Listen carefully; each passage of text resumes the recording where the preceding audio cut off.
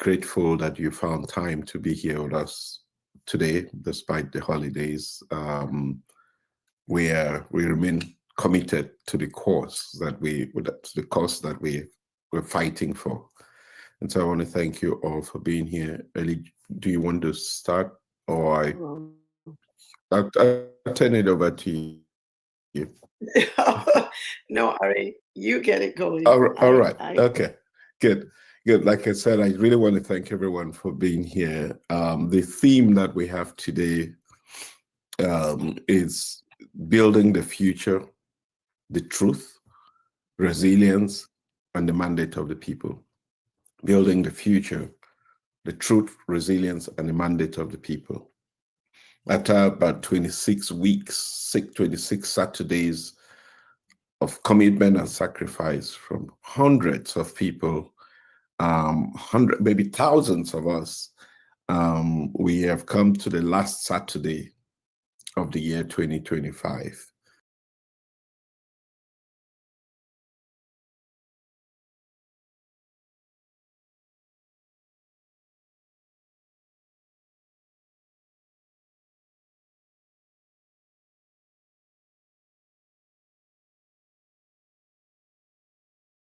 The receipts from the elections that the world knows the results.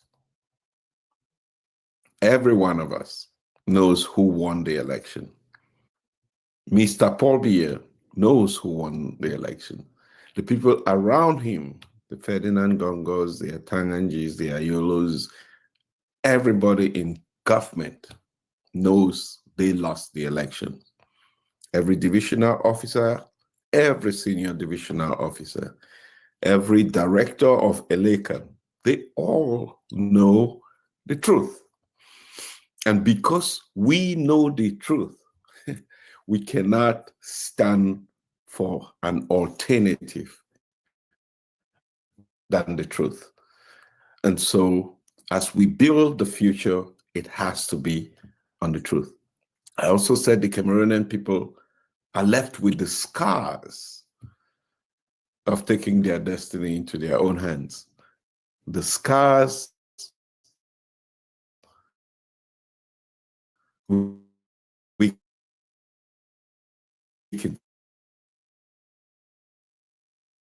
see people from a political leader assassinated in government custody, and he said Ekani, to thousands of people languishing in the jails of Cameroon as political prisoners.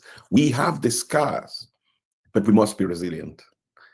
That even faced with these scars, with these painful experiences, because we know the truth, we must keep fighting, that not one obstacle will stand in our way for us continuing to pursue the truth.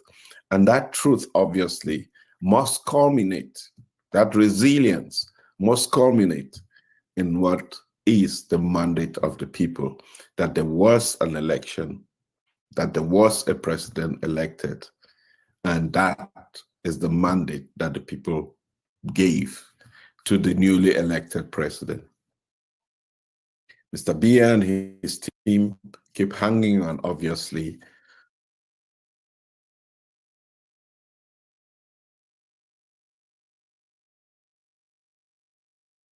with the unity. I would really want to use the words, I thought about this, the words, O Cameroon, thou cradle of our father.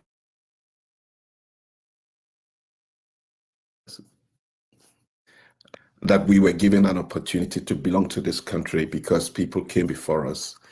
They gave their blood and sweat and tears for us to have a country that we should have been proud of. But the hopes of our ancestors have not materialized. And so it is our time to pursue that dream, to get a country, a place, a land that has justice, dignity, and peace. And that's what we are pursuing here at Project C as we come together every Saturday, and particularly this Saturday, where we really want to not reassure ourselves, but reassure the listeners and the Cameroonian people, and even those in government, that we will stop at nothing to pursue the truth. We will stay united, a resilient force, to ensure that the mandate, the will of the people, is deeply respected. So that's the conversation that we're going to be having today, and we are grateful that you're here. Be part of the conversation. Let's let's let's let's lend our voices to inspire this movement, so that we can take action that will lead to the outcome that we want. So again, grateful for everyone as I look at the regular names that usually join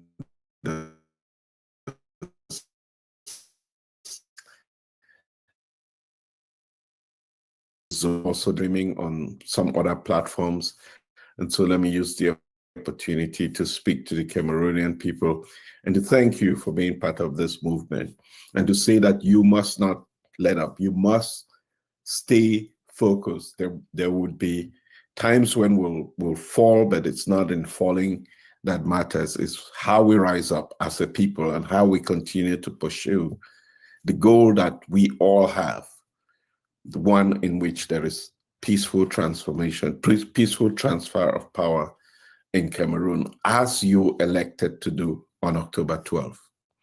For me, that's why we're here. We're going to be lucky to have Mimi today as a guest. Hopefully she can join us. Mimi has always been part of these conversations, but never really come on here as a guest. So we're looking forward to that. I know we have CY, and we're going to have as many people come in and have a conversation today. We'll try to keep this to about 90 minutes today. That's what we keep planning to do, but the conversation gets even more interesting as time goes on. So thank you again for being here. Eli, I'll turn it to you in terms of an introduction, some of the short-term goals that we have, how this is only made possible through the people that we have, the donations that come in, and the next steps that we have. Just before, again, I want to just remind everyone, 26 weeks running, this is the last call for the year. It's been an incredible run and an incredible year. And it's only thanks to you believing in the mission that we set out to do. So thank you very much for being here. Eddie. Okay. Thank you, Ari, and for just putting everything in perspective as we come to an end of a year. And I think our journey started almost 4 or 5 months ago, because Eric was concerned about the election and how the election was going to work. Is the voice of the people going to be heard? And I think that divinely was only revealed to him in one way, and it was through through the journalist. And then it moved into this Zoom, because we talked about it after him and Mundi Fomoko met. And then it just took a life of its own. And to think that we're where we are today and all that has been accomplished, I just think that it was divine. And there's just a time when, the people have to be freed. And it's so odd that we are saying that people have to be freed, because I don't think, as we live in the Western world, would see that. I don't even know that in Cameroon we get that, because when if you're only living within the confines, the limit of a container, you just think that's your world. So it is not surprising that, if I was in Cameroon, or even here, I don't think that, we are prisoners or anything like that. And, and I've read sometimes people want to differ, but friends, we are prisoners. When you can wear a t-shirt that says Shiroma, or whoever someone is against or the government is against, and you can be put in jail. And then now 300 people, and I think it's going to 600, are flown into somewhere deep in the forest. What is that? So if you cannot be free, but you could just eat and drink, and even then, so we are not free, we are prisoners. And if I live in the United States and my brothers and sisters in Cameroon who don't have that liberty, I am a prisoner because I cannot go to Cameroon and speak the way I am. And I know that, sometimes people say, oh, we're hiding behind our screens. No, we are doing the best we can. We are not being quiet. And because Project C has been doing the best we can, it is why we've had, and many others, not just Project C, it is why we are where we are today. It is why this rogue, speaking about truth, it is why this rogue government is being brought to its knee. They are desperate. They are dying. There is no money. I mean, when people are not skilled to do a certain job, when they are out not for the interest of stealing the government, but they're out not for the people, they're out for themselves. This is what happens. It's been compounding for over 40 years. And Mr. Bia has created a situation that he has become a prisoner of, for he's a senile older man that cannot save himself. And now he surrounded himself with bandits. And that's what's happening. That is the truth. We have to call a spade a spade. What I choose not to do is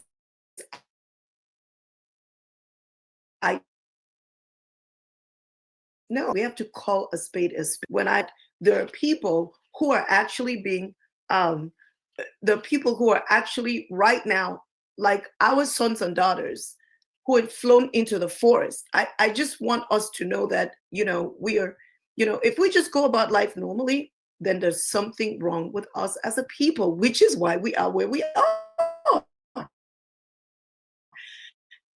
People have been flown into the forest, and a guard felt so sorry and gave his phone to a young guy to call. So there are like 3 names, and I posted that video. Please, please, please, please. We need to share videos. We need to like videos. If we do nothing else, talk about what you can do. If what we can do is like a video, like all you do every day is like videos, trust me, you are a part of this resistance. You are part of bringing down the government, like liking videos. That's the new way in the modern world. Imagine a video that just goes to 10,000, 50,000 likes, 30,000 likes. That's because of us. So we need to add to it. We need to share it because people need to know. I don't know if you know this. Maybe I'm the last to know, but I got this last night. I'm looking at it and I can't believe it. They've taken people like me and like you guys. Let's really think about it. It could be you sitting in the middle of a dense equatorial forest. You didn't choose to be there. You don't know why you're doing that. And they blinded you and brought you there. Because I don't know if they're decreasing the prison population or they want to lie. They're preparing to say, these people are crazy. So pardon me if I keep going on this rant. I just want to bring to bear that this is more serious than we actually think it is. And we really have to cultivate and be aware of why this is so horrific. And sometimes we just don't want to deal with it. I know that I didn't want to deal with it. I don't want to. But, through Project C, like we are all finding ourselves, we cannot, nobody will save us. We are the ones to save ourselves. This is just where we are, fellow Cameroonians. We are in this space and it's painful. But if we can go through this canal, this birth canal, I would say, we will be good. We will be good. We have to do the work. We can complain, but we have to do the work. So let's talk about the truth. Let's awaken people up. Let's not stop talking about what is going on, why it's horrific, and why we need to, as a people, come together, because nobody can save your child better than you. So if the child is falling, you just say, oh, somebody's going to help the child. No, you jump in there and save the child. And so Cameroon is us. Cameroon is me. It's you. It's everybody who loves Cameroon. And Cameroon is Africa. And so what we are doing right now, it's so important. I just also want to say a lot of times we say that, oh, we're just talking, we're just talking. No, for crying out loud, we're not. If we do not communicate, if we don't wake each other and say this news and every day say, did you hear? Did you hear this happened, that happened? How, what's going to happen? Because of the conversations, the press conference was a conversation. And, I know sometimes the easiest feeling will be, let's just carry arms and fight. And friends, here's what I want us to consider right now as we speak in this time. If we all just, buy guns, send it, carry guns, put people in states that they're not human because they have to go kill, right? And we just kill each other, brothers and sisters, even these crazy people and their families and all the people. I hear the BS family in every, the military, the gendarme, and the police, and some of them have 15 children or whatever, and your average, guys, we got to be educated on this. And their children are all in the military. But guess what? They're our family. They are our family. So if we go and we just fight and kill, and then we have to rebuild a country from this kind of trauma, how is it going to be? It's too much pain. So, but in this modern world where we can fight, look at what happened with the press conference in Paris. It really heightened so many things. They're in panic. There's not one person of the government who knows who they are who were not watching the press conference. Now, is it going to be as fast as shooting people? Of course, we know not. When you're in conversations, when we're applying pressure in the EU and applying pressure, and they can't get money, when people are being convicted now of crimes, things are different. So it's being tightened. So let's be mature. Let's be mature and be mindful that in a child's mind, they may just want it now. After 40 years of what has happened, oh, let's just go get a country because we can fight and kill each other. But because we are mindful, because we're aware, and we know it took 40 years, it may take 6 months, it may take 2 months, but we know that we're going to do the hard work. The hard work is caring even for our brothers that we don't care about. Now, I agree with you. Yeah, I know. Some of them should go. But really, I'm just being honest. Who am I? I'm not God, but yeah, in my real self, they should just go. But maybe not their children and everyone. No. So I know that things will be done according to, but as a people, let's do our best. And we are having an effect right now. So I just want to plead. I think my biggest plead is two things. We must keep the conversation, which is why we're here today. If the people in Cameroon cannot have a Christmas that they deserve, then we need to be here every Saturday to have the conversation. Keep in our own small way, we can keep this fire burning. And the other thing we can do, as we'll hear from Ken today, Kenny Tendo today, is the different ways. Listen, just so we know, we're raising money in so many different ways. And I'm calling this a crowdfunding because this is the majority. And there's so many levels in which we're raising money. And so we're doing many other things besides this as we're starting the projects with a fundraiser committee. So if you feel that you have more ideas, I know I've had some people who've been, Esther, I know you're one of them. I thank you so much, who have ideas on how we can expand. Maybe you can start an initiative within the fundraiser and expand. Please just indicate in one of the administrators. Kenny Tendo is the one who is leading the initiative, and Angeline Doe. They're both in both groups, so you can text them. They will reach you and bring you in so that you can be a part of the meeting, the Zooms, and the group, and we can move this further. And we also, I know that we're going to hear from Annette. We're going to hear from Mimi, as I already said. So I just want to thank everybody that we're in this together. And hopefully today we're having a community conversation where everybody can come in and, talk about what's going on. We have so many different points of view. But one of the other things that I really wanted to end with is how we understand that we could be they could be, I don't know, however many lanes, and we're all going in the same direction. So I am so mindful that any phone call I get, anybody that I talk to, or any video that I watch, people are doing their best. It's not going to be one person. It's never going to be one idea. It's not going to be a Shiroma. It's going to be the Cameroonian people who brought their independence. They delivered their independence to themselves because they know they were worth it. And that's what we're doing, brothers and sisters. Now, I will go ahead and pass this on to Eric. I think Eric is here. Eric, are you there? I think you could, yeah. So, Eric, we're here because you had a passion, a burning passion within you. And, you had, it could have just been an idea. It could have been a conversation that you would have had. I don't know. Sometimes we're eating our fufu and jama in the middle of the night in a party. We do these things and we sedate ourselves with these conversations. But you decided to talk about it. You decided to choose journalists and other people and so much while you were in Cameroon. Like, what can we do? And then you kept talking about it. And then, of course, you had other people who believed what you were talking about. And they came together. And then, one thing led to the other, Eric. And this is almost 5 months later.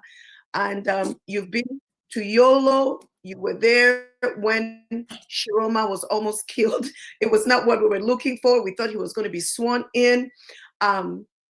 Before that, you were making calls, inundated, calling all the candidates. We didn't know who it was going to be. Today we're thinking this person, tomorrow we're thinking that one. And they came on the Zoom. And then it just came together. And then you traveled there, you saw all what happened. We've been talking, it's been nonstop, Eric. And we're here today, coming to the end of the year. Shiroma is not where he needs to be. And we have a government that is killing people, that, is taking away the voice of its people. And we have not given up. And so, I really want to hear what you have to say in this time as we're closing a year. And we know that this year coming up, we're going to take our country. We're going to liberate our country. And we want to know what your views are. Thank you. Am I hearable? Yes, we can. Now, thanks a lot, Elizabeth, and thanks to you and Array for holding on to this mantle and making sure it keeps, the flame keeps, the light is still on. I'm glad that we can come together today. I was thinking about it last night and wondering, my God, is anybody going to be able to put Christmas behind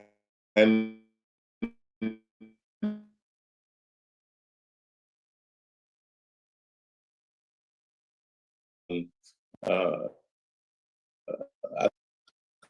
come to this Zoom at 9 or 10. You guys in the the Midwest, I think, where Kansas and St. Louis and the other places are. But I'm really happy to come, and I'm glad we're together. And it's important that we continue to do this, because I think what we want to achieve is the ability to come together at least once a week, to sacrifice on the part of many, and to be able to talk about the things, to update ourselves on what's going on in Cameroon, and see in what ways we can fine-tune what we're doing to make sure that as time goes by, we eventually can bring this ship to anchor in, where we want it to be. And I see that, every Saturday, as I prepare to come on and everyone sure that the change that has to come to Cameroon does, in fact, come. I'm really happy when on a Saturday like this, whether there are 10 of us or 15 or 20, or as currently, quite a good number of us have gathered. over 330 of us. That's quite amazing. As I was thinking about today, I felt, I should bring to your attention a few things that at least are helping move us to our ultimate objective of changing Cameroon.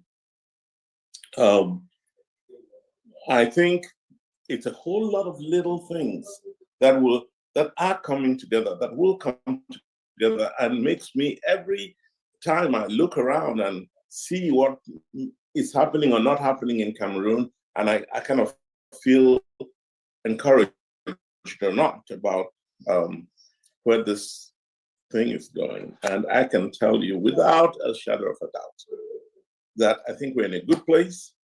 We're moving as we should, and Cameroon will be the better for it.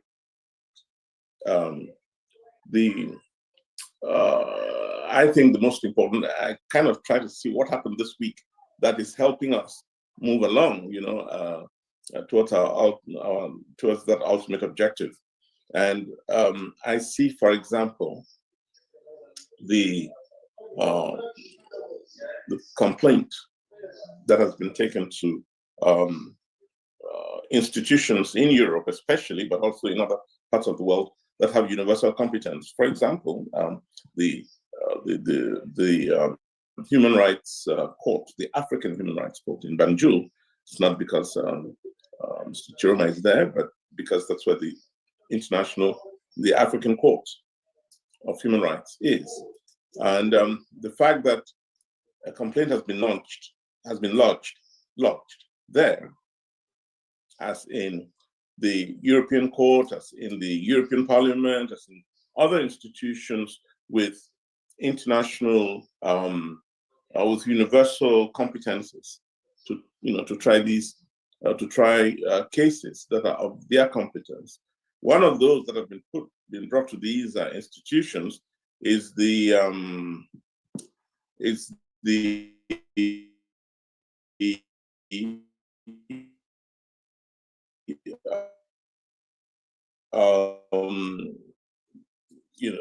a number of Cameroonian leaders who are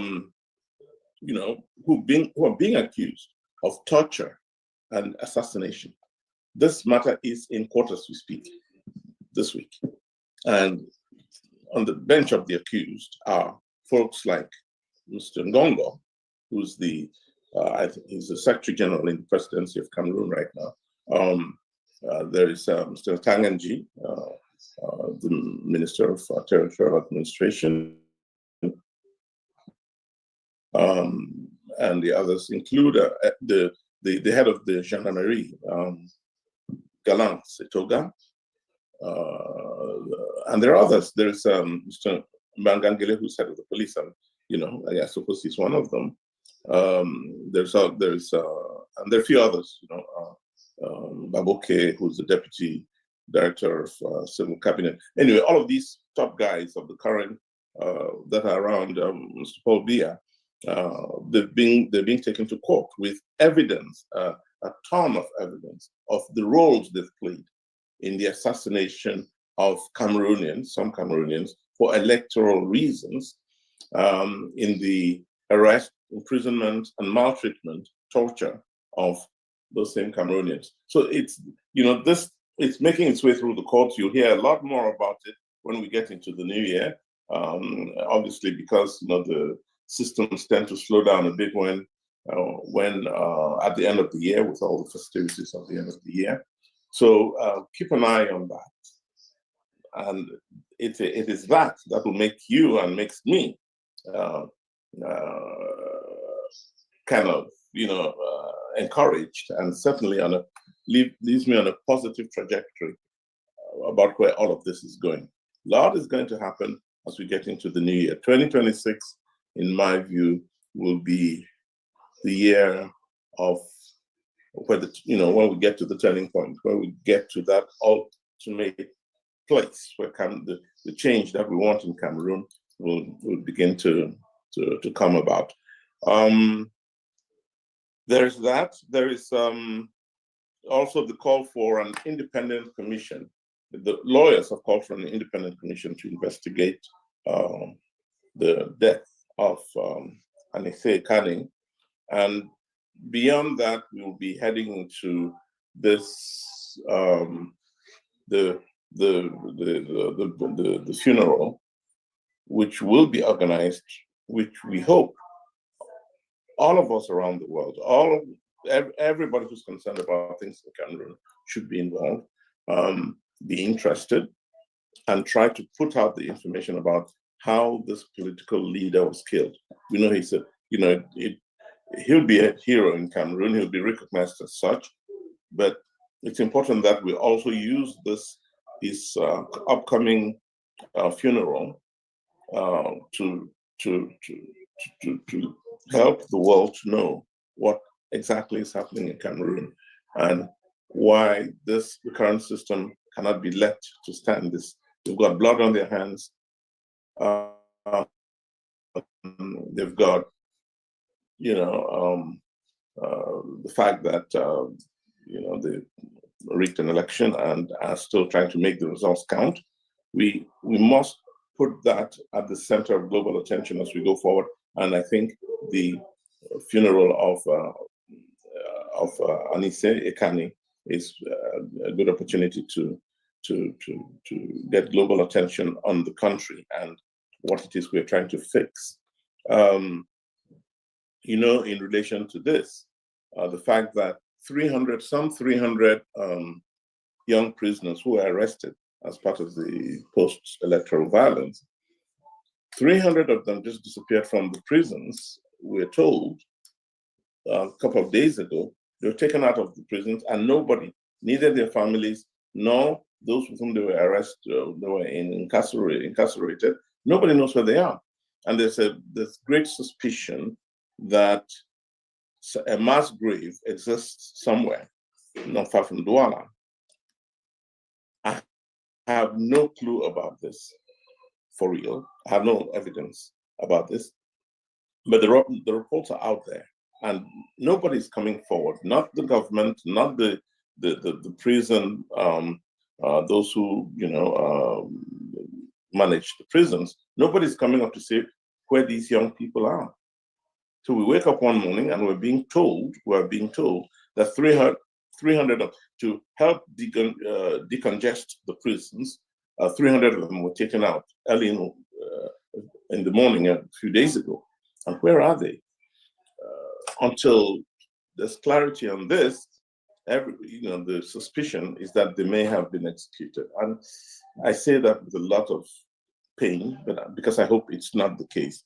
But if they were, then that matter should be exposed. And I think there's an effort by a group of lawyers to try and expose that. It's all of these things that we are going to be spending the next few days working on to bring more light on it and to ensure that if people are guilty of crimes, such crimes, they must be held to account. There's a lot also going on in the country. You might have heard about efforts, suggestions to redo the administrative structure of the country. One is being led by the UDC, the Union Democratique Camerounaise, the Fumban, the party in Fumban, with Mrs. Tomaino Joya, who's suggesting that Cameroon be split up into five more regions be created in Cameroon to bring it to 15. It's not exactly clear to me why the 15, except when I look at what they're proposing. I don't know if any of you have seen it, but they're proposing to have the predominantly Bassa region. I think, a lot of the people, currently a lot of people from Bassaland complain that that ethnic group has been split up. They're currently in 3 regions, in the littoral, in the center, and in the south. So the suggestion from the CDU is to bring them together and have them create one region. There's also the idea of creating a region that would have Nkong Samba as its headquarters. It's another suggestion that would bring the Mbams, the Mbamois, the people of Bafia together, and have Bafia become the capital of one of the of another region. And obviously, coming from the UDC, they're suggesting that another region be created out of the West and have Fumban as its headquarters. So there'll be a region in the West with Bafustam, and then there'll be a region, the Noon, with Fumban as its headquarters, and then you have Kongsimba, you have the one that has Edea as its headquarters. And then there's one in the north that has Mayo Danai as the region. Look, so this political gamesmanship has started, and we have to pay attention to it. Does it lead to addressing the crisis that has destroyed the Northwest region and the Southwest region? Let me, for the sake of history, call it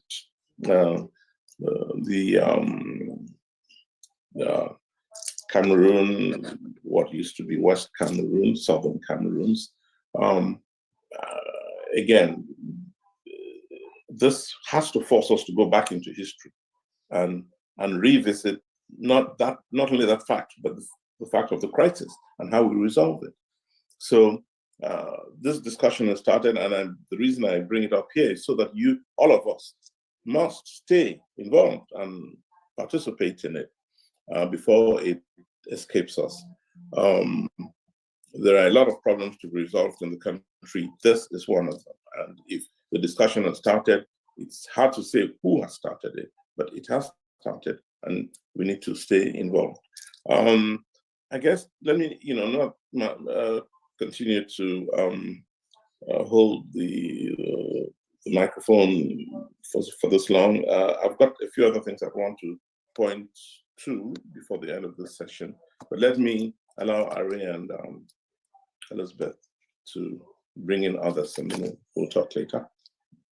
Merry Christmas, Happy New Year, and I'm still in. Over to you, Elizabeth. Ari, I don't know if you permit me, I would like to share a video, because Eric just talked about this 300 people, and we're all in conversations, and I am thinking there's certain things that we should all watch together, because this is why we're doing what we're doing. So, and just showing what happened in, because many of you may have seen it, maybe not. So I'll go ahead and share screen here. And let's see. Oh. Can you see this? Ari, can you see that? It's on TikTok. Yep. Okay, good. TikTok. On a enlevé de la prison de Douala. Les gars, exécution massive au Cameroun, alerte, alerte. Ce qui se passe en 2025. Écoutez d'abord l'audio aussi. Après, on va poursuivre. Partagez ça, c'est très important. Il faut sauver les vies. C'est grave ce qui se passe au Cameroun. Écoutez d'abord. Oui, chers frères et camarades, je viens encore vous apporter le correctif de ce message. De 300 personnes qu'on a enlevées de la prison de Douala. Et ce n'est pas la prison de Yaoundé, mais c'est la prison de Douala. Dans la prison de Douala, on a enlevé 300 personnes, parmi lesquelles il y a 6 Mousgoum. Et les 6 Mousgoum, celui qui a eu l'audace de nous informer s'appelle Abba Omar, au lieu de Zina. S'appelle Abba Moussa, au lieu de Zina. Je répète, celui qui a eu l'audace de nous informer, qui sont dans la forêt et qui ne savent ni tracer la direction dans laquelle ils se retrouvent, c'est Abba Moussa. Le second, c'est Idrissa Abdoulaye. Dont les 4 autres Mousgoum, jusque-là, on n'est pas en possession encore de leur identité complète. Donc, merci Pour me résumer, j'ai dit 300 personnes qui ont été enlevées de la prison de Douala pour une direction inconnue. Un parmi eux, au nom de Zina, mais son vrai nom c'est Abba Omar, son identité complète s'appelle Abba Omar, plus un autre qui s'appelle Idrissa Abdoulaye, et ils sont au total 3 Mousgoum sur 300 personnes enlevées. Donc cette information a été donc exfiltrée du groupe parce qu'il a eu ce courage de nous le dire. Nous ne pouvons pas vous en dire plus parce que là, on ne sait pas, jusqu'à on n'a pas eu encore de voice. Est-ce qu'ils sont vivants? Est-ce qu'ils sont morts? Dieu seul sait. Merci. Nous compléterons au fur et à mesure que vous allez nous envoyer des questions. Merci. Oui, champion, bonsoir. Oui, j'ai été contacté par mon régional, oui, qui est aussi en exil. Il vient de me passer ce message, oui. Et les 300 personnes de la prison de Douala ont été emportées en brousse à une destination inconnue. Et un soldat a dû avoir pitié et a donné son téléphone à un des jeunes qui a appelé au domicile, qui a appelé un de ses frères au domicile du président Issa Chiroma Bakari Agaroua. Donc, présentement, on ne sait pas s'ils sont encore vivants ou s'ils ne le sont plus, mais il faut partager beaucoup pour sauver les vies. Oui, c'est important, champion. Partager. Merci. Ah. Ils ont... Okay. Yeah, this is so serious. Yeah, And that is- we're people living in this situation. We should not think life is normal. I mean, it's a privilege that my children and I can go to church. We can do this and that.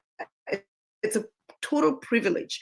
There are children like us, our children, taken in a forest right now as we speak, guys.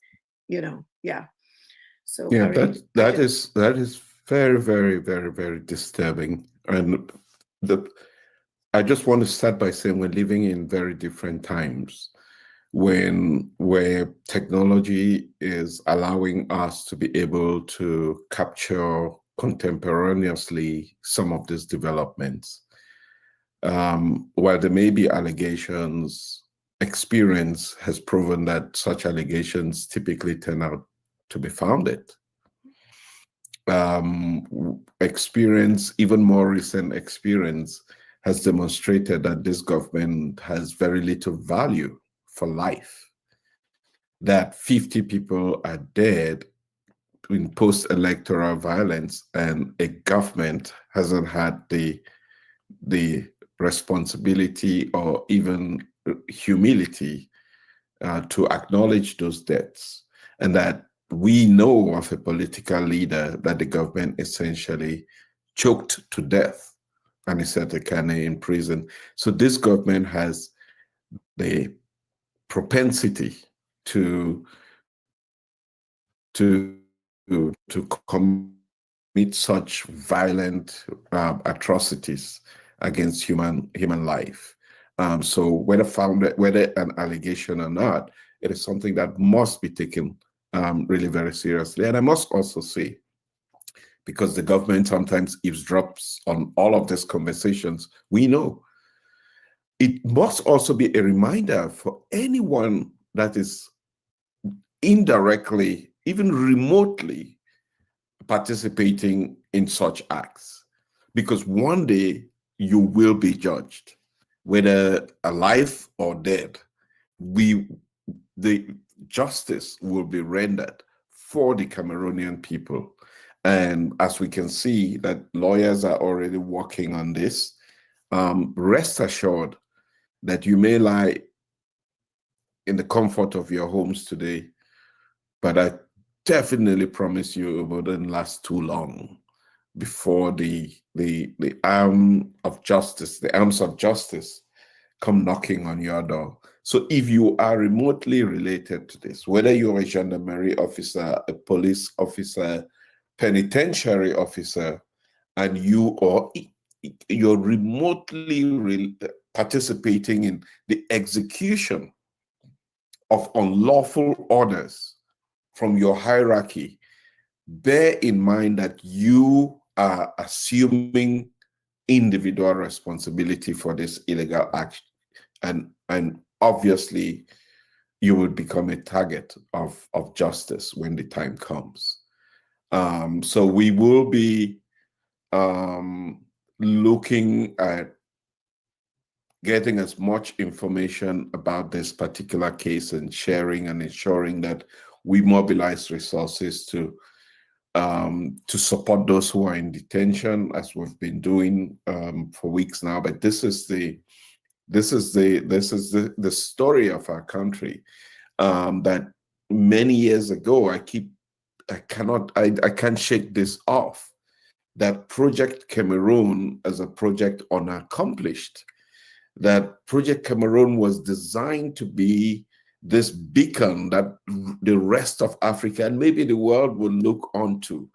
A rare country on the continent that had a dual colonial heritage that was coming together, full of resources, both above ground and below ground, to build something that will provide prosperity for generations. And 65 years later, we still find ourselves probably in a worse situation than when we had colonial masters roaming our streets and governing us. That the very people, our own brothers and sisters and neighbors, who one would have thought would lean on each other, would stand together, would build a united and prosperous Cameroon, are the very ones now that have essentially held 27 million Cameroonian people in bondage, in prison, not free to think, not free to speak, not free to choose. You may roam the streets of Cameroon, but you are not free. And until we can get to the point where our country is free, liberated from the hands of this neo-colonialist, can we say, oh, Cameroon, cradle of our fathers? We can sing that with the dignity and pride that it deserves.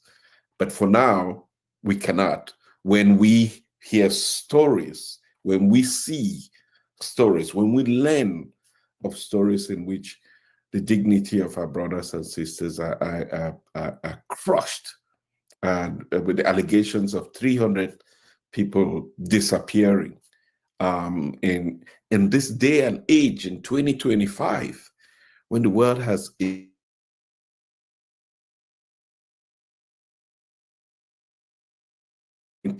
tactics of the 60s, in a world where technology has shone the light on so many things. It's unfortunate, but here is where we are. The question now is, what do we do?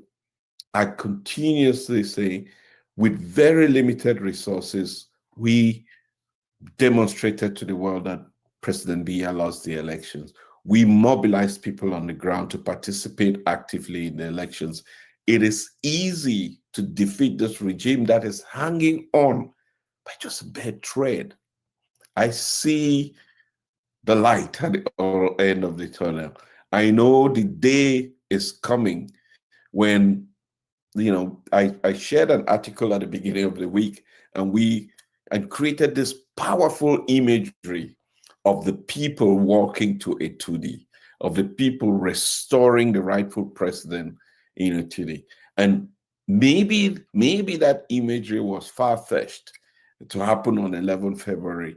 But if we do not believe it, if we cannot imagine it, then we cannot conceive it. So believing, dreaming, believing, and achieving is really what we must do. I see, like I said, I see the end of the tunnel. But to get there, we really need to apply ourselves, mobilize more people, bring open to collaboration, raise the resources that will enable us to sustain this movement abroad and at home. And that's why we come together like this, so that we can keep the movement alive. We can breathe energy, oxygen into the movement. And it's thanks to you showing up.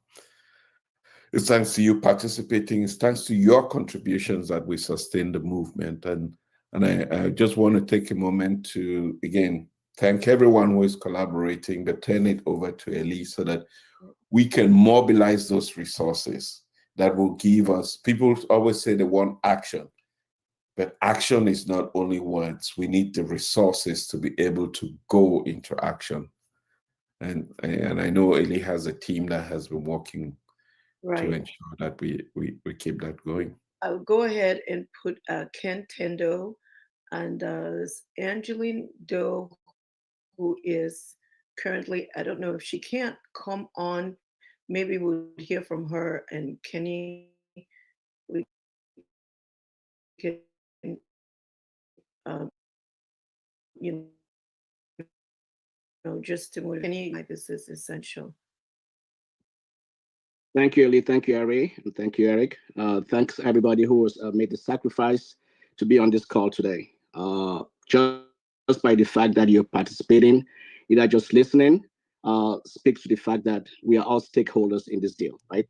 We are all have recognized the fact that we have to play a part. We have to play a part.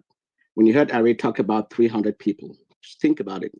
300 people during Christmas, either murdered or hidden somewhere in the forest in Cameroon, living under untold conditions. We just went through Christmas, and a lot of us were celebrating. I'm sure if you were in social media, you saw families posting pictures, enjoying Christmas, and think about these people, just the 300. But that's not where it ends, right? There's a whole lot more than that. Tons still in prison. Some of them have been killed. And I ask you, what does it take for you to be part of this journey, to reclaim what belongs to us? We're not begging. We're talking about reclaiming what belongs to us. It's your own right, your due right, God-given. And so we, as a people, as a group, are saying we want our voices heard in every way that we can. And so all these things we're talking about here cost a whole lot of money. A lot of money that a lot of people here. First of all, I want to thank those who have contributed in the past. There are lots of people that you guys don't realize are contributing their own time, energy, sleepless nights in just doing everything that it takes for us to even have this Zoom meeting. There's a whole lot that goes in the background. People are traveling on their own dime. People are doing everything, paying for money out of their pocket. And I ask you guys, and I urge you today, last week we talked about just making a bare contribution. So Project C has made it very, very easy, right? It's a 501c, fully registered, tax exempt. You can get tax write-offs in your contribution. So please, all we ask is be part of this contribution, be part of this movement. And this movement, like I said, is made very, very easy. There are many ways you can contribute, right? You can use Zelle, the Cash App. If you go on our website, you can scan the QR code. You can use PayPal, any way that you think you need to just contribute this money. Now, for those who have contributed and those who know others who have contributed, ask yourself, how many more people are out there who can contribute? There are lots of us who are listening today that have businesses in the diaspora. And that's why I mentioned the fact that it's end of year. You can make a one-time contribution and you'll be tax write-off once you do your taxes next year, right? And the $100 we're talking about, just make it simple and easy. Sign up for automatic deduction, and that money comes out every month. You don't even have to think about it. But why is that important? At the end of the day, $100 a month is what? $1,200 in a year. I go back to the question I asked last week. What would you give to be able to be back home and spend Christmas with your family? We talked about the political prisoners in Cameroon. We are, and I think Elizabeth mentioned this in the beginning of the call, we are prisoners as well in the diaspora. Because I assure you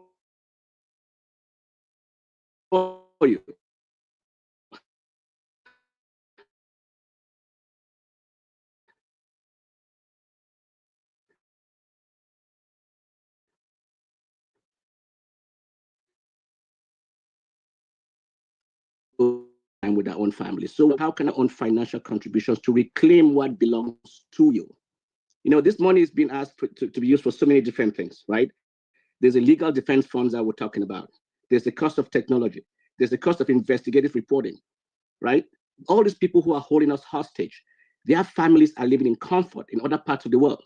It's going to take time and money to expose these people wherever they are so they can be panicking in their own boots so we can reclaim what duly belongs to us. It's our fight. Nobody's going to fight this for us. Nobody's going to win this for us. But rest assured, we will win this fight. It might not be today, it might not be tomorrow, but the light is at the end of the tunnel that we can see clearly. But it requires all of us united, holding hands, contributing. Every little bit counts. You guys are all part of different organizations, different groups. Reach out to the group leaders. Reach out to anybody who you know. Cameroonian, non-Cameroonian, everybody has a stake in this deal. We're Africa in miniature for a lot of reasons. Let's reclaim what belongs to us. Your birthright is your country. And I ask, what would today make your contributions, make your voices heard? Let's not end this meeting today without you reaching into your pocket and starting your own contributions. Please go ahead, be part of this voice. Let's win this fight and let next year not end without us not being able to be back in Cameroon to enjoy and reclaim what belongs to us. French, English, it doesn't matter where you're from. We are one people, and we're going to win this fight as one people. Thank you. Benny, thank you so much. And I would also love to hear from Ms. Angeline Doe. And I just want to say that because, you know, we're all talking about, we know how to raise these funds and all these different, you know, subgroups and tribal groups that we have. And I just want us to be mindful of we're doing something we've never done before. We have raised money from past students. We have raised money from our tribes. We have not raised money as a country. We have been divided. We've been divided in fragments and pinned against each other, religiously, tribal, language, and we've not even questioned it, but we've been functioning. Who are they? Where are they from? And then who is this and what do they, they're different from us? And we don't even know because we've just been, you know, in this culture. And so for the first time, it's, you know, while we're saying, well, people are not giving money because they want to know if they're going to buy weapons and then they'll give money. Before it was like, when we have a coalition, then we're going to give money. Now, you know, I'm sorry, but we need to challenge ourselves. It's going to be one excuse or the other. In the meantime, people are in the forest who are being killed. In the meantime, this animal is going to rev up more steam to do more harm, even though they're dying. When we have to say, as a people, when you were giving money to these little unions, we are so sure, but we are not free. We're still out of a country. So I really want to say, let's be mindful that we're doing something we've never done before. We're doing something for the first time, and it's going to take real consciousness and awareness and decisiveness. And for once, not questioning where is the scent that went in, knowing we have already proven all that we've done and we continue to do that. And so I really want to urge us, be a militant, be one of the supporters, that you're so passionate and believe in it that you're not questioning, because who we're questioning is ourselves. That's what it is. So I'm going to pass it on. Sister Angeline, are you there? I'm here, Lee. Okay. But I'm not on camera. Okay. So thank you, Ken, and thank you, Eli, for that passion. You know, is palpable. But what I want to add, and Ken said it all. Ken, you said it all. And what I want to add is this, that the easiest thing for me in any group to contribute is to give money, right? That's the easiest that anybody can do. You've all heard about the many people who are in the background doing a lot of work. day and night. Day and night, they're doing a lot of work to sustain this, I will call it a movement, to sustain this movement. So the simplest thing that anybody can do is reach into their pockets. And if that's your only contribution, that's enough for now, because there's so many people who are doing the work. So please dig deep into your pockets. You've heard about the atrocities that are going on, the 300 people, whatever else is going on that we do not know, it's happening in Cameroon because of who we have in power. So please dig deep into your pockets and help Project C make the difference that Cameroon needs. Thank you all. Thank you. Thank you.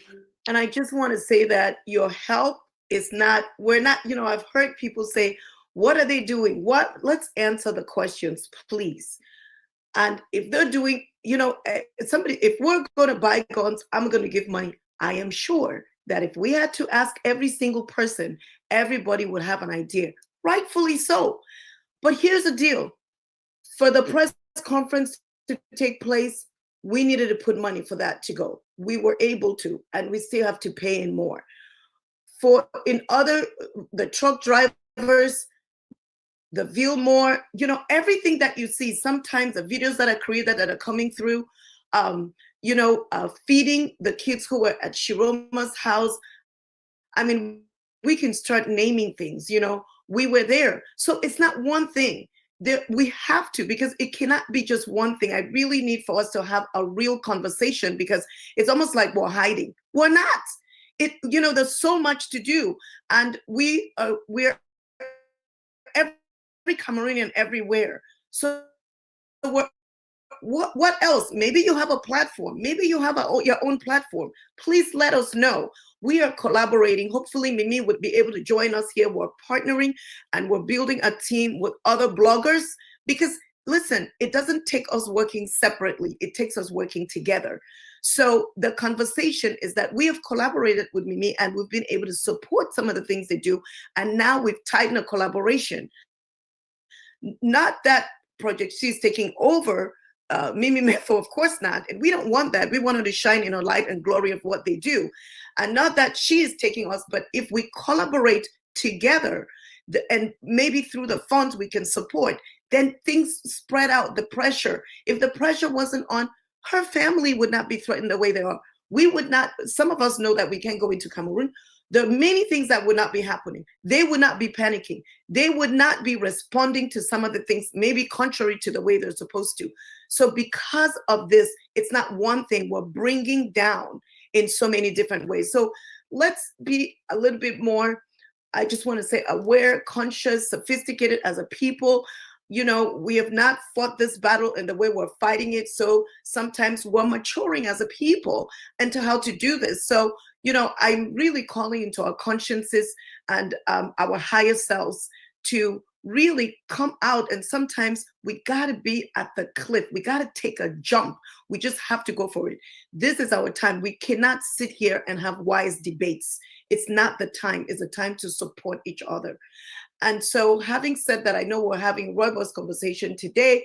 We have CY, who is here also. And I know that CY also appeals to a pigeon crowd, because we want this to be a conversation that involves our grandmothers and people in the streets, in Cameroon, and and we know that pigeon is our common language. So CY, you ready?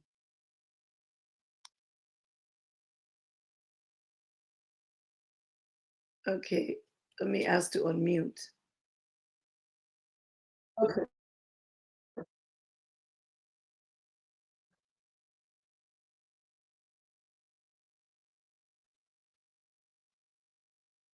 Good afternoon, everyone. Good afternoon, Uncle Eric. Good afternoon to you, Mami Eyeglass. Yes, I don't do listing since. And at the year, and I know so people then there for ground zero where they be listening to as well. You see, this thing not been an easy thing. Number one thing way I want to talk and first way, I think say it is still twist of people them. Now say they never still understand say problem day. You know,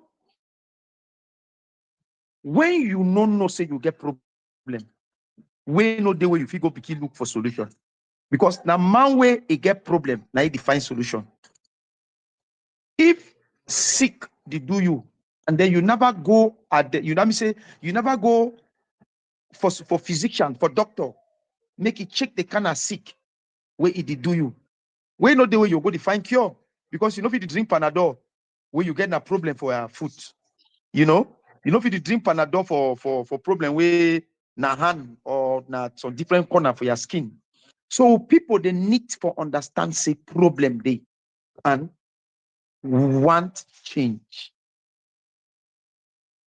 I want to tell you people me they understand say if you see Cameroon, trust me, they like 100 years behind civilization.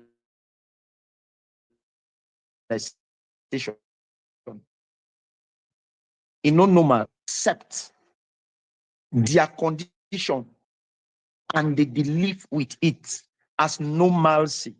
Let me say anything will happen with them now, in normally they okay. For example, see the recent demonstration where they be making for Munya, Boya, for Palaba lights. If you imagine, say people don't be for 11 months without electricity. 11 months. Then they go for streets, say me they go demonstrate, say they don't tire the situation. And instantly, moto, they call moto for Douala, a carry transformer, they bring up. How people they check for their brain. That means say this one, they call and say exceeding wickedness. Exceeding wickedness. That means say the people, they know what they do. That means say they torture una deliberately. They deliberately torture una. No be say for say me they give una stable water supply, no pass them. Electric, no pass them. For bill roads, no pass them. But they don't decide for wicked una. So if una fit understand say this thing na wickedness, we una no want to make that wickedness continue again. Now for come together as one, support this project C, whatever thing where they come up with them, now for the good of Cameroon. Because if una see the people the way they talk about this project C, all then they final. So one thing what I need to understand for ground zero, all these people now a do well people. Now people where they fit decide they should on them for whatever country where then they live their life, they do well with their family, they get their jobs the way they work and they earn their salary, they live with their picking. You understand? So but how you think say these people they go come out, they see una back for ground zero and they understand say una situation no they find and they want fight for una.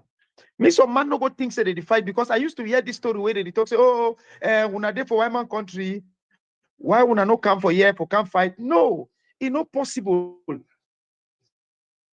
For every fight, it's a football field. For inside football field, any man get a win. When 11 players they play for field, so one day they put back when a reserve. When some injury, they change it, they put them. So always that's so that they follow your life for finish them. Just like me, like my own candidate, where they're right for choose your own presidential candidate, your own political party, and you support them with all your heart. But for Cameroon, now two things they happen. Either you cover your mop so with zip, or you support CPDM. Either you close your mop with zip, or you support Pobia. If you know the support Pobia, you'll be enemy. But now so them don't create the multi-partisan system. So when I see some person like me where na me I be the run inside Chirumao campaign no the run up and down when I see what they want to do for me. Now for tell una say you know people for Cameroon you do this kind of change. So please I beg every Cameroon way they listening to me now. Mo take a mo no say now let me say now responsibility for come small, for come together and support this particular project. may change come for Cameroon. May this regime, they come out and give chance for people where they get conscience and they get the fear of God to change Cameroon. Because to be honest with you, it don't make sense. How we imagine say, we get president where it don't be for inside government for almost more than 60 years. Because President Pobia don't be for government for more than 60 years. From minister to president, we don't be for 43 years. But yet, Yaoundé capital when na Cameroon, Yaoundé de garbage. Yaoundé de garbage. We no be boast for road. We no be boast for anything good. And we don't gradually accept as in a normal life. How would you imagine, say, for inside this 21st century, student, they still go line for bank for pay school fees. When modern system don't be now way, you want pay school fee now only for your phone. You don't touch and papa. Oh, you don't pay your services. All your bill them now only for phone, now card. Then we for Cameroon will not get all these things. When we go enjoy them, we not ever enjoy them.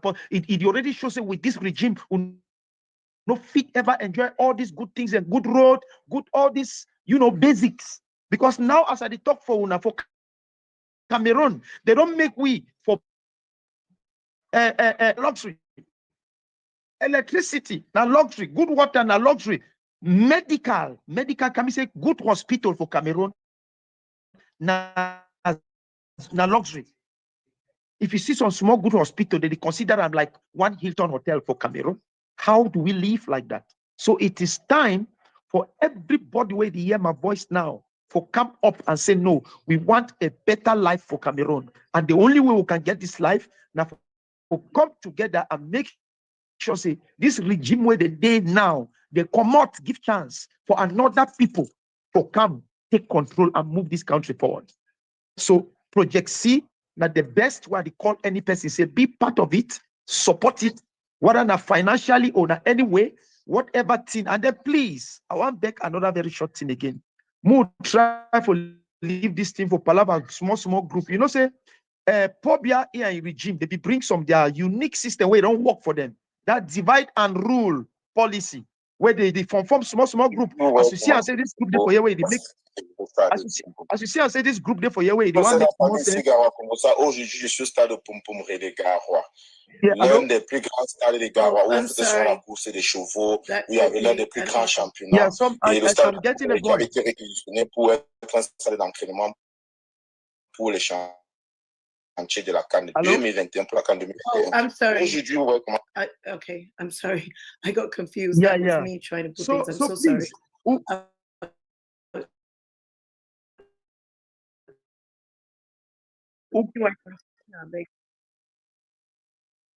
who really get for always repeat and when are they life? They get some their unique system for divide and rule, divide people. When they see and say this group is strong and it one makes sense, they go try all way to form a group that they no matching. Form small group them only for create confusion. And that thing it don't gradually the enter for inside with DNA.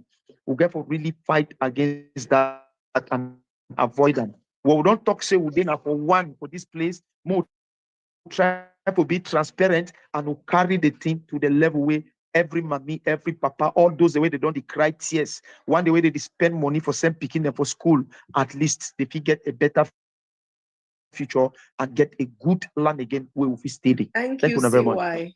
Thank you so much for taking your time. So, Yeah, because I just want to say, CY, thank you for you really broken down say the reason why would they here. No, but really because of we. Yeah, because of that people then whether they come on there. The people whether they Guzang, people whether they Yagua, Campo, we will not even know them. Then because of them, where would they fight? Because we see say every person with the money for Cameroon get potential. They fit achieve much more than they achieve.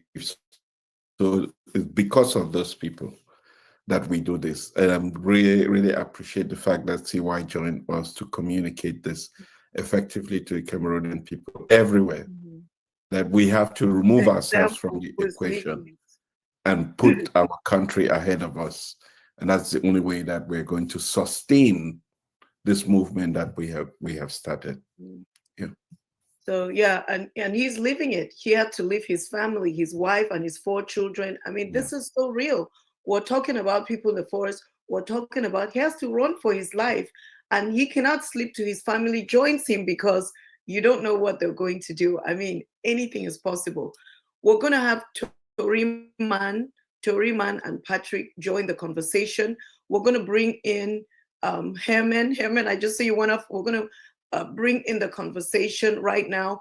I'm going to add you to the spotlight. We're going to add Leopold, because we want to talk about what's happening in Cameroon. And we want to make sure that everybody can relate. So Toriman, your hand is up. And Patrick, let's start with Toriman. I don't know who, I'm so sorry if I miss who was first. Let me ask you to unmute, okay. And then, so yes. Special salute for Oman where it came now for the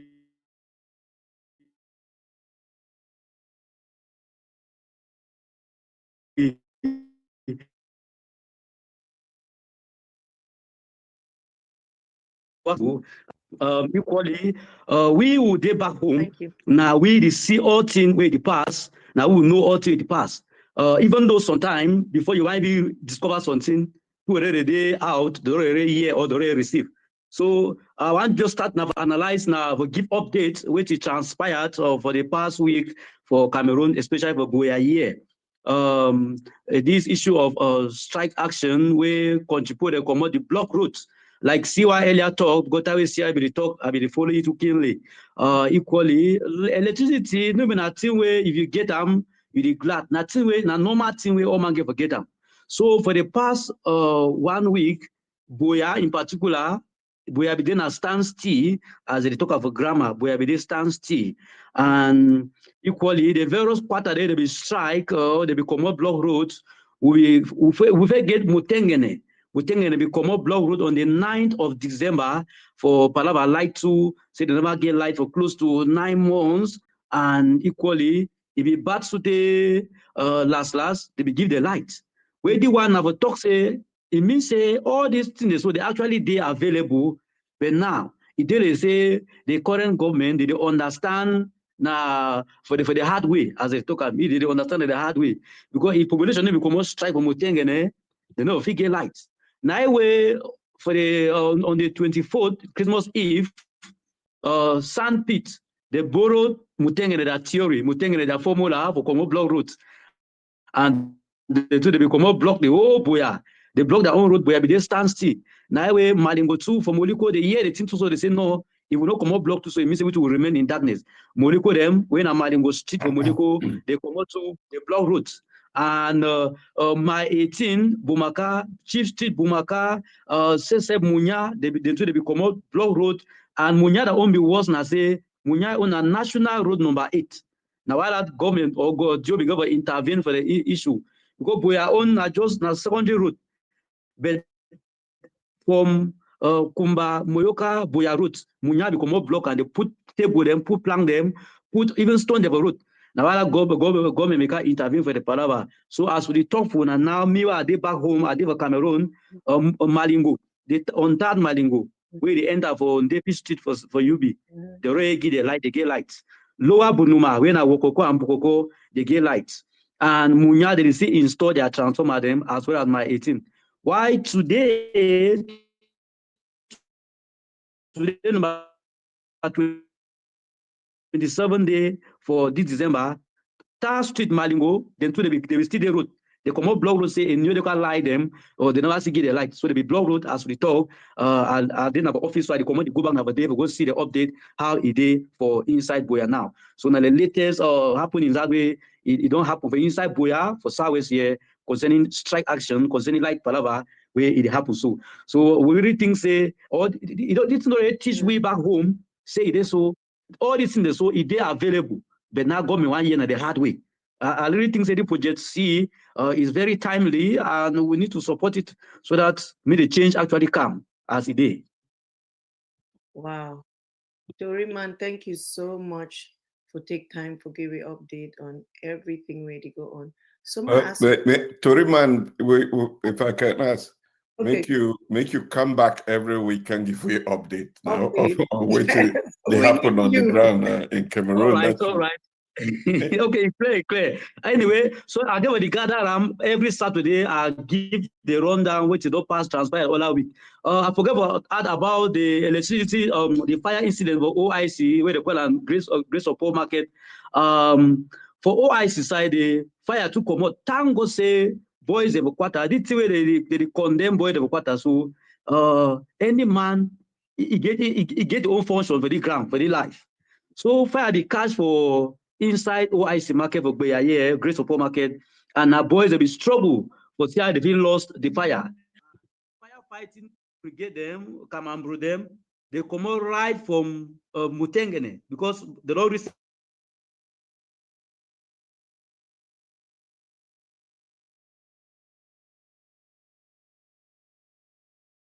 we are not getting firefighting brigade. How come?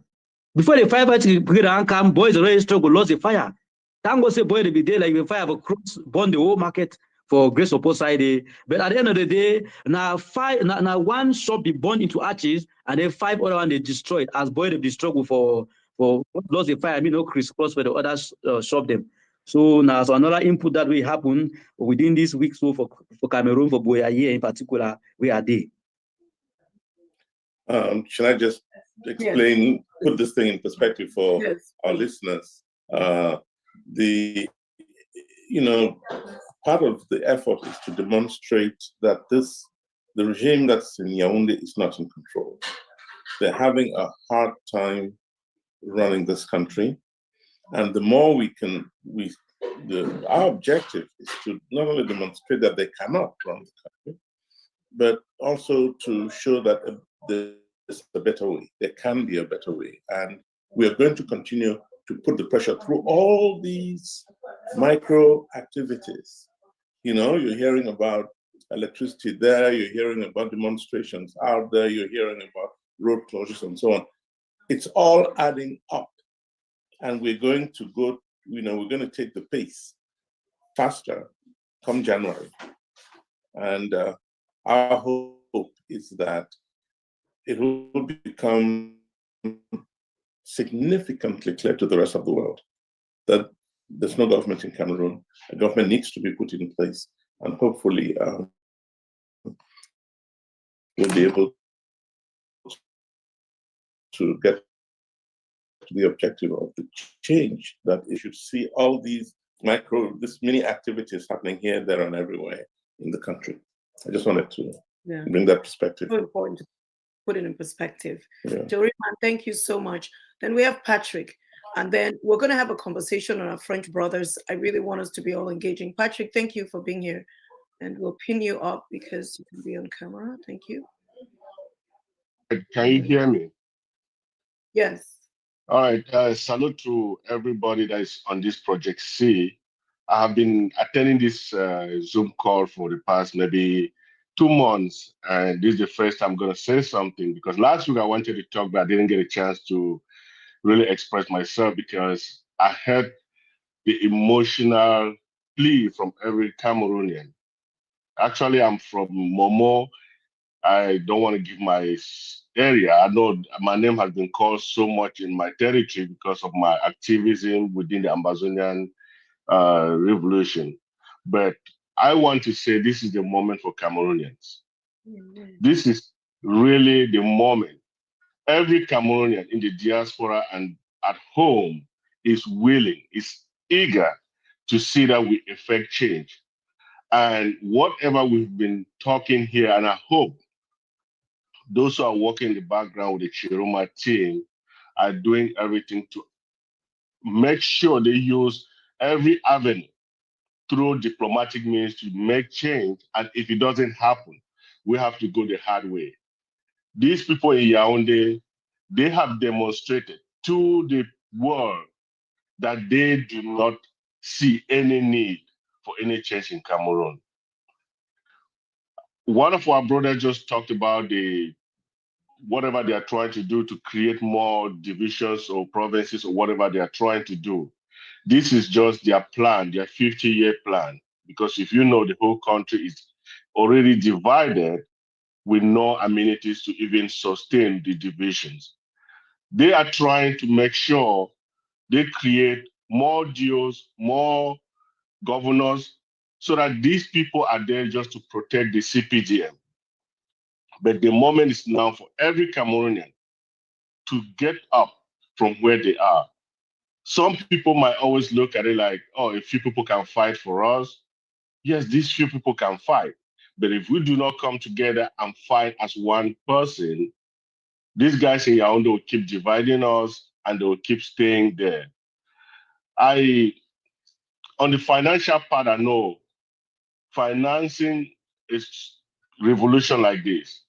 Any change like this would really entail people sacrificing. And we should all do it. We should all do it with all our heart. I do not know how much people are passionate about this change in Cameroon. There was during the elections, I had a chance to talk to somebody who was close to the Chiroma family. And I gave them just one, maybe 2 points to effect like 3 days before the elections. I was not even I knew that these guys would never hand over power peacefully. I told this lady, talk to the Chiroma team. We can all have an international Zoom call with all Cameroonians in the diaspora. Let's put money together. The Chiroma team should rent at least 100 cars and say the last 3 days of the election, they should start from wherever it is, if it's in Douala, Garoua, or wherever, and say this is the march to Etudi. We don't want to wait for the people to even announce the election. And they should start from there, Chiroma somewhere in the middle, and the people start driving those cars to Yaoundé with the population inside. That was going to change Cameroon for good.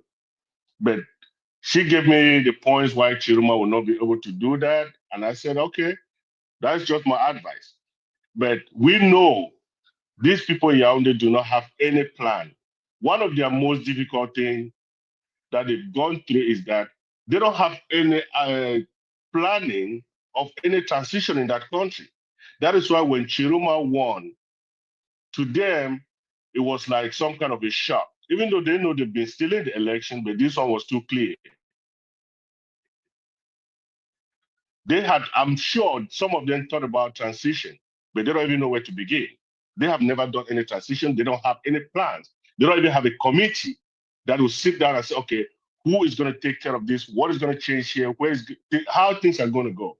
That is why days before elections, they started giving brand new cars to all their ministers. So why are we moving slowly than expected? We need to create that panic that the world is going to understand that the people are angry. The young people in Cameroon, they are ready. It's just leadership. They want somebody to stand there and say, let's go. We are really, I for one, I'll sit here, even though if I said my wife would chase me out of this house, I would be willing to put $10,000 and say, let's do whatever we have to do and get these people out. This is selfless. I don't need any position out there. I don't need anybody to ever say thank you for doing this. I just want to see that these people can live free. We can all live free in Cameroon. That is it's shameful, because 2 months ago or a month and a half ago, I was in Cincinnati, Ohio for a function and talking to one guy from another African country. And I said I was from Cameroon. The guy laughed until he fell on the ground. When he got up, he told me, I have never seen any generation of youth who are not able to take their country back. Look at what this guy has done to you guys, a 93-year-old, a 90-something-year-old, and you people cannot get up on the streets and chase him out. I was so ashamed. I did not even say a word. I said, my man, let's just have a good time and keep moving. But I will tell you, this is the moment I am really frustrated when I see where this country is going. It's not about me. It's about the generation to come, because we have to change this and we have to fight with all our hearts. I have a set of Cameroonians. They know if maybe 4 years ago, I got them together, we raised money and gave to the Aya Foundation and other charities in Cameroon. It was a one-day thing.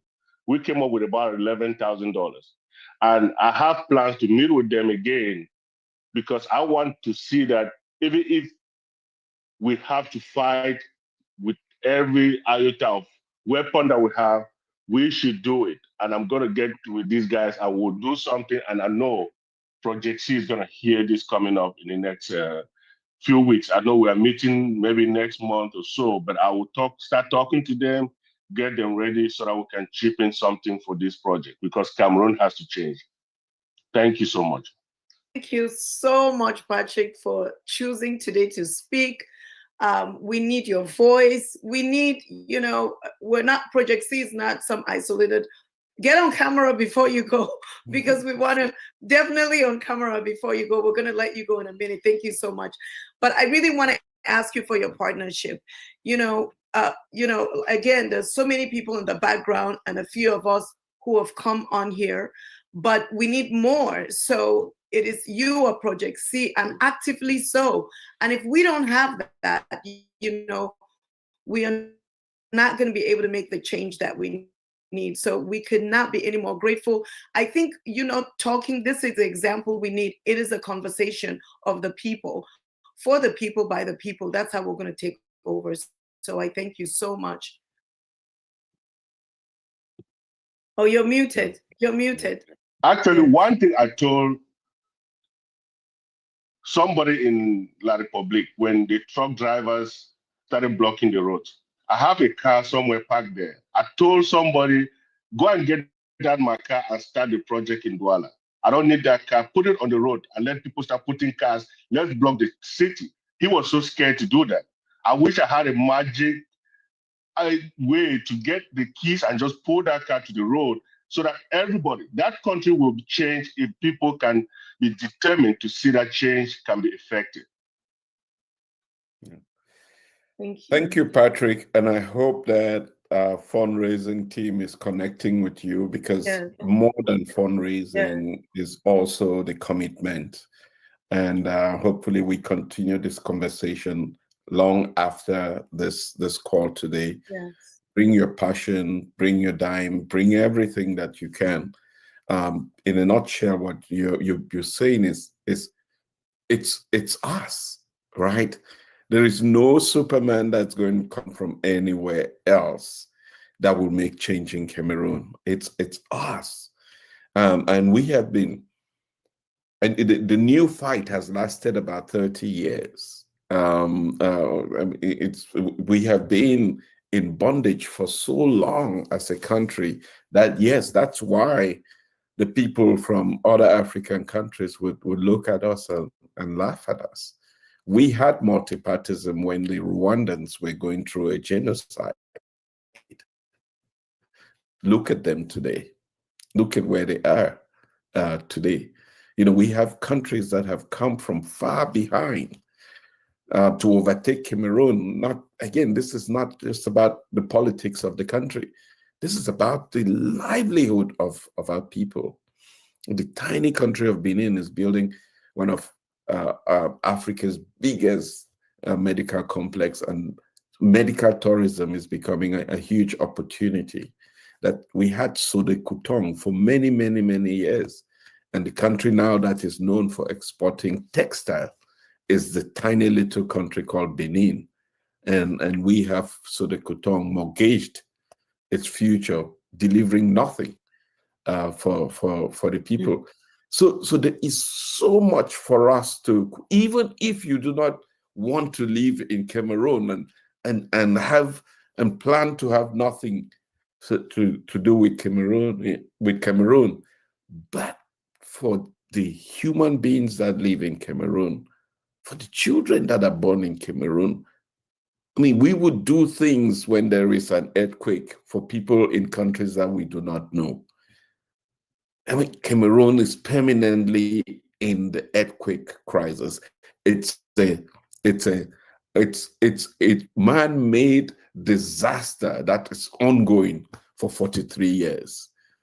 That they need everything from blood being donated to water to electricity to books to education. Everything is needed in that country. And there may be people that live in Cameroon who are out today celebrating and partying that can afford their daily bread and enjoy the holidays. But for the vast majority of people, they have no hope for what tomorrow brings. It's a nightmare to wake up every day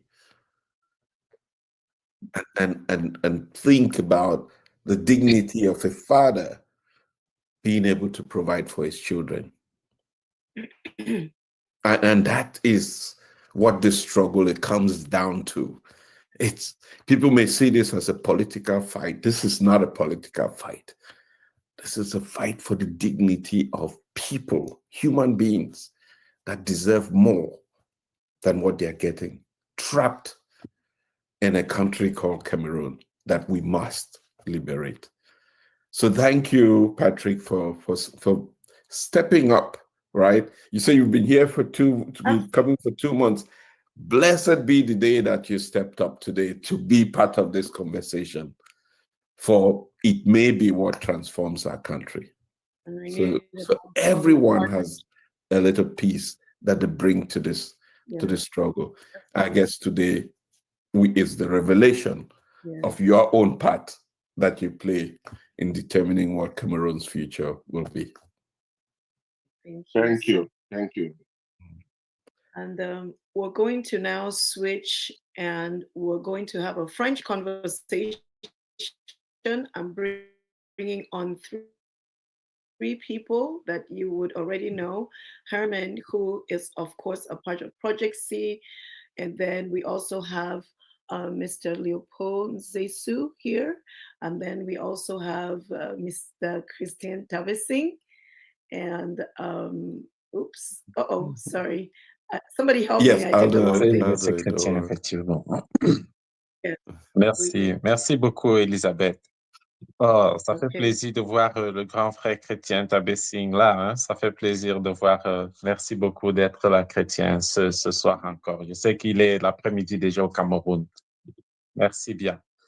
Merci, Elisabeth et Léopold. Ce n'est pas évident de prendre la parole au nom pour parler des choses du Cameroun ces jours-ci. Parce que, comme d'autres l'ont dit, c'est quand même difficile. Et avant-hier, c'était Noël. Hier, c'était Noël. Et j'avoue que je n'ai pas pu célébrer Noël. Pardon, parce que je pensais aux parents de 2000 jeunes, de 2000 personnes emprisonnées. Et je me demandais, pendant que nous sommes en train de célébrer Noël, pendant que nous sommes en train de nous envoyer des messages, pendant qu'on passe du temps avec nos familles, eux, parce qu'ils ont souhaité le bien du Cameroun, ils ne peuvent plus avoir, ils n'ont plus le droit à Noël. Ils doivent être emprisonnés. Ils sont 2500 comme ça.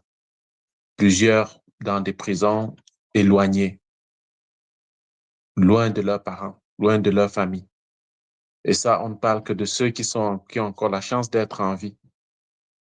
Imaginez Noël pour les 50 familles des personnes qui ont été lâchement, brutalement arrachées à la vie le 27, le 26 et le 27 octobre.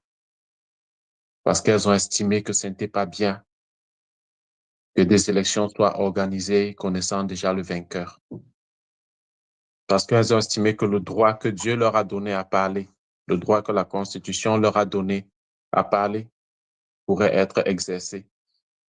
Et qu'elles ont dit au nom de ce que 80% au moins des Camerounais pensent, que c'est pas bien, ils ont été arrachés à la vie. Donc j'ai pensé à ça et je me suis dit, comment est-ce que ces mamans passent Noël? Comment est-ce que ces papas qui ont perdu, je me souviens de ce jeune à Bafan qui a reçu une balle dans l'œil droit. Je regardais ça presque en direct. Et il avait 18 ans. Ceux qui ont pris des balles sur le balcon, qui n'avaient rien demandé à personne. Et je me demandais qui a bien pu donner l'ordre de sortir avec des balles réelles pour aller s'attaquer à des enfants, à des jeunes. À un moment, on peut rire, on peut continuer la vie, mais il y a des questions sur lesquelles tous les Camerounais devraient s'arrêter pour dire on ne peut pas continuer comme ça. 2025 ne peut pas s'arrêter comme ça. Et on continue comme si ça n'avait pas été. Donc, ça a été difficile de passer Noël, à envoyer les vœux. Je me souviens même pas avoir envoyé des messages aux gens parce que je me disais, ces familles-là, qu'est-ce que ça signifie pour eux cette fin d'année? Et on est en 2025, on est même en 2026. Comment en 2026, on peut encore avoir des résultats des élections avec des preuves, des PV qui circulent partout et que des personnes nous apportent des résultats différents et estimer que ça va continuer comme ça? Et comme si ça ne suffisait pas, on annonce un redécoupage administratif avec des nouveaux départements, comme pour dire que tout va bien, tout a bien allé, et qu'on va continuer avec des élections comme ça et que tout le monde va l'accepter. On ne peut pas. C'est pourquoi je dis Project C arrive à un moment où tous les Camerounais ont soif. Je ne veux même pas faire une focalisation sur Project C seulement, mais nous sommes là avec ce qu'on a pour dire à tous les Camerounais, s'il vous plaît, ne serait-ce qu'au nom de toutes ces personnes-là qui ont donné de tout ce qu'elles pouvaient, au nom de Anissé Kane, au nom de tous ces enfants, des no-name, mais on ne peut pas continuer, s'il vous plaît, autant que vous le pouvez. Écoutons un peu ce qui se passe ici, donnons de notre temps, donnons de ce qu'on peut pour bâtir un momentum, pour dire à ce régime, peut-être dirigé par 3, 4, 5 familles, on ne sait pas, vous ne pouvez pas. Vous ne pouvez pas continuer à utiliser les ressources du Cameroun comme ça. Voilà un pays comme la Côte d'Ivoire, après 10 ans de guerre, le Rwanda, après le génocide terrible, 1994, ce sont des pays qui aujourd'hui sont beaucoup plus attractifs. Comment est-ce qu'on peut concevoir cela? Des pays, des amis qui vont au Bénin, des amis qui se déplacent au Rwanda, des cas d'urgence médicale qui sont évacués au Rwanda, alors que dans les années 1994, ne parlons pas de l'Éthiopie. Alors, est-ce qu'on peut continuer à regarder la situation comme ça et aller regarder la Coupe d'Afrique des Nations? Moi, je n'ai rien contre le football. J'aime aussi le football, mais je me dis, je ne peux pas être en train de me réjouir alors que c'est la désolation quand même partout. Et ça ne concerne pas les membres d'un parti. Ça concerne tous les Camerounais. Chaque Camerounais devrait se retrouver dans ce que Project C est en train de développer. Parce qu'il faut dire la vérité, les résultats des élections, s'ils sont honnêtes, montrent qu'au moins 80%, sinon 90% des Camerounais ne sont pas d'accord. Donc, c'est pourquoi on souhaite que tout le monde se joigne à ce qui est développé ici. Et 2024, les statistiques, j'ai regardé les statistiques hier, le Cameroun est devenu le premier pays d'immigration au Canada. Au Québec, avec 12 000 personnes, les statistiques sont telles que il y a dû avoir une loi plafonnant le nombre d'immigrants pouvant venir d'un seul pays. Ça montre le malaise de ceux qui en ont les capacités à rester au Cameroun. Donc, pourquoi est-ce que le mérite doit être autant bafoué de façon à ce que la seule issue pour des Camerounais aimant leur pays soit de devoir faire valoir leurs compétences au Canada?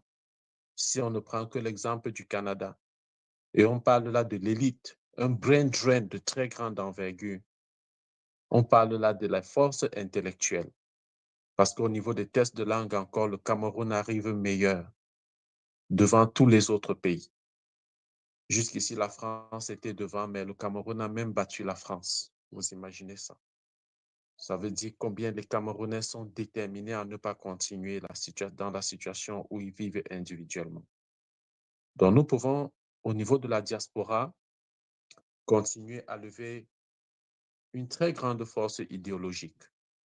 une très grande force intellectuelle, aussi une très grande force financière, une très grande force culturelle, une très grande force numérique. On a énormément de ressources. Et les Camerounais sur le terrain, il est bien connu, le quotient intellectuel des Camerounais est au-dessus de la normale, de la moyenne. Alors, au niveau du Cameroun, on sait qu'il y a énormément de volonté de changement. Ce que Project C a engagé, c'est de pouvoir travailler de façon transpartisane. Rien à voir avec un parti politique, mais tout à voir avec quelqu'un qui s'identifie au Cameroun, à un peuple.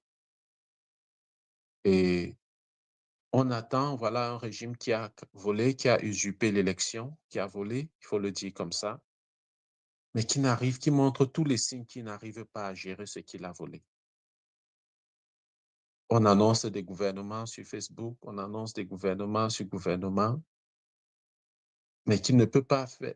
Et c'est difficile parce qu'on annonce chaque fois des prêts encore, toujours des prêts. Pour les caméras dans les villes, 40 milliards de dollars, Exim Bank, qui seront refilés à la prochaine génération, aux prochaines générations. Et non, on en est à 14 000 milliards de CFA d'endettement. Est-ce que vous imaginez un peu ce que chaque Camerounais qui naît hérite comme endettement? Des Camerounais qui n'ont rien fait pour pouvoir mériter un tel fardeau financier. Quel genre de travail vont-ils faire? Quel genre d'efforts vont-ils fournir pour devoir rembourser une dette de cette envergure? Or, si à partir de maintenant, ça ne s'arrête pas, l'endettement va continuer. Si ça ne s'arrête pas, on ne sait déjà pas ce qu'ils ont fait de tout ce qu'ils ont emprunté. Et ils vont continuer à endetter parce qu'ils n'ont pas appris à produire, ils ont appris à consommer. Absolutely. Et s'il n'y a pas un moment où les Camerounais disent « attendez », ils vont nous enfoncer jusqu'au fond du fond, même jusqu'à la 3e, la 4e, la 5e génération, il y aura toujours cette dette-là. Donc, c'est le moment de dire « attendons ». On ne peut pas commencer à nous parler des élections, d'aller de l'avant. On ne peut pas nous parler de la Coupe d'Afrique des Nations. Je dis encore, je respecte tous ceux qui aiment le football, hein. Mais pour moi, ça n'a pas de saveur si 14 000 milliards de dollars de CFA sont déversés sur la tête des enfants qui n'ont rien mérité, qui n'ont rien fait. Si on est là, on n'a même pas encore enterré tous ceux qui ont été tués, même certains corps n'ont pas encore été restaurés. Donc, je ne veux pas trop m'étendre, je donne juste des statistiques, des faits, pour qu'on comprenne pourquoi les Camerounais rushent à l'extérieur, pourquoi ils ne veulent plus. On a essayé de parler, il y a des Camerounais qui sont nommés à des très grands postes. J'ai vu un Camerounais du gouvernement canadien nommé un très grand poste à la FAO qui m'a dit « je ne veux plus rien entendre du Cameroun ». Je lui ai dit « s'il te plaît, ne tiens pas ce langage ». Il m'a dit « je ne peux plus, je n'ai pas la force mentale ». Je dis « bon, on va donc se rassembler ». Il faut qu'à un moment, des ressources financières, tous ceux qui peuvent se mettre ensemble, ce que chacun peut apporter puisse servir. Et c'est pourquoi j'ai personnellement aimé la cause de Project C. Ça, c'est pourquoi moi, Herman, je me suis intéressé. Parce qu'à titre individuel, on essayait des choses, on n'avait pas de ressources, on dit souvent seul, tu vas vite, ensemble, on va plus loin. Donc, c'est ensemble qu'on s'est mis là et on se dit, tous ceux qui veulent travailler pour la cause du Cameroun sont bienvenus, s'il vous plaît. 100 dollars, 50 dollars, 10 dollars, 20 dollars. Tout ce que vos efforts financiers vous ont permis de mettre à côté, n'hésitez pas. Toute belle idée, toute belle communication, toute belle ressource est bienvenue. Et on remercie déjà ceux qui nous ont contactés pour nous dire qu'ils veulent se joindre, qu'ils veulent apporter du leur. Merci beaucoup, Elisabeth. Thank you so much. And, you know, I know that we work behind the scenes a lot, and you are one person who will contact people anywhere in the world to bring them in this fold. So I don't know that, you know, your impact and input has been just amazing. So we're so appreciative, and I know we're all appreciative of each other. We're doing the same work and we're having this conversation. So we have Leopold here today. And, you know, I just want to be mindful and very respectful. Maybe Alan is going to join us in a little bit, but just be mindful that and how we are so grateful that you guys are taking time, even from Cameroon. I think nothing speaks louder than that, of just saying, you know, we will do whatever it takes. There's no way of giving and putting your face the way you've done. And I would have said, if you can't put your face, we understand, but you are doing so. And I just want us to be aware of that. And Mr. Tabe Singh, we're also so grateful that you're here in this conversation. You know, today we're talking about a future, because if we keep talking about the dismal effect of everything, we don't see the future. But we're talking about the truth of what is happening now. We're talking about the importance of the resistance, and of course, the future that it holds.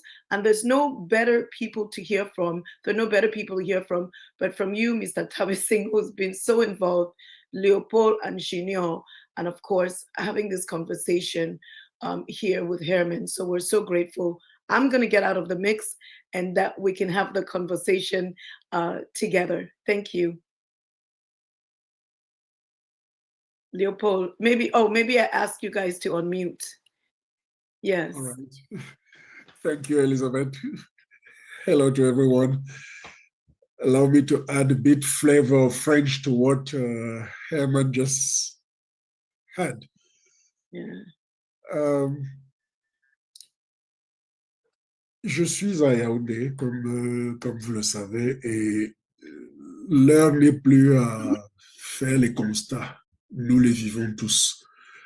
Et vous connaissez ce que je le dis tout le temps en tant que victime de la part de tous ceux qui vivent au Cameroun, et je le dis avec toute la gravité. Nous sommes un peuple envoûté. Je pèse mes mots. Il est impensable que l'on constate tout ce qu'on a constaté sur le Cameroun, que l'on voit les progrès des pays comme le Bénin, le Rwanda, tous les autres pays africains qui ont connu des crises graves, la Côte d'Ivoire, et qui s'en sortent aujourd'hui, et qui se moquent même des Camerounais. En fait, la raison est très simple. C'est que notre cas ne relève pas de l'économie, mais relève de la psychiatrie. Je vous le dis.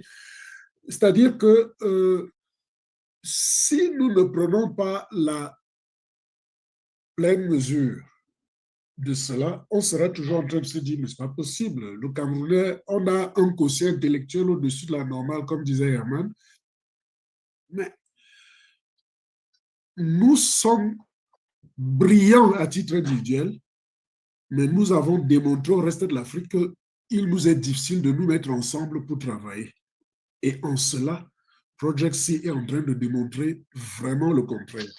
Et comme l'a si bien dit Herman tout à l'heure, Project C est transpartisan. Parce que tout ce qu'on a eu à faire au Cameroun jusqu'à présent, 2018 et autres, c'est que c'est des partis politiques qui se battaient pour leur chapelle. Mais Project C n'a pas de chapelle. Et c'est en ça que Project C est séduisant. J'emploie le mot. C'est comme Cameroun, comme le rappelait Harry, c'est comme Challenge, ce mot a déjà été francisé, c'est comme citoyen, c'est comme compétence. Bref, voilà ce que Project C est en train de promouvoir comme idée. Et en cela, c'est très original et c'est vraiment un concept séduisant qu'il va falloir que les Camerounais s'approprient pour qu'on puisse vraiment démontrer que nous pouvons travailler enfin ensemble. Parce que les Camerounais individuellement, ils sont à la NASA, ils sont à la Banque mondiale, ils sont partout, mais mettez-les ensemble pour travailler un projet Cameroun, ça devient très compliqué. Et subitement, on se découvre qu'on est originaire de quelque part, qu'on est du nord, du sud, de l'ouest. Pourquoi au Cameroun seulement? La RDC a plus d'ethnies, plus de groupes ethniques au Cameroun, mais ils arrivent à travailler ensemble. Et c'est en cela que je dis le futur pour nous au Cameroun, à travers les actions de fundraising que nous sommes en train de faire avec vraiment beaucoup de bonheur. Et il faut vraiment souhaiter que cela continue. Les premières actions, les premières réalisations sur le terrain de Project C démontrent que l'urgence, la recherche, la vérité, on ne la cache pas. Ça peut durer aussi longtemps qu'on veut, mais la vérité doit s'accompagner de la justice. Vivant ici au Cameroun, je constate que nos dirigeants, au-delà de ce qu'on peut croire, ils sont des Camerounais comme nous, avec leur peur, qu'ils expriment autrement. Parce que celui qui a peur et qui a son arme en main, il a tendance à l'utiliser très, très rapidement. Ça, ce sont des signes de peur. Les psychiatres, les psychologues savent décoder tout cela. Et une autre peur qu'ils ont quand on échange avec eux, c'est la peur du lendemain. C'est-à-dire qu'ils savent très bien que le Cameroun va changer. C'est une certitude. Ce Cameroun va changer. Et quand il changera, ils ne seront plus aux affaires. Et leur peur, c'est qu'est-ce qu'ils vont devenir? Les avoirs qu'ils ont pu accumuler, est-ce qu'ils ne seront pas dépouillés et autres? Ça, c'est une peur qui les amène à se braquer et à être encore plus arrogants, plus méchants. Bon, ça peut se comprendre, mais sauf que ça ne peut pas durer longtemps. Mais il est important qu'ils comprennent que pour le futur de ce pays, il faudra nécessairement une commission vérité, une fois de plus la vérité, vérité et réconciliation. Les Camerounais doivent se réconcilier avec eux-mêmes. 43 ans, plus les autres années Aïdjo, les victimes de la période Aïdjo, les Camerounais doivent se réconcilier s'ils veulent pouvoir travailler ensemble comme un peuple, enfin. Parce que nous sommes une population, on n'est pas un peuple. Il est impensable que l'assassinat de Ekane à Nice ne nous ait pas révoltés tous comme un seul homme. Et on sait très bien que c'est le 12 octobre qui est à l'origine du décès d'Anissé Ekane. Et les autres vont suivre. Que nous ne nous sommes pas révoltés est la preuve, une fois de plus, que nous sommes envoûtés. Il y a un problème quelque part. Ce n'est pas possible. Je ne peux pas avoir mal et ne pas et m'empêcher de crier que j'ai mal. Je dis, c'est qu'il y a un problème. Je ne suis plus normal. Mais ça va changer parce que je le dis souvent pour rigoler, Eric le sait et d'autres, je dis, même les fétiches sur lesquels ils s'appuient pour être arrogants et continuer de nous regarder d'en haut, même ces fétiches-là ont une date de péremption. Ça finira un jour. Ça finira. Et ce peuple va se réveiller. Le Bénin, le Sénégal, la Côte d'Ivoire et autres, ils ont traversé des périodes plus difficiles que les nôtres et ils s'en sont sortis. Les autres pans de la société ont certainement apporté du leur. Au Mali, on sait quel est le rôle que les imams ont joué pour pouvoir conscientiser les foules. Et je le dis une fois de plus pour le déplorer, c'est curieux que nos imams soient silencieux. C'est curieux que nos églises soient aussi silencieuses, à l'exception de 4 ou 5 personnes. C'est la question que j'allais poser, Léopold. C'est la question que j'allais te poser concernant la situation au Cameroun au lendemain d'une fête comme Noël. Est-ce qu'on aurait entendu une voix ecclésiastique, une voix autorisée du clergé dans le sens de la situation, dans le sens des victimes, dans le sens des endeuillés ces jours-ci? Monseigneur Cléda s'est exprimé à ce niveau-là. C'est l'un des rares qui parle. Mais le fait qu'il soit si peu nombreux est la preuve que le clergé, il faudrait se poser des questions. Est-ce qu'il ne serait pas complice de ce que nous subissons? Et quand je parle d'envoûtement, en réalité, c'est à eux que je fais un clin d'œil. Les autres peuples, au Mali, au Bénin, au Burkina et autres, on sait ce que les hommes, les religieux et autres ont joué comme rôle pour pouvoir délivrer les gens. Ce que nous faisons à Project C, ce qu'eux, ils font de leur côté, tout cela doit concourir à libérer justement ce peuple. C'est dans l'intérêt de tous. Et tu l'as si bien dit, Herman, les dettes, il faut au moins 3 générations pour pouvoir rembourser ces dettes. Mais là n'est pas le problème. Le problème, c'est aujourd'hui. Que faisons-nous aujourd'hui. On a pris conscience de la situation, mais est-ce que nous appliquons la thérapie qu'il faut? Tout à l'heure, le frère a dit en pidgin, si j'ai mal à la tête, je ne vais pas prendre des médicaments pour soigner le pied. Oui. Je dis, les solutions que nous proposons aujourd'hui sont des solutions tout à fait correctes pour un peuple normal. Nous, on n'est plus normaux. Nous, on n'est pas un peuple normal au Cameroun. Ça, il ne faut pas avoir peur de le dire. Même ceux qui nous dirigent ne sont pas normaux. La preuve est que quand on se rencontre en privé, ben, ils redeviennent un peu comme des gens normaux. Nous, on n'est pas normal. Un peuple normal ne peut pas accepter de vivre dans autant de saleté. Ce n'est pas possible. Oui. Je veux dire, quand on se cultive, même les poubelles et autres, cela participe aussi des techniques d'envoûtement. Il ne faut pas qu'on se le cache. Mais nous l'acceptons. Ça veut dire qu'il y a un problème chez nous. Et le problème chez nous, ce n'est pas il faut qu'on se mette ensemble pour. Non, ce n'est pas possible. Depuis 43 ans, on fait comme s'il y a eu création de nouvelles ethnies au Cameroun. Oh, mais c'est le même nombre d'ethnies depuis avant les indépendances. Mais pourquoi ce problème se crée aujourd'hui et pourquoi on est aussi réceptif? Actuellement, c'est la CAN. Tu en as parlé à Yaoundé. Le jour où le Cameroun a joué, j'ai fait un petit tour. Bon, les gens étaient dans les bars. Je ne sais pas si c'était dans les bars pour le 24 décembre ou bien dans les bars pour le foot. Mais toujours est-il que ça fait partie des techniques de distraction. C'est-à-dire que la CAN aujourd'hui est du pain béni pour le régime en place parce que ça détourne les conversations. Même l'augmentation du nombre de régions, est-ce que eux-mêmes qui parlent de ça aujourd'hui, le pouvoir en place, est-ce qu'ils y croient? Ils n'y croient pas du tout. Ils n'y croient pas du tout. Ils savent très bien que si l'année prochaine, ils ne sont plus là, je reformule, ils savent très bien que l'année prochaine, ils ne seront plus là et que tout ce qu'ils auront proposé sera complètement revu. Donc, ça participe de la distraction. Non. Je crois que l'équipe qui nous dirige, de façon subliminale, le message que certains d'entre eux nous transmettent, c'est que quelles sont les garanties que vous nous offrez après le changement? Ils ne peuvent pas le dire directement, mais en fait, ils le pensent. Tant mieux, si c'est ça, ce serait vraiment bien. Ce serait Donc, vraiment voilà bien. Si certains parmi eux ont sécurisé leur famille à l'étranger, c'est bien parce qu'ils savent que le moment venu, il vaut mieux avoir à exfiltrer une seule personne que d'en exfiltrer 10 à la fois de la même famille. Donc, voilà ce que je veux dire. Merci beaucoup, Léopold. Peut-être le grand frère chrétien Tabeting, il a toujours de bonnes choses, le chrétien Tabeting, le grand frère.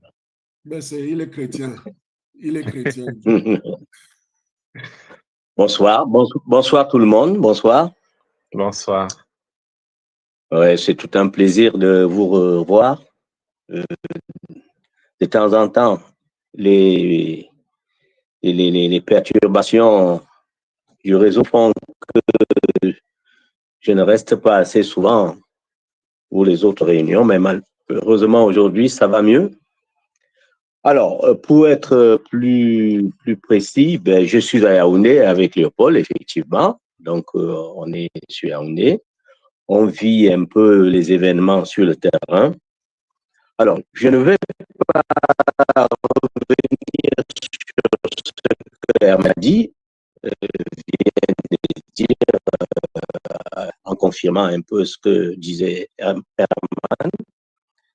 Mais j'ai des éléments sur lesquels j'aurais souhaité peut-être attirer votre attention. Je crois qu'on a fait allusion tout à l'heure aux 2000 prisonniers post-électoraux qui souffrent dans les geôles du régime RDPC actuel. Ils sont éparpillés partout sur le territoire national. Il y a aussi effectivement les victimes, c'est-à-dire les morts, dont on ne sait toujours pas ce qu'on en a fait jusqu'alors. J'ai eu, à titre personnel,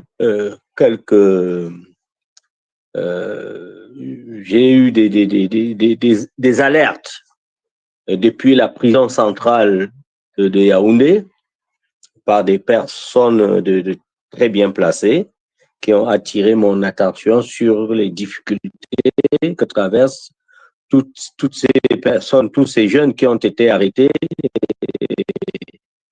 dans le cadre des événements post-électoraux et qui attiraient mon attention sur le fait que, non, au-delà effectivement de leur prise en charge, qu'il était urgent de voir dans quelle mesure les avocats et autres pouvaient effectivement les prendre en charge dans le cadre de leur défense. Parce que jusqu'alors, ils ont été très clairs. Aucun membre, disent-ils, de l'équipe du président élu ne s'était rapproché d'eux pour pouvoir voir ce qu'il conviendrait de faire. Donc, je vous livre à peu près ce message. Hier encore, pas plus tard qu'hier, j'ai eu un coup de fil aussi du docteur Alain Foguet depuis la prison centrale qui m'a informé aussi qu'il avait un certain nombre qui était avec lui et qu'il était bien obligé de faire avec le peu que le MRC participe pour non seulement nourrir les prisonniers du MRC, mais de ceux des événements post-électoraux, c'est-à-dire à l'issue de l'élection du 12 octobre dernier. Il a attiré mon attention là-dessus en disant, voilà, nous sommes en très grande difficulté. Là, il y a beaucoup de jeunes ici qui sont arrivés. Il n'y a personne pour s'occuper d'eux. Nous, au MRC, on s'était organisés. On avait un certain nombre de choses, de victoires que nous recevions pour les prisonniers qui étaient jusqu'alors, qui sont là, sans compter ceux d'ailleurs de l'Amazonie et du Matildi. D'ailleurs, ils sont tous nombreux là-bas. Il m'a dit que voilà, nous venons d'avoir un afflux important d'autres prisonniers et nous sommes en très grande difficulté. Nous ne savons comment faire parce que ni les parents, il n'y a pas d'organisation derrière, c'est-à-dire comme le MRC s'organise pour ces prisonniers, il n'y a pas d'organisation derrière ceux qui ont été arrêtés dans le cadre des événements post-électoraux. Et il me demandait, mais qu'est-ce qu'on fait? Qu'est-ce qu'on fait? Donc, je vous livre à peu près toutes ces informations pour que nous puissions, dans le cadre de Project C, pouvoir y réfléchir, tous les problèmes pour que nous puissions y réfléchir et voir comment peut-être nous pourrions éventuellement intégrer tout ça dans nos projets, quoi. Bon, je pense qu'on a fait allusion maintenant aux parents des victimes, ceux qui ont eu des enfants assassinés. On ne sait pas ce que ça donne. Vous voyez bien que si déjà le corps d'Anis n'est toujours pas libéré avec toutes les intrigues qu'il y a autour, imaginez alors les corps des autres jeunes Camerounais. Je vais revenir sur la situation qui prévaut en ce moment, qui est une situation je dirais, de peur. Oui, de peur. Je pèse bien mes mots. Les Camerounais traversent une période très incertaine. Ils ne l'expriment peut-être pas directement, mais on le ressent en les côtoyant. Nous vivons une période de peur, car les dirigeants actuels, depuis les élections du 12 octobre dernier, ont le dos au mur. Ils ont le dos au mur et après le braquage électoral, ils ne savent pas, ils réagissent par la violence.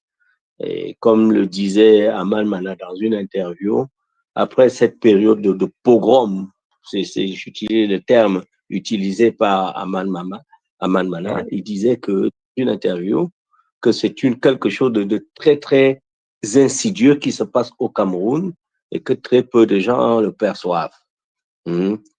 Donc, ces dirigeants se sentent observés. Vous savez, lorsqu'un animal est traqué, ils se sentent observés même par la communauté internationale. Alors, à partir de là, je pense que les attentes sont énormes de la part du président élu et qui, ma foi, d'après ce qui ressort des discussions sur le terrain, ne donne pas toujours le cap à suivre par les Camerounais et ça pose problème. Et donc les Camerounais se sentent un peu orphelins de leur président élu. Je répète, les Camerounais se sentent aujourd'hui un peu orphelins de leur président élu. Et ceux qui sont là se sentent illégitimes, donc très épiés, et ils sont prêts à tout faire pour en découdre, dans la mesure où ils se savent illégitimes. Alors, face à cette situation, qu'est-ce que nous, en tant que Project C, nous pouvons faire de part et d'autre pour pouvoir effectivement concilier tout ça, aider les uns et les autres à pouvoir effectivement, surtout, mettre en œuvre quelque chose qui puisse redonner un zeste d'espoir à ce peuple camerounais. Au-delà des actions qui sont préconisées par les uns et les autres, que nous préconisons d'ailleurs, qui peuvent, de mon point de vue, s'inscrire dans le moyen et le long terme, et non dans le court terme. Donc, je pense que nous devons très sérieusement y réfléchir.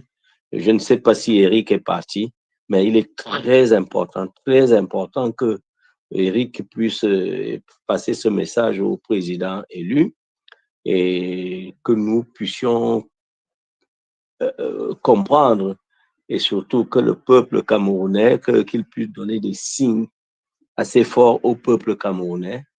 J'ai entendu quelqu'un ici esquisser un certain nombre de solutions.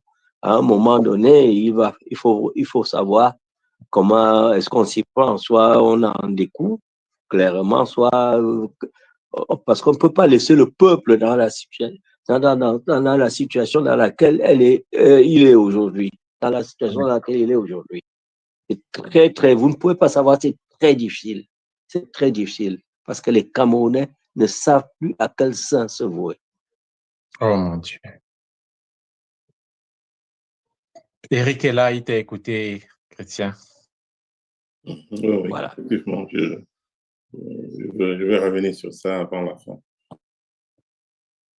Merci. Je ne sais pas si Chrétien était au bout de sa pensée, mais Eric pourrait déjà adresser ça avant qu'on nous voit. Je ne sais pas si Junior était déjà intervenu ou alors qu'on laisse Junior intervenir avant que Eric ne revienne de... Voilà. Oui, absolument. Oui, Junior, si tu pouvais, voilà. Tu as la parole, Junior. Oui, merci beaucoup de me passer là. Merci beaucoup. Merci Aré, merci Isabelle. Merci à M. Eric Tinje. Merci à tous les membres. Thank you, all members of Project C. Let me say something. Let me say it in French, please, because my English is not very good. So I try it in French. Donc, c'est un plaisir de trouver ça dans l'échange. Et nous espérons que les nouvelles, c'est vrai, il y a du bon côté et il y a du mauvais aussi. Cette semaine, il y a j'ai eu des activités sévères. La communication se dégrade voilà, il faut le dire énormément, également, Junior. Je ne sais pas s'il y a quelque chose que tu pourrais faire La communication est très mauvaise. Est-ce que là, ça va mieux déjà? Oui, ça va un peu mieux, s'il te plaît, Junior. Ça va un peu mieux. Vas-y. D'accord. Donc, je disais que s'agissant des actions de nos prélats, il faut également ajouter le monseigneur, l'évêque de Bafoussam, qui est sorti aussi pendant son homélie pour la fête de Noël. Il a beaucoup parlé, a beaucoup dit des choses concernant la situation de nos prisonniers, la situation générale du Cameroun et le pardon, parce que le terme pardon est toujours venu, c'est-à-dire apporter la paix, apporter l'apaisement et la rédemption, parce qu'on ne peut pas parler d'apaisement alors qu'il y a des familles qui souffrent, des familles qui sont endeuillées, des familles qui ont toujours des problèmes, ne savent pas, d'autres même n'ont pas encore retrouvé les corps. Et vous savez que le monseigneur Cléda, en dehors même de sa sortie, il est allé à la prison centrale de Douala, à Newbel. Il a fait des dons là-bas. Il a fait même une messe à l'intérieur de cette prison avec les détenus et tout ça. Très bien organisé et avec la remise des dons. Donc, il y a eu une très bonne communion et on a vu une ville de Douala très morose dans la fête parce qu'on ne peut pas fêter dans une ville où la ville n'est pas belle, elle n'est pas propre, elle est insalubre. La ville a des soucis d'électricité parce que depuis un moment, Eneo, ça a repris. Donc, il y a une tension. La ville est dans une forme de tension. Les gens ne soient pas. C'est très. Et puis, voilà, on est toujours dans des contentieux. La famille est canée, vous savez, avec ce qui s'est passé cette semaine avant la fête de Noël. Le CED a convoqué son épouse, également les neveux qui étaient auprès de lui pendant qu'il agonisait. Oui. Alors, la famille, les avocats se sont interpellés, ils sont opposés à cette convocation, pour eux qui pensent que cette convocation qui n'est même pas d'abord légale, compte tenu de la nature de la convocation, des délais de la convocation et tout, et des personnes même convoquées qui a constitué déjà, la famille et qui a constitué déjà des avocats. Donc, on ne peut pas convoquer de la famille sans s'informer le conseil. C'est une incongruité. Puisque eux, ils ont entamé déjà des petits rapports au corps qui a été profané, puisqu'ils avaient défendu, ils avaient empêché, ils n'avaient pas accepté que l'autopsie puisse être faite. Mais le commissaire du gouvernement a exigé que l'autopsie soit faite, toujours par les médecins du gouvernement, c'est-à-dire que le CED, puisqu'il y a un hôpital, il y a tout un ensemble de choses, donc c'est l'État de Cameroun qui a pris la responsabilité de faire l'autopsie sans la contre-expertise de médecin certifié désigné par la famille. Donc, ça crée Avant déjà... de continuer, Junior, est-ce que tu pourrais peut-être couper ta vidéo pour voir si la communication s'améliorerait? Oui, certainement, parce que la connexion n'est pas très bonne depuis un moment ici. D'accord. Tu peux Donc, continuer. de ce fait, dont les avocats ont fait un communiqué pour signifier donc que la famille, c'est-à-dire que Madame Ekane, la veuve, et les neveux ne peuvent pas se rendre là-bas parce qu'il y a un contentieux qui est là. Et puis, eux, ils ne peuvent pas accepter de convocation alors qu'il y a une commission d'enquête qui est déjà mise en place. C'est-à-dire qu'il y a une commission d'enquête pour déterminer l'ensemble des choses et pour faire un rapport de la situation. Donc, comment la commission n'a même pas encore délivré son rapport, mais on appelle déjà la famille à côté, les gens à côté, à Yaoundé, ou à Douala, on ne sait même pas, le lieu même de la convocation n'a pas été indiqué dans cette convocation. Donc, il y a un ensemble de congruités comme ça qui ont laissé planer un soupçon de rachat de conscience ou bien de corruption, parce que nous avons eu des informations qu'on a voulu corrompre l'épouse pour lui dire, bon, écoute, viens à Yaoundé, voilà, avec les neveux qui étaient là, puisque ce sont des témoins gênants, parce qu'eux, ils étaient là, ils ont vu beaucoup de choses, donc il fallait donc prendre l'épouse et les neveux pour essayer de les faire accepter certaines décisions qui sortiront soit de l'autopsie et du rapport de la commission d'enquête. Et surtout, ce qui est encore plus important dans ce que nous avons appris, c'est qu'il fallait que la veuve, puisque c'est elle elle est la veuve, ils sont mariés illégalement, officiellement, donc elle devait rejeter toute forme de récupération politique des obsèques des Canets, puisque le gouvernement va mettre les moyens pour l'organisation des obsèques et toutes les autres commodités. Donc, il était question qu'elle n'accepte pas une récupération politique venant des tiers, c'est-à-dire que des hommes politiques, des détracteurs du régime. Donc, en fait, c'était ça en réalité. Et voilà pourquoi ça a été fait de façon sourdine. Mais sauf qu'avec les réseaux sociaux, ça va très vite. Et très vite, les avocats ont réagi. Et le lendemain, ils ont fait un communiqué pour dire que la convocation n'était pas d'abord légale et que même dans le fond et dans la forme, elle ne convenait pas compte tenu d'un ensemble de choses, des antécédents dont j'ai énuméré tout à l'heure. Et ça nous pose un problème, nous, au niveau nous qui sommes des proches, parce que tant qu'on n'a pas récupéré le corps, la dépouille, on ne peut pas réellement organiser. C'est-à-dire que la famille ne peut pas réellement organiser les obsèques et puis mettre en place un agenda avec les dernières volontés du défunt, puisque lui, il a décidé que ses dernières volontés, c'est qu'on l'enterre auprès de Ernest Wanji, qui était son guide, sa lumière, celui qui l'a inspiré. Donc, c'est un ensemble de choses comme ça qui nous laisse un peu dans une faim. Et voilà la situation. Mais pour revenir, c'est un peu morose actuellement parce qu'il n'y a pas un engagement critique qui vient de la part des uns et des autres, sauf qu'il y a eu l'information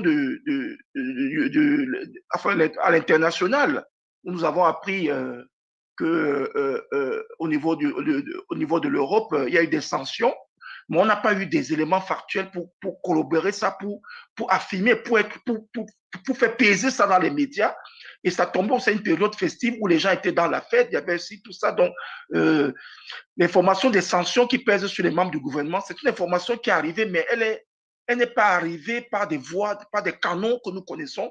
Et bon, mais ça a permis quand même de créer une psychose.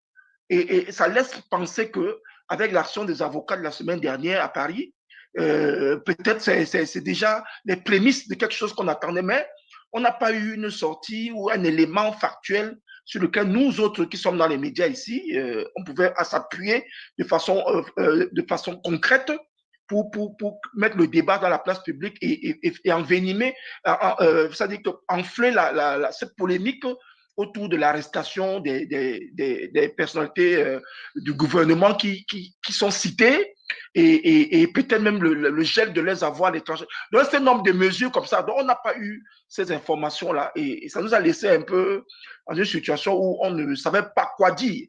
Sauf que, bon, on faisait que relayer une information sans que nous ayons la quintessence et l'aboutissement même du processus, puisque c'est un long processus. On sait que quand on engage des procédures, soit à la CPI, soit dans d'autres organismes internationaux, c'est une procédure.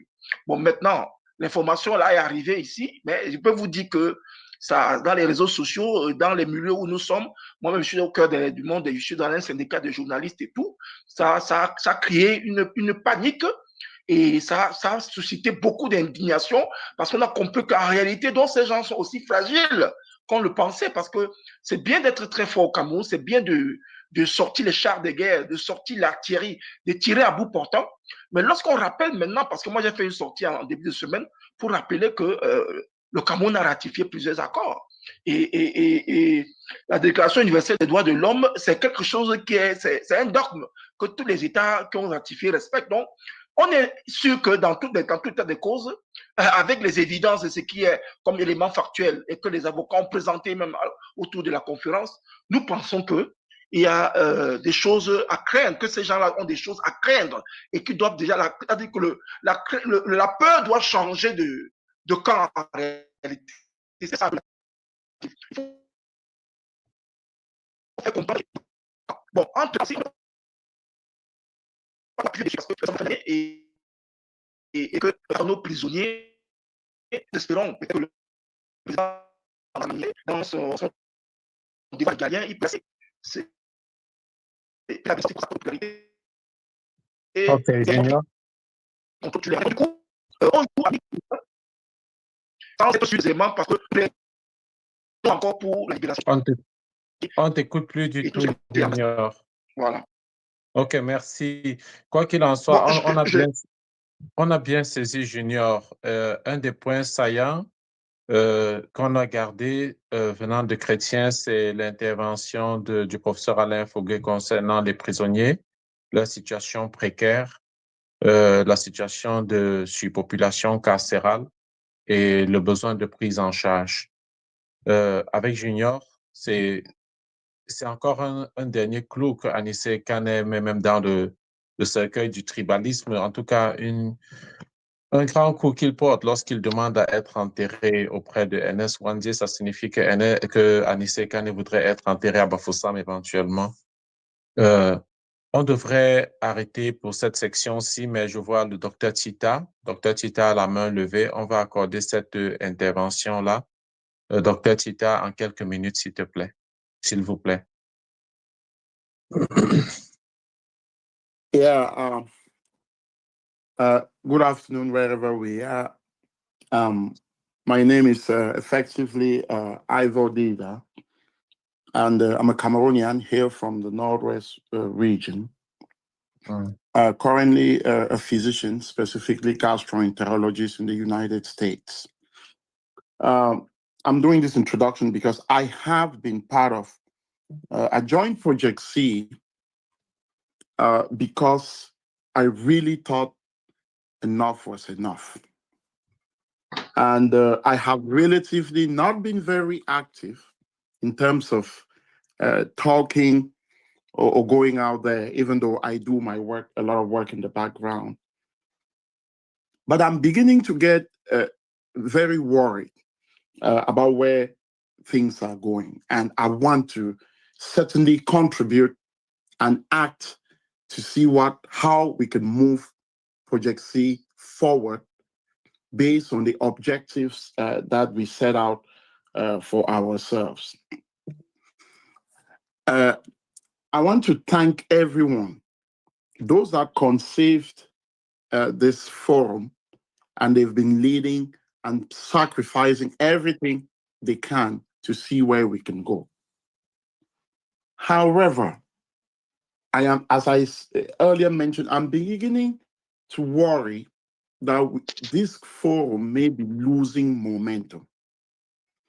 And it doesn't take a magician to know that. You can see how the attendance at these meetings have gone down. And I think one of the main issues we are facing is maybe we are doing a lot of talking and that talking is not translating into action. How can we move from all these beautiful presentations, talks, into something that people can relate to, they can feel it? It's palpable. I look at where we are and I ask the question, are we Cameroonians in the diaspora perhaps not on the same page with our brothers and sisters who are in Cameroon?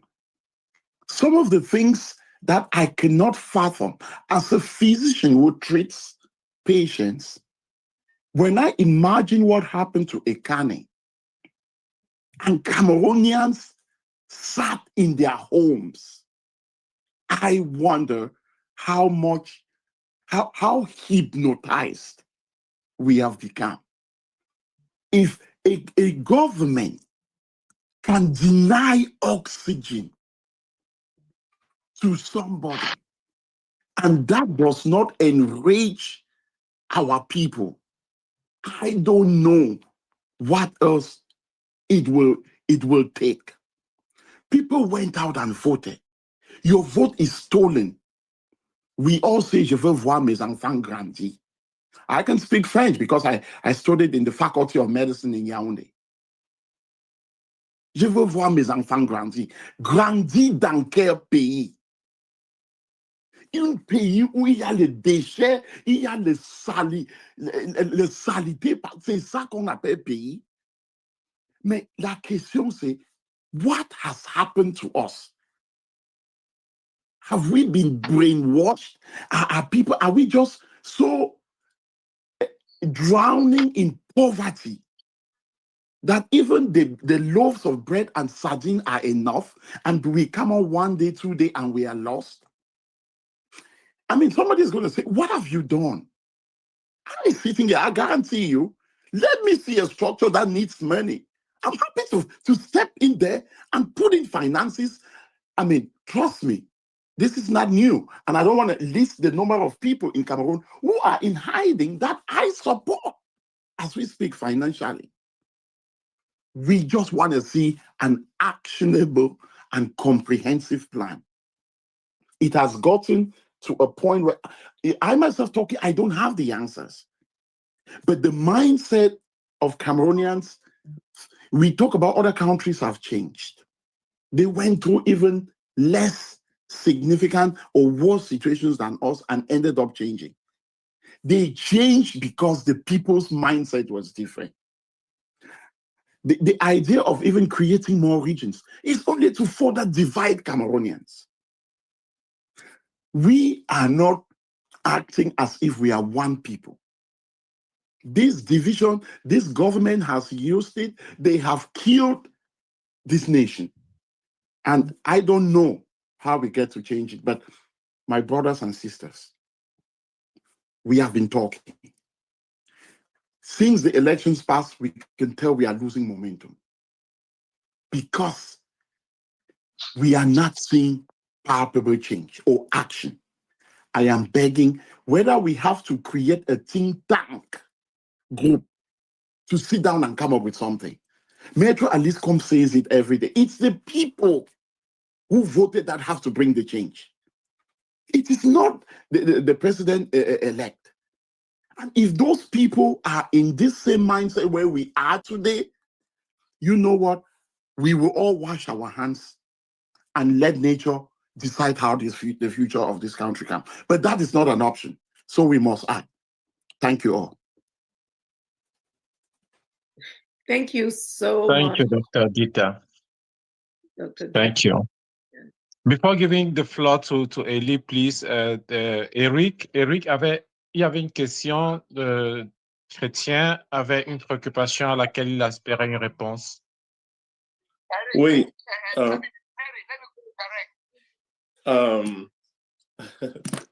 suis. Merci, Herman. Mes excuses, hein, il y a une autre réunion dans laquelle j'étais. Non, il y a un certain nombre de choses qu'il faut clarifier, Chrétien. D'abord, laisse-moi préciser ceci, que le président Chiroma est en très bonne santé. C'est important. Je crois que c'est le plus important d'ailleurs. Il est en bonne santé et il est en sécurité. Je crois que c'est les deux choses les plus importantes dont il faut mettre un accent particulier. Il faut aussi préciser un certain nombre de choses. D'abord, que M. Chiroma est au travail et il fait beaucoup de choses en ce moment. Sur le plan international, les contacts avec les dirigeants du monde, hein, c'est étonnant le nombre de personnes avec qui Chiroma s'entretient presque quotidiennement. Très important. Il est aussi clair qu'il ne peut pas parler en ce moment. C'est sûr. Moi-même, je ne suis même plus sur... Je ne cherche même pas, je n'essaye même pas, n'est-ce pas, à l'obliger à parler. Pourquoi? Parce que je sais que ça n'apporte rien. Il est clair que les autorités gambiennes ne veulent pas qu'il se prononce sur quoi que ce soit en ce moment. Mais ça ne change pas grand-chose parce que, laissez-moi vous dire que avec le début de la rentrée en 2025, il y a beaucoup de choses qui vont changer. Ça, je le sais aussi. Mais on ne peut pas forcer le calendrier. on espère. Il y a des choses qui se font au niveau diplomatique, il y a des choses qui se font au niveau juridique, il y a un certain nombre de choses qui se font au niveau j'ai parlé de juridique, diplomatique et économique. Et je suis convaincu qu'avec à la fin de cette année, début de l'année prochaine, les choses vont s'accélérer. On est désolé. M. Chiroma ne peut pas parler, il ne peut pas parler, il n'y a rien à faire. Mais on est en train de tout faire pour que deux choses, pour atteindre deux objectifs. D'abord, que le régime à Yaoundé ne soit jamais à l'aise et ne considère en aucun cas qu'ils vont diriger ce pays, qui vont imposer leurs lois, exercer n'est-ce pas, le contrôle sur la gestion du pays. Ils ne peuvent plus. Ils ont du mal à nommer un gouvernement. Peut-être ils en auront dans les semaines qui viennent, mais ils ne pourront pas gouverner le Cameroun comme ils le croient. Donc ça, je crois que c'est très important. C'est un objectif que nous poursuivons et on va continuer à faire en sorte que ces difficultés se manifestent. Ils ne pourront pas gérer le pays comme ils imaginent. Deuxième chose, il y a un certain nombre de mesures à prendre. Peut-être pour le moment, avec les fêtes et tout ça, on a l'impression que rien ne bouge. Mais ce qui est sûr, c'est qu'avec le début de l'année 2025-26, on verra comment ce changement, le niveau de nombre d'activités et l'intensité avec laquelle, n'est-ce pas, les choses vont reprendre en début d'année. Tous ceux qui sont ayants doivent se poser des questions, doivent comprendre que ça ne sera plus jamais comme avant. Donc, il y aura beaucoup de changements. On tient compte de toutes les difficultés qui s'imposent. Le problème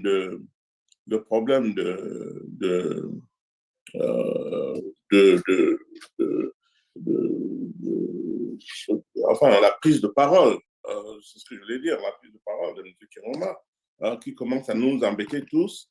On doit quand même l'aider à faire comprendre à la population que ce silence ne veut pas, c'est pas signe de l'absence totale de la scène politique nationale. Chiroma, il reçoit des rapports quotidiennement. Il est en discussion avec plusieurs dirigeants du monde et on est sûr que avec le début de l'année et tout ce qui est programmé, les Camerounais vont s'en rendre compte que le changement est inévitable. C'est tout ce que je peux dire pour le moment. Je ne sais pas si ça répond aux attentes. Il y a le porte-parole. J'aurais voulu qu'elle soit avec nous ce soir, Maître Nkom, mais elle ne l'est pas. Mais je crois que avec le temps, n'est-ce pas, elle va apporter quelques clarifications. Et puis, d'ici quelques jours, on s'attend à ce que le président fasse un discours pour clarifier un certain nombre de choses. En principe, ça devrait avoir lieu dans les jours qui viennent. C'est tout ce que je peux dire pour le moment. Je crois, je ne sais pas si ça répond à la question d'Herman, peut-être pas. Oui, ça répond, c'est Chrétien qui avait posé la question. Ah oui, pardon, oui. Oui, et ça rencontrait quand même aussi la préoccupation de plusieurs personnes. Merci pour les clarifications. Okay. Beaucoup de personnes seraient très contentes d'avoir ce discours-là. Et quelqu'un a fait une joke en demandant si le président Trump pourrait envoyer quelques tomahawks Je ne suis pas sûr que ce soit là, mais on peut, au niveau de la diaspora, se mobiliser pour envoyer des tomahawks d'un autre genre. Ce serait très intéressant.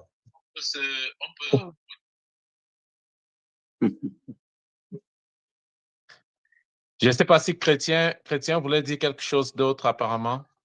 Yes, maybe Oui, just a little as we close in this section, and we just Yeah. want to go along, and then we're going to finalize. So yeah, maybe some closing. Chrétien. Thank you. Ok. Non, je voulais simplement en profiter pour dire merci à Eric pour toutes ces précisions qui ont été bien notées. J'en profite d'abord pour vous souhaiter joyeux Noël et par anticipation, bonne fête de fin d'année. On aura l'occasion de se souhaiter bonne année la prochaine fois. Et une petite observation que je ferai, c'est qu'il ne faut pas se fier à toutes ces instillations d'informations concernant la réorganisation administrative du pays et autres. Pour moi, c'est de la poudre aux yeux. Les propositions actuelles sont des gens qui sont incapables déjà de gérer 10 régions. C'est pas avec 20 qu'ils vont pouvoir le faire, hein. Je veux dire, ça va faire des décennies qu'ils n'arrivent pas à gérer 10 régions. Ils n'ont même pas été capables donc de faire quoi que ce soit pour sur 58 départements, mais les voilà maintenant qui veulent en rajouter. Non, ne perdons pas beaucoup d'énergie là-dessus, parce que même pour mettre en œuvre tout ce qu'ils sont en train de dire, cela requiert un certain nombre de démarches, ne serait-ce que du point de vue institutionnel. Et les voyants, j'ai l'impression que des notions institutionnelles et autres, pour le moment, c'est le dernier de leurs soucis parce qu'ils ont un problème de survie. Donc, cette question de survie, nous devons tout simplement attendre le message du président élu, tout en continuant à travailler parallèlement. J'ai beaucoup aimé l'intervention du dernier, du docteur Tita, je crois, moi, j'ai beaucoup aimé son intervention parce que c'est une intervention d'indignation. Il se pose la question de savoir que sommes-nous devenus. Oui, on se pose cette question. Même les parents, même dans les familles, on se pose la question de savoir, mais que sont devenues nos familles? Parce que on est tous anesthésiés. Et comme le disait mon ami et frère Léopold tout à l'heure, là, cette situation relève un peu de la psychiatrie. Mais qu'à cela ne tienne, il y a quand même encore des gens qui ont la tête sur les épaules. La preuve, nous voici au niveau du projet ici. Et je pense que rien n'est perdu. Nous devons tout simplement tenir et vraiment bonne chance et surtout, soyons soudés. Merci.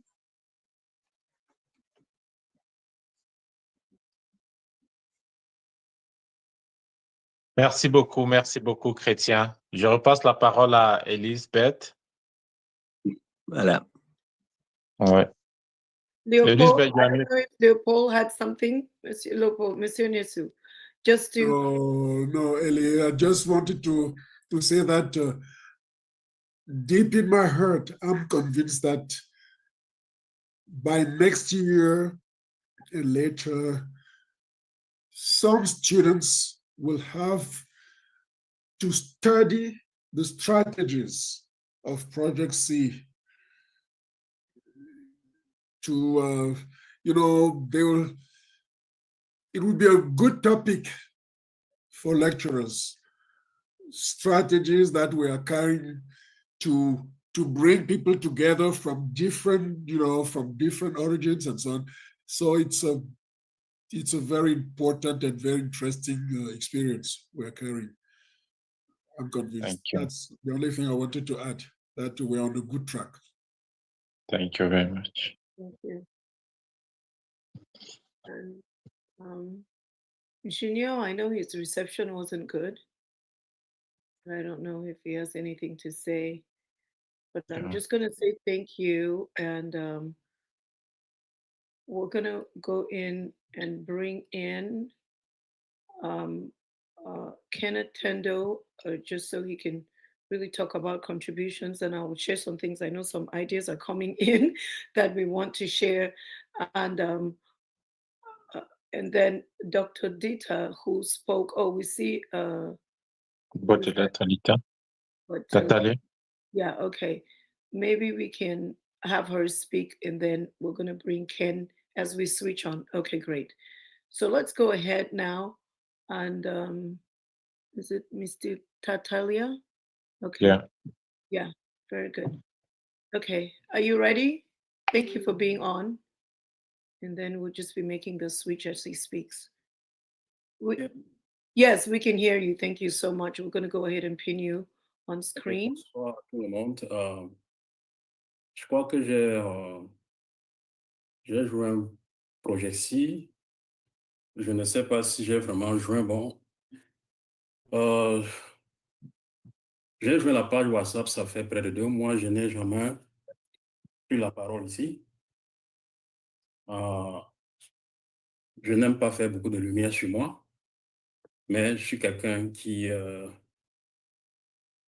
travaille, qui a travaillé depuis très longtemps. Même avant les élections, Eric, on se connaît très bien. Je fais partie de 2 plateformes. Il y a une que j'ai initiée, le Chevalier du Changement. Il y a les Fronts de libération du Cameroun. C'est une autre plateforme dans laquelle je suis très actif. Le week-end passé, on a organisé une messe de requiem à la mémoire de notre combattant qui est parti dans les conditions que nous tous nous connaissons. Cette messe, elle était internationale. On a eu la présence de Maître Com.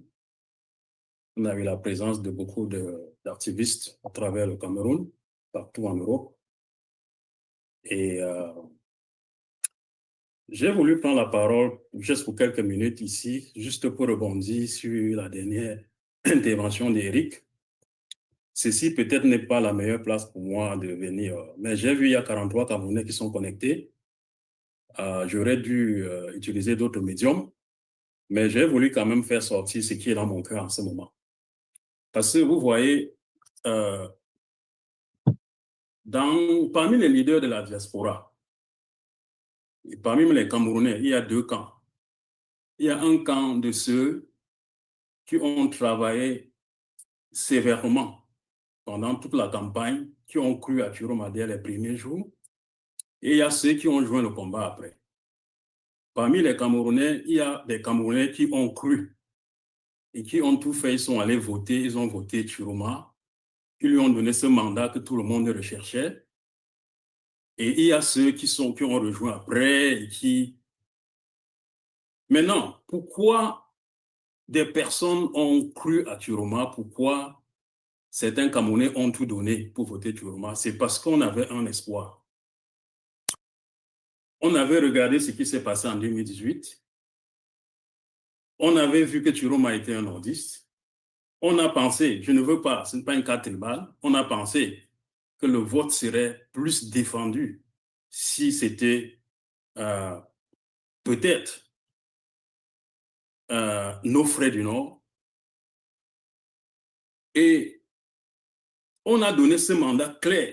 Et pendant cette campagne, tous les messages que j'envoyais dehors, je parlais d'un mandat clair qu'il faut donner à M. Chiroma. Je rebondis sur ce qu'Éric a dit tout à l'heure parce qu'aujourd'hui, il y a un problème sérieux. Moi, je le vis depuis dans mes plateformes. Je ne prends même plus la parole parce que je ne sais pas ce que je vais dire aux gens. Le président élu, on ne le voit pas. Je sais que j'ai discuté avec Eric il y a juste 3 semaines. Il m'avait rassuré qu'un porte-parole était en train d'être nommé. C'est notre dernière conversation. Et que ce porte-parole, bon, on ne savait pas. Je ne veux pas utiliser le féminin. Il m'avait dit, cette personne va pouvoir maintenant parler au nom du président élu. Mais je ne m'attendais pas à ce qu'on vit aujourd'hui. Ce qu'on vit aujourd'hui n'est pas normal. Nous ne pouvons pas continuer à faire comme si c'est normal.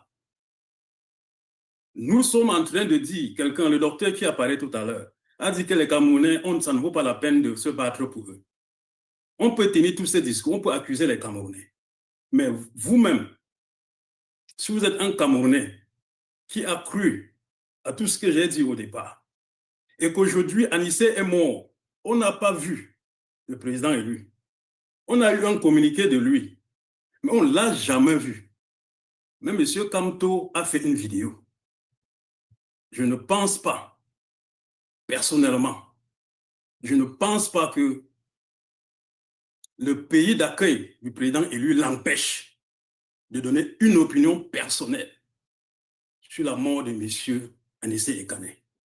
Et je dois le dire, c'est parce que j'ai vu 40 Camerounais qui sont connectés que j'ai dit je vais prendre la parole. Sinon, j'ai participé à plusieurs réunions aussi. Je n'ai jamais rien dit. Et ça commence déjà à m'embêter de n'avoir rien à dire à près de 400 personnes que j'ai dans ma plateforme, à d'autres personnes que j'ai dans d'autres plateformes dans lesquelles je participe. Je ne sais plus, ça devient intenable. On a élu un président. Il faut que ceux qui parlent encore au président, j'espère qu'Éric le fait encore. Moi, je n'ai plus aucune possibilité. Avant, j'avais des voies par lesquelles je pouvais envoyer un message et qui pouvaient l'atteindre. Depuis près d'un mois, il n'y a plus rien. Que ceux qui peuvent encore parler avec lui, qu'on lui dise. Si dans ce pays où il est en Namibie, s'il ne peut pas parler, il doit quitter la Namibie. Nous, on va passer tout le temps à nous agiter ici, à faire des choses. Il y a d'autres plans que nous sommes en train de vouloir mettre en place. Mais ça ne peut pas marcher si on n'a pas un leader qu'on ne peut pas voir. Excusez mon ton, ce n'est à personne ici, c'est juste un cri de cœur de ma part. Non, c'est Donc, bienvenu. on arrive à la voix, prière de passer ce message. Ça ne peut pas continuer et ça ne doit pas continuer. Il doit être dans un pays où il est visible. Il doit être celui qui mène ce combat. S'il ne mène pas le combat, il doit avoir une équipe. Et Eric sait, on a parlé. On doit avoir des canaux sûrs par lesquels nous qui sommes ici, nous pouvons agir. On n'a pas des heures à perdre. Par semaine, je ne connais pas le nombre de réunions que je fais. Mais il n'y a pas de canaux sûrs. En dehors de la porte-parole, il n'y a rien. Donc, il doit être visible, s'il vous plaît. Je suis en faux, je m'excuse vraiment en faux contre ce qu'Éric a dit tout à l'heure. Et si quelqu'un ici a pris ça en considération, je suis désolé de dire à la personne, reconsidérez ça. On ne peut pas se contenter de nous dire, oh, il va parler, oh, il va... Non, ce n'est pas possible. Sinon, abandonnons ce combat, laissons les RDPC faire ce qu'ils font. Laissons bien être là où il est. Voilà, merci. I'm sorry. Okay. You don't need to be. This is why this is important. Ça a le Eric, mérite d'être you très clair. Baudelaire? Okay, go ahead. Ce n'est qu'un point de vue. C'est un point de vue qui a le mérite d'être clair, Léopold. Tout le monde a le droit d'avoir un point de vue. Il est peut-être clair, mais on a aussi la clarté de ne pas l'accepter, c'est tout. Oui, non, Léopold. Non, Grand frère Léopold. Pardon. Ne débattons pas de ça. Les aspects sécuritaires, ça ne se discute pas. Merci. Alain n'a pas encore parlé. Alain qui a la main levée n'a pas encore parlé. Mais Alain est là. Alain Et parle. Vincent aussi qu'on ne connaît pas. Ce serait bien de savoir qui se cache derrière le nom Vincent après Alain pour quelques minutes, pardon. Et je reviendrai à la fin. Pas de problème. Alain. Oh, ok, je te vois là. Ok. Mais merci Baudelaire, c'est vraiment bien expliqué de votre point de vue. Alain? Are you able to come on camera, Alain? Or you can, however you choose to. Yes. Yeah, no, I will just speak without camera. Go ahead. Because I'm not in the place where j'ai souhaité intervenir à la suite du propos très vigoureux, très honnête et très sincère du frère qui vient de parler. J'ai souhaité intervenir justement parce que j'avais envie de dire quelque chose qui est important, à mon sens. On disait, Léopold a dit, nous sommes envoûtés, quelqu'un d'autre a dit, oui, on a traversé les fétiches. Une autre personne a dit que bon, nous sommes vraiment, on est un peuple qui accepte tout, etc. Il faut se poser les questions de...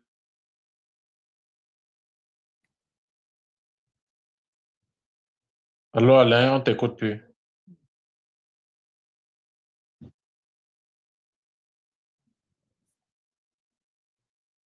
Alain? Okay. Let's go to Vincent while Yeah, Alain is Vincent, speaking. le temps pour Alain de revenir. Vincent, s'il te plaît, est-ce qu'on peut savoir? Yes. Ah, ok, man. Voilà, c'est moi, Vincent de Paul Fotso. Oui. Moi, voici en personne. Voilà. D'accord. Non, En merci. fait, j'ai suivi Baudelaire et bon, même si je Est-ce ne qu'on suis pas. m'entend? Aïe, aïe. Est-ce qu'on Alain, tu es m'entendait? interrompu depuis. Oui. En quelques minutes et on revient à Alain, s'il te plaît, Oui, Vincent. Vas-y. Oui, comme je disais, en fait, j'ai écouté parfaitement Baudelaire. Je ne suis pas à 100% d'accord, mais je suis au moins à 70% d'accord de ce qu'il dit, parce qu'en tant que journaliste, et en tant aussi en tant que directeur de publication, je pense que la communication en temps de crise est assez importante. Le silence, ce n'est pas une communication en temps de crise. Donc, plus il y a du vide, plus les gens s'inquiètent, plus les gens peuvent se mettre à imaginer des choses qui n'existent même pas. Juste pour la simple raison qu'ils n'ont pas d'informations. Et c'est comme moi, Oui. je dis ici. Je ne suis pas de celui qui veut à tout prix que le président Issa Chirouma vienne communiquer. Ça ne m'intéresse pas. Pour moi, c'est d'avoir de l'information. Même s'il ne communique pas, ça ne me gêne pas. Mais tant qu'on n'a pas l'information, voilà là où il y a le problème. Parce qu'on n'est pas censé de venir ici chaque fois demander à Eric de nous, à monsieur Eric de nous donner l'information. Non. L'information doit être quelque chose de primordial. Parce que l'information fait partie de la sécurité aussi. Plus on est informé, plus on se sent en sécurité. Plus il y a le vide, on a l'impression que rien ne se passe. Exactement, c'est ça. Le monde a horreur du vide. Donc moi, je pense que je ne vais pas aller trop loin. Moi, ma proposition au président élu, c'est qu'il essaye d'améliorer sa communication. Si améliorer sa communication, c'est quoi? C'est de nommer des personnes en diaspora. Nous lui avons proposé ça plusieurs fois. De nommer des personnes en diaspora dans plusieurs pays qui peuvent communiquer. Lui n'a pas besoin de parler. La présidente de la République ne se gère pas par le président. C'est pour ça qu'il y a des ministres et autres.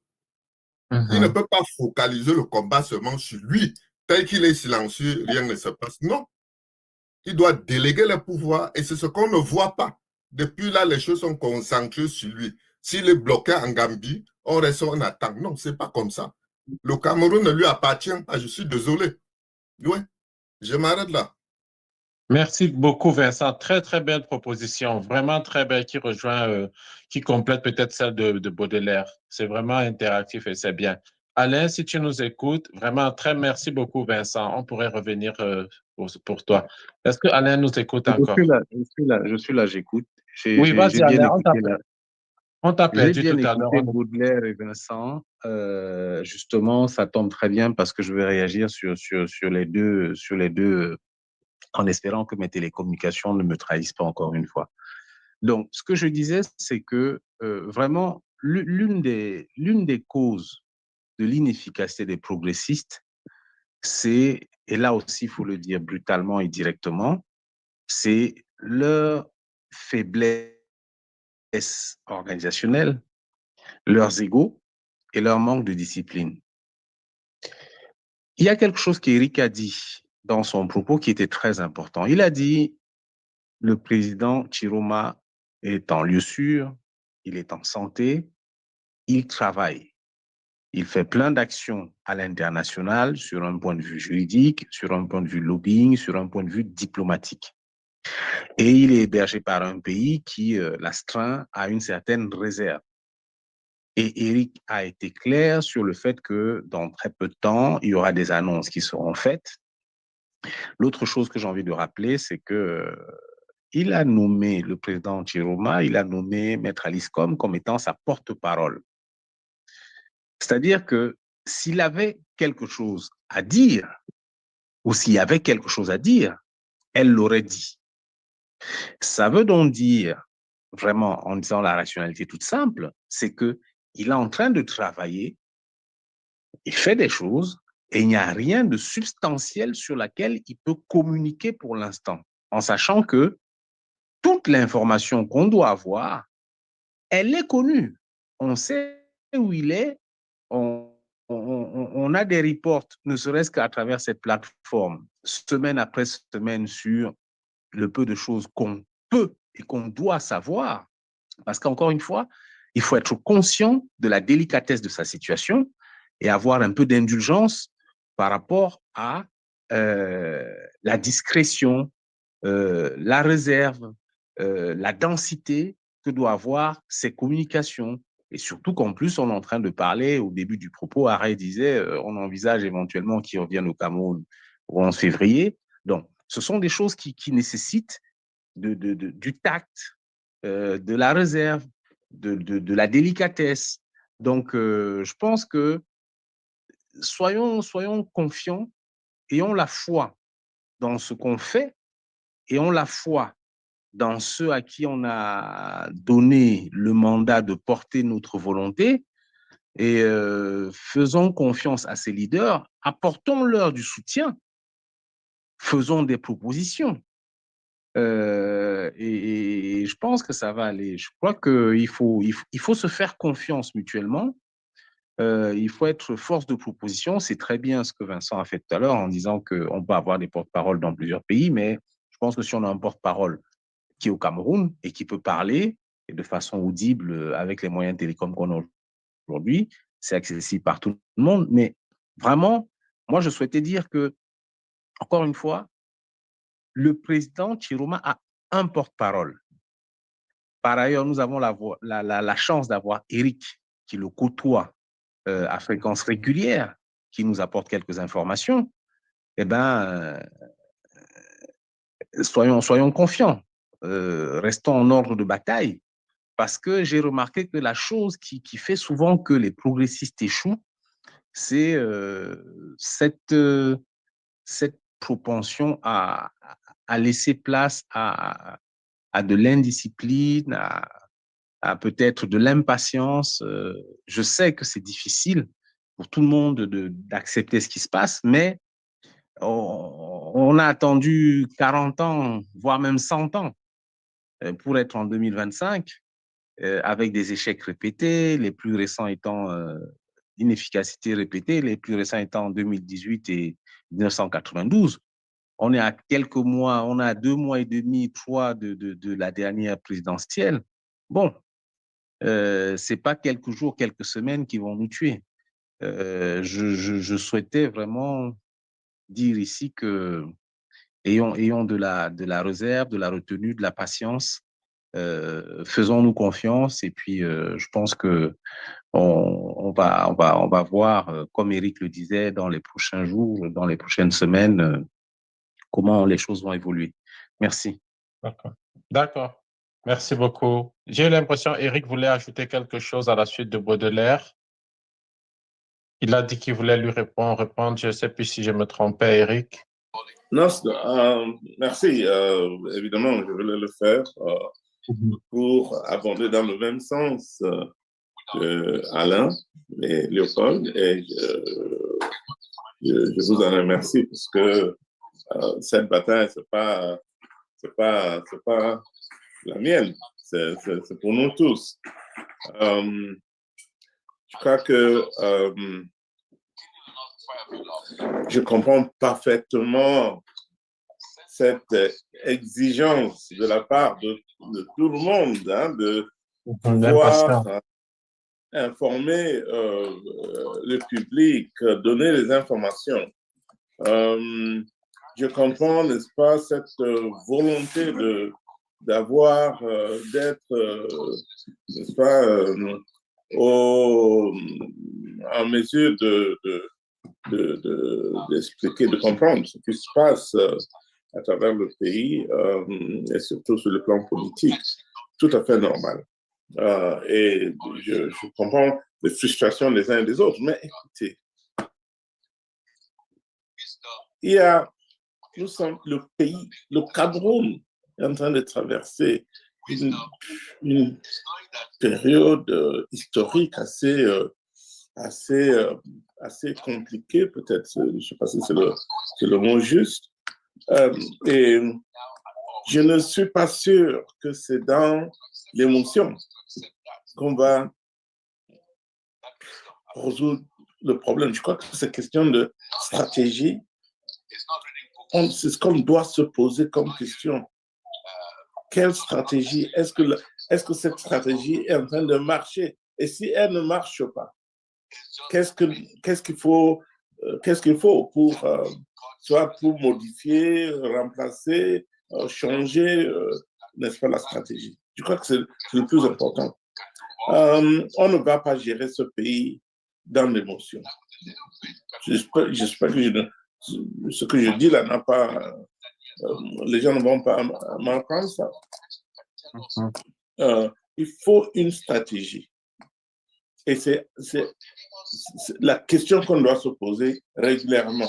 Est-ce que la stratégie adoptée, c'est la meilleure? On est quoi? On est le 28 ou le 29 aujourd'hui. On est à 2 jours de la fin de l'année, 2-3 jours de la fin de l'année. On est en droit de se poser la question.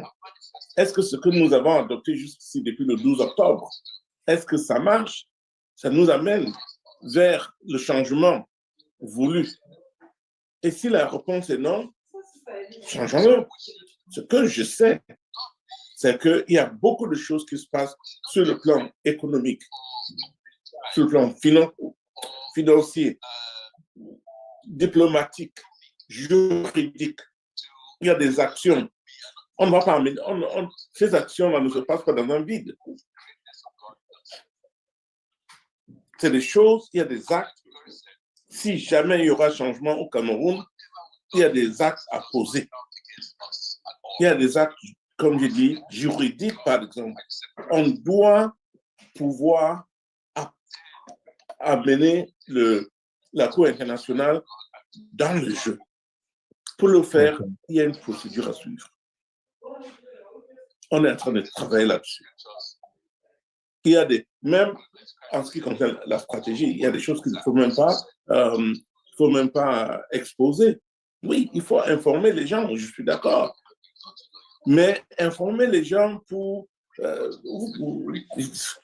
le monde ici, nous connaissons tous la capacité de nuisance d'étudier des gens en Yaoundé. Donc, je comprends parfaitement, n'est-ce pas, qu'il y ait toutes ces frustrations. Mais il y a des choses qui se passent, qu'on veuille ou pas, il y a des choses qui se passent sur le plan diplomatique. Chiroma est en contact avec beaucoup de gens à travers le monde. Mais pourtant, il ne peut pas. Il y a un certain nombre de choses qu'il ne peut pas dévoiler parce que le fait, c'est exposer un certain nombre de dirigeants du monde. Mais il travaille avec eux. Et le moment venu, on verra sur le plan économique, parce que tout est lié. C'est ça moi, parfois, je me perds dedans, mais tout est lié sur l'aspect financier, l'aspect économique. Vous avez vu, la Banque mondiale a refusé maintenant d'octroyer un certain nombre de crédits à ce pays. La Banque mondiale, ça ne sort pas de nulle part. Ça fait partie d'une stratégie adoptée, travaillée et tout. Sur le plan diplomatique, l'Union européenne s'est prononcée sur un certain nombre de choses concernant le Cameroun. Tout ça ne se passe pas dans le vide.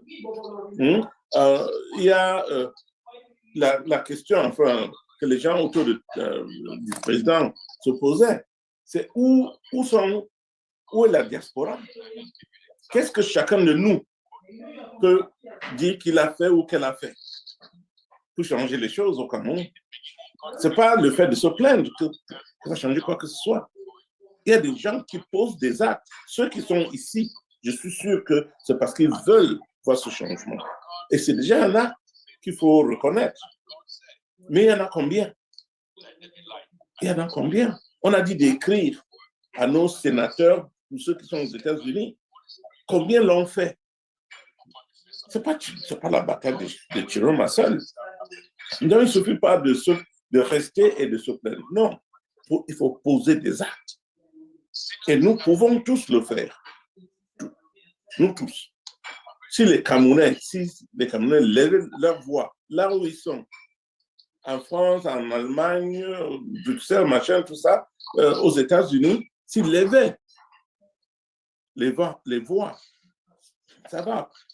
On est le mois de janvier arrive. Hein. Moi, je suis sûr que bon, il y a certaines activités qu'on verra plus claires à partir du mois de janvier, mais ce n'est pas Chiroma qui va changer quoi que ce soit s'il reste enfermé là où il est. Et vous imaginez, si les Camerounais, combien de Camerounais on a demandé, écrivez, n'est-ce pas, au président de la Gambie, on a demandé aux Camerounais de se manifester, qu'on sente que les Camerounais sont concernés par ce qui se passe. Il y en a, combien l'ont fait? Combien? Moi, je crois que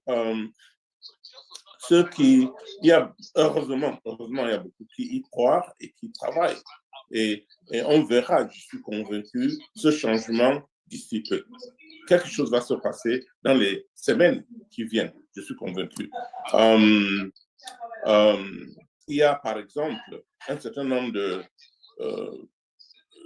on va porter... Il y a des avocats qui sont en train de travailler sur un certain nombre de trucs qui vont porter à l'attention, n'est-ce pas, des différents tribunaux au Cameroun et hors du Cameroun. Ce travail est en train de se passer. Dès qu'on va commencer à lancer, à annoncer tous les jours, il y a le gouvernement camerounais est en train est obligé de répondre à telle ou telle chose, 10 000 personnes arrêtées, enfin 2 000 personnes arrêtées, incarcérées, tout ça. Et c'est ça qui devient donc, on commence à entendre de plus en plus dans les médias internationaux. On entend que le Cameroun, on verra. Il y a des choses qui vont changer forcément à cause de ça. Donc, moi, je comprends bien Vincent Depaul et Baudelaire, mais mes chers amis, pas facile de changer un pays et surtout pas un pays où on ne sait pas qui dirige en fait. Hein? Je suis d'accord avec tout le monde, mais bon, on doit faire avec ça. Merci beaucoup, Eric. Qui se pose à nous tous. Merci beaucoup, Eric. Et Tayong, il semble l'avoir compris parce qu'il se plaignait de la présence des avocats sur les plateaux télé. Il se plaignait, il commençait à réduire le nombre de personnes qui ont été tuées. Il disait que c'est juste 10 personnes. On sait tous que c'était 50. C'est peut-être ça. Merci, Baudelaire. Avec le réseau que vous avez, on vous suggère de rester en contact avec nous. On veut le maximum de Camerounais disponibles. Vraiment, si vous avez un réseau de 400 personnes, Eric parlait des lettres aux sénateurs. C'est à ce niveau-là qu'on est très efficace aussi. Quelqu'un parlait d'envoyer des missiles Tomahawk, que Trump devrait envoyer des missiles. C'est ce genre de choses qui peut être très utile. Envoyer des lettres aux sénateurs, au président de la Gambie. Chaque communication qu'on peut relayer avec nos réseaux, ce serait très bénéfique. I think Monsieur Baudelaire wants to respond and he has something to say. Yes. Sorry, not really to respond. I just want to clarify a few things. Okay. Je veux seulement qu'on soit sûr. Parce que quand quelqu'un répond, on a parfois l'impression, et j'espère que tous ceux qui sont ici, on a parfois l'impression à penser que les propos que la personne tient collent à la personne à qui il répond. Vraiment, Eric, et je ne pense pas que beaucoup de choses que vous avez dites collent sur moi. On a certainement envoyé des lettres au sénateur, mais je vais vous dire, la première lettre que j'avais initiée pour les sénateurs, je ne connaissais même pas encore l'existence du projet CI, c'était le 13 octobre. Eric, on a parlé ensemble le 11 octobre, quand vous étiez à Londres.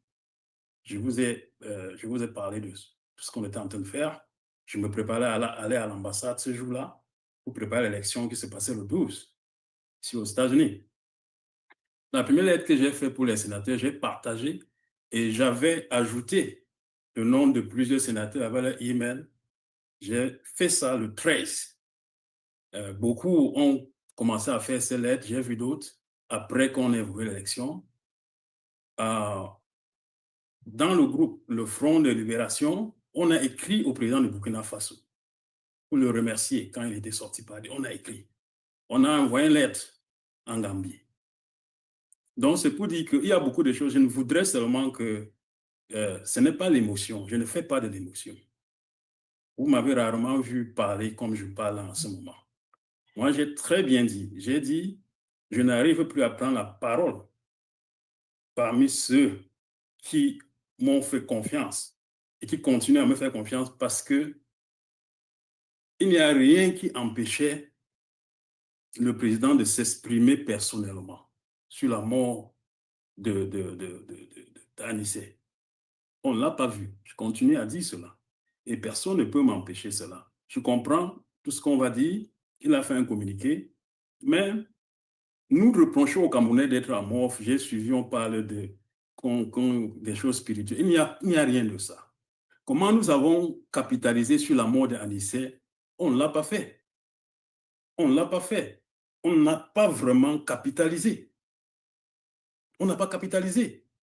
Les Camerounais ne pouvaient pas se lever comme les gens espèrent là. On n'a pas capitalisé. Et c'est tout ça, comme vous avez dit, il y aura un moment où on pourra voir si ce qu'on a fait jusqu'ici a été positif. On va regarder tout ça. Mais on n'a pas capitalisé. Peut-être il n'est pas tard. Mais si on continue à aller dans votre direction et qu'on n'écoute pas les gens comme moi, on risque de faire encore 3 mois, 6 mois, à se dire non, oui, le président est en train de travailler. J'ai suivi celui qui a parlé après moi. Il a dit beaucoup de choses, mais je veux sortir de ça. J'ai déjà été trop longtemps dans ça. Je veux sortir de cette ligne-là désormais. Je veux sortir de ça. Je veux qu'on soit sûr qu'il y ait des actions. Sinon, on a fait 2018. On n'a pas fait quoi? On est allé ici. On est allé au Congrès. On a fait 1001 choses. N'est-ce pas? Donc, je veux seulement que les gens comprennent. Ce n'est pas tellement moi. Tout ce qu'Eri a cité, il y a 1000. Et je continue à faire. J'ai dit, bien que la semaine passée, on a fait une messe d'action de grâce. Donc, comprenons-nous, essayons de comprendre qu'on peut faire encore mieux que ce qu'on est en train de faire. Et c'est dans ce sens-là que moi, ce n'est pas que je ne suis pas un homme tellement émotionnel que ça. Ne mettons pas ce que je voulais dire dans l'émotion. C'est vrai, je parlais avec un peu d'émotion, mais c'est parce que j'en ai déjà un peu là trop avec des interrogations qui n'ont pas de réponse. Merci beaucoup, Baudelaire. Très bien clarifié. Yes. Let me just say one thing, Mr. Baudelaire. I see he's still there. Okay, great. I think that your emotions are correct. I think that one of the beauties of what we have today, there's just 3 things I want to talk about let's put things in perspective. Number 1, we are having a national conversation. I want everyone here to think, when have we ever had a national conversation? When? In disagreement, we should feel joyful. In disagreement, we should feel the progress, because we have never understood what it means like to have this discussion. We have close to 1,000 people right now on Twitter watching. We have and in the other place altogether, we have about 1,200 or 1,300, just so we know, watching this week. And of course, the number always doubles. So the representation on the Zoom is not a representation on a weekly basis on who participates. We have been here on Project C. Our first call was on a Saturday, the 2nd of August. Worked in the background in July, and we started. So Mr. Baudelaire has started, and many of us have worked in different ways. Whether honestly it was true Ambazonia, it was true Camto's party, many people have been working. This is the movement. This is all together in this, and it was a struggle from SDF. This is all of this in this factions it's been. And so this conversation we are having in the different points of view is in the same pot, in the same pot, in the same place. Mr. Baudelaire, you are going for Cameroon, asking the right question. Nothing is wrong or right here. The questions Eric is talking about, it's in the same pot. We're in the same mix. It could be different ingredients making the soup.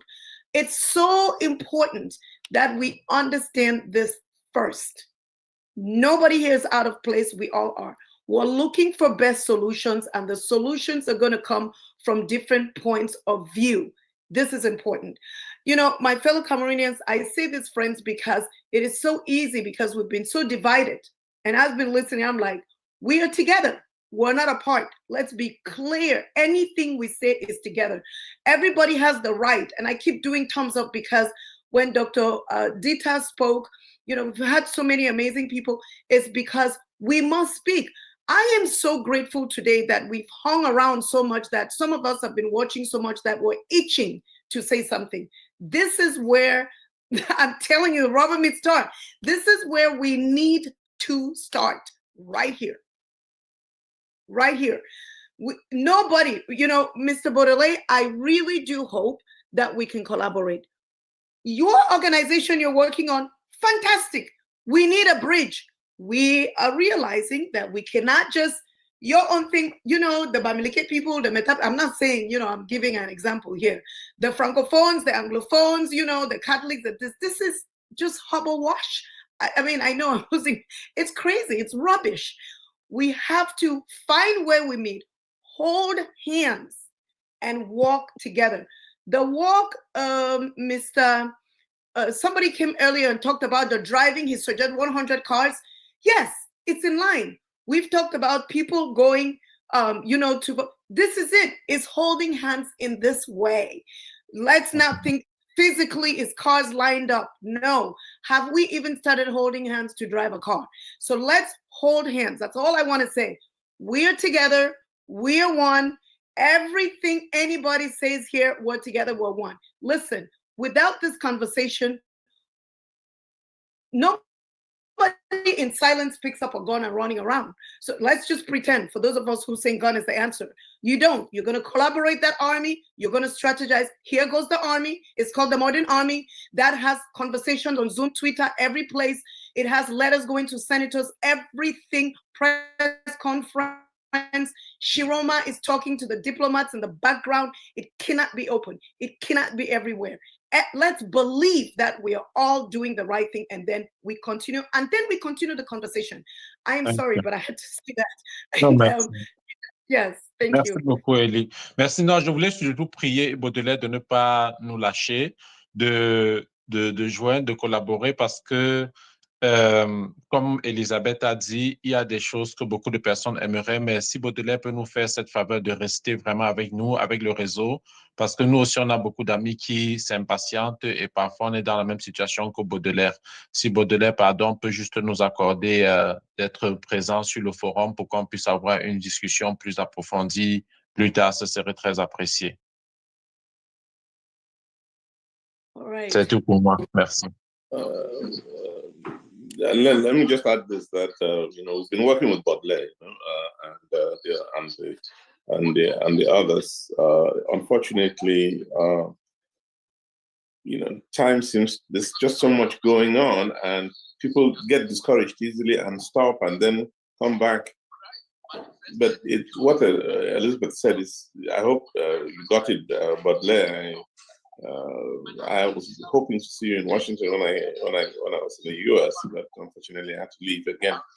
The important thing is, let us pull ourselves together. That's the central message. And let us understand that we all are leaders of this resistance, of this revolution.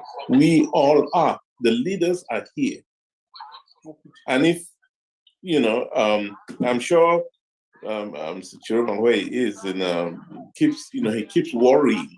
The one thing that bothers him the most is not even whether everybody is around the table or not. It is whether we've even talked about. I'll tell you two things.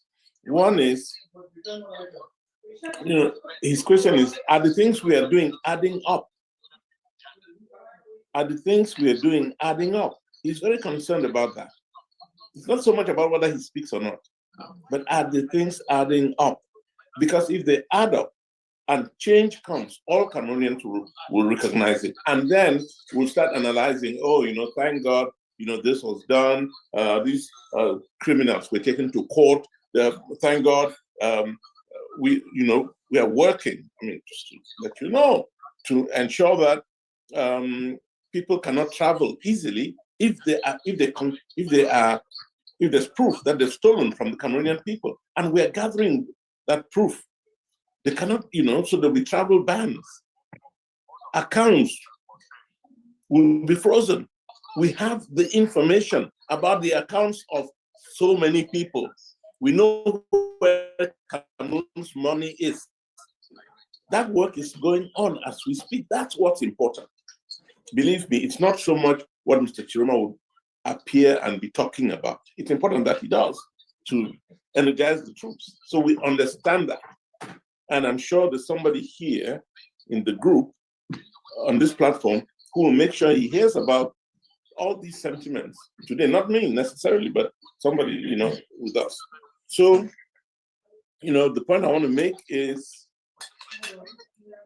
if all of these things add up as they should, and that is what concerns him the most, if they all add up, he knows that the Cameroonian people will forgive him for not having spoken as often as he should have. Because I think speaking is important, but I don't think it's the essential ingredient. If we can stop these people from traveling, if we can stop the accounts and then when a government comes and we figure out how to get that money to build our schools and hospitals, I think he'll be forgiven for not speaking up at this time. So I understand, but again, the message will get to him. I want to reassure everybody, Baudelaire, everybody, this message will get to him that difficult as it is, we have to figure out how to maintain contact with citizens. But please, it's just as important that we know that we are also leaders. We are leaders. That I've gone for I don't know how many days without any contact. But that doesn't stop me from trying to see what's happening in all the other areas and trying to communicate them as best I can. So we are leaders, we should be communicating. Let's do what it takes so that this change can come. This is a different kind of political situation in which Cameroonians have never really found themselves. But I hope that we will all understand going forward that we are all in it, we should work together, and I want you to ask yourself this question constantly. Not only you ask every Cameroonian on this planet, what are you doing to change Cameroon to become the nation we all want? Ask every single person in the diaspora. And I know that there are lots of people, because I've been receiving calls of people say, what can I do? What can I do? There've been a lot of calls to me, and I'm sure maybe Elizabeth and the others. So let's challenge Cameroonians to do what we all can to bring about this change, and let us all be part of the leadership, Baudelaire has declared, has demonstrated very clearly that he's a leader. And I know in his group, that there are other leaders. I asked them, Baudelaire, I can now come back to you and say, what have you done since our discussion with regard to putting together the database that you were supposed to help put together? What has happened to that? So maybe you want to answer that, but the point I'm making here is we are all part of the leadership team. We really are. And it'd be nice to, for us to question ourselves as we go forward, what each of us is doing. We are working on two things, as I said. One is a plan, a retro plan. And I hope it will be in a position to announce it soon. That retro plan is not Chiroma working on it, it's the rest of us. We want to figure out what it will take for him to be in a 2D and when. When will it be possible for Chiroma to be in a 2D? In reality. And we want to, based on what we determine, we will then set a date. That date, I threw out a date a few weeks ago, and I said 11th of October. Oh, sorry, 11th of February. I threw out that date a few weeks ago, 11th of February. But when that date was thrown out, there was no we had not done the work we should do, which is what will it take to get there on the 11th of February? So we are now doing that work. What will it take to get to a 2G? And based on what we see, we set the dates, and then we work back. We do the retro planning. That's where we are on that scope.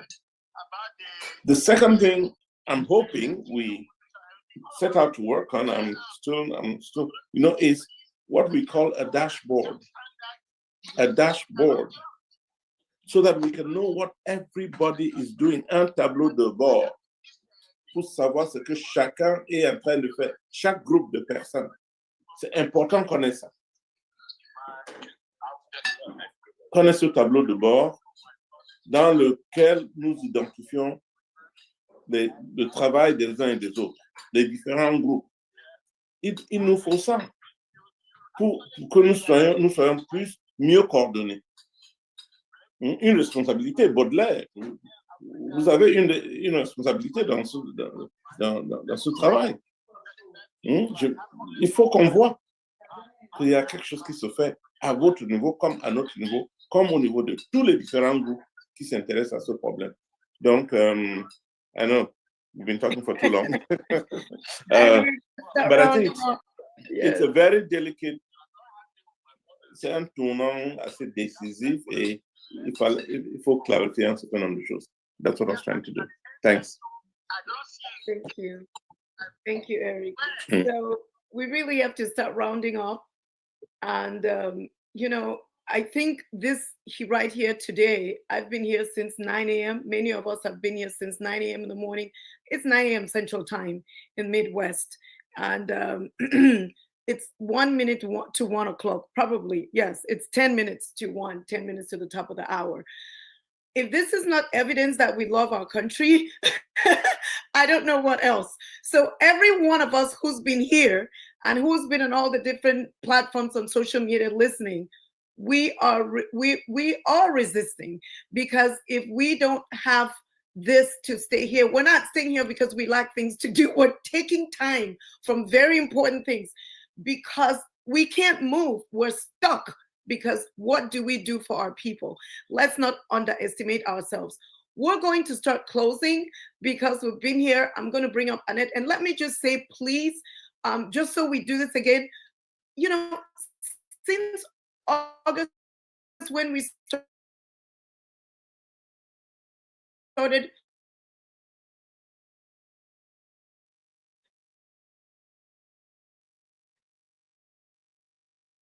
maybe you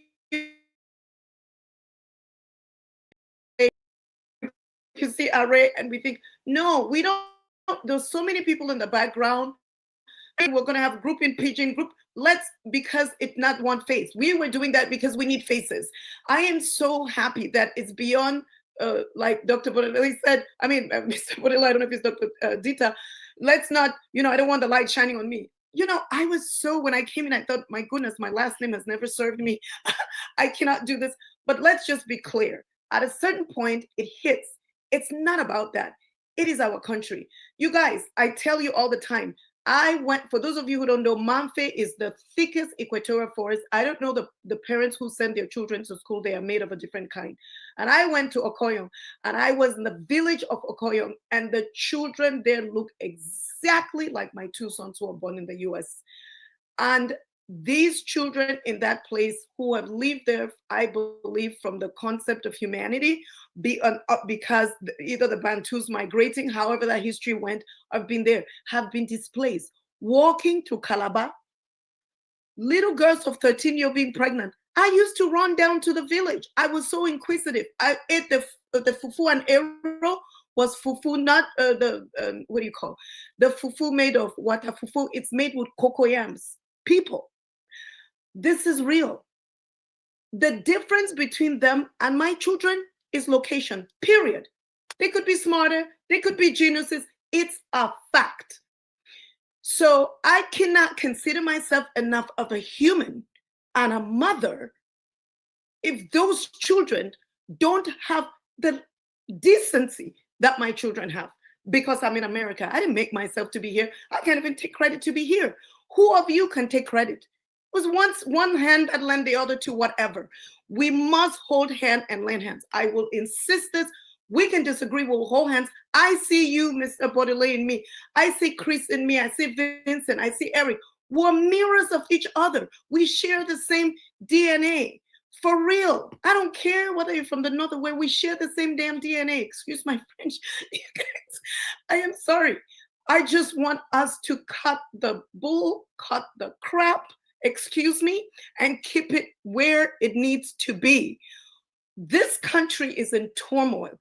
We can see similar situations, but Cameroon has been in this for 60 years. We can fool ourselves and say 43, but the first 20 was all good. Yeah, it was the best we got. Let's just be real.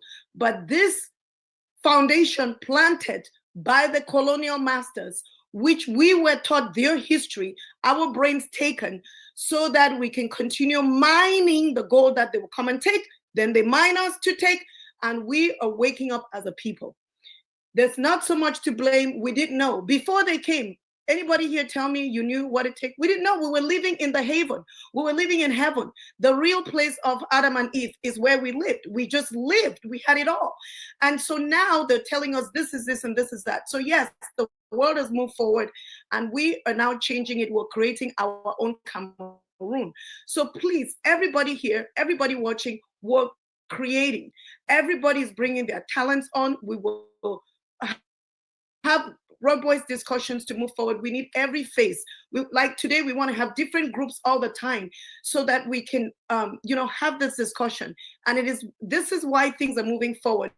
Because for the first time, people are talking. We know there's creation came from the word. We know that if we're talking, we're connecting, we're clear, and we can now come up with strategies. Without this, communication is not happening. And if we consider that Shiroma is one person, there comes a time where the voice of the people is what leads. Because if the leader is down, it's not down because he needs to be on the ground. But our voices together will be so loud, this government will come down. It is where we are. So people, let's get this going. Ken, I'm going to bring you on so you can talk about money. Annette is going to give us a rounding statement. And then Eric is going to talk, our voluntary leader here.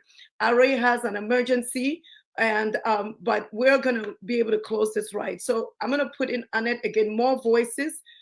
Kenny, you're going to talk, and then Annette, I need your perspective. And then if anybody else has any rounding thing to say, and then we're going to close. Thank you so much. So let me put you on here and Ken, you're on. Thank you. Okay, thank you, Ellie. I think one of the things you just touched on asking, who's Chiroma, right? Yeah. We've been talking here that I've sensed a lot of frustration, a lot of anger, right? But the question I ask is, who is Chiroma, right? When we got together as Project C, we didn't get together behind one person. We got together to say, we're going to invite everybody who says they want to be president in Cameroon to come in and tell us why they want to be. And we're going to ask them questions. And then from there, we're going to let the voices speak and choose their leader. So who did the voices choose? They chose Chiroma. So now Chiroma is not Chiroma as an individual, it's the voice of the people. We are here. I don't know Chiroma, but I know he's the one that Cameroonians chose to be the next president. Is he perfect? No, not like any president in the world that is perfect. They surround themselves with people who are going to coach, advise, and get them to where they need to get to. So I bring you guys, when I talk about fundraising, to Project C. There were a few people who started this idea, right? They are not politicians. They are not experts in any one field or the other. This belongs to us, guys. Bring your voices to the table, bring your expertise to the table, and join any of the committees that Project C has advertised so we can continue to be better. These are critical times. These are not times for anybody to be skeptical or point fingers or do whatever. These are times for us to come up with solutions. We need to be solution-oriented with what we want to change in Cameroon and be intentional about it.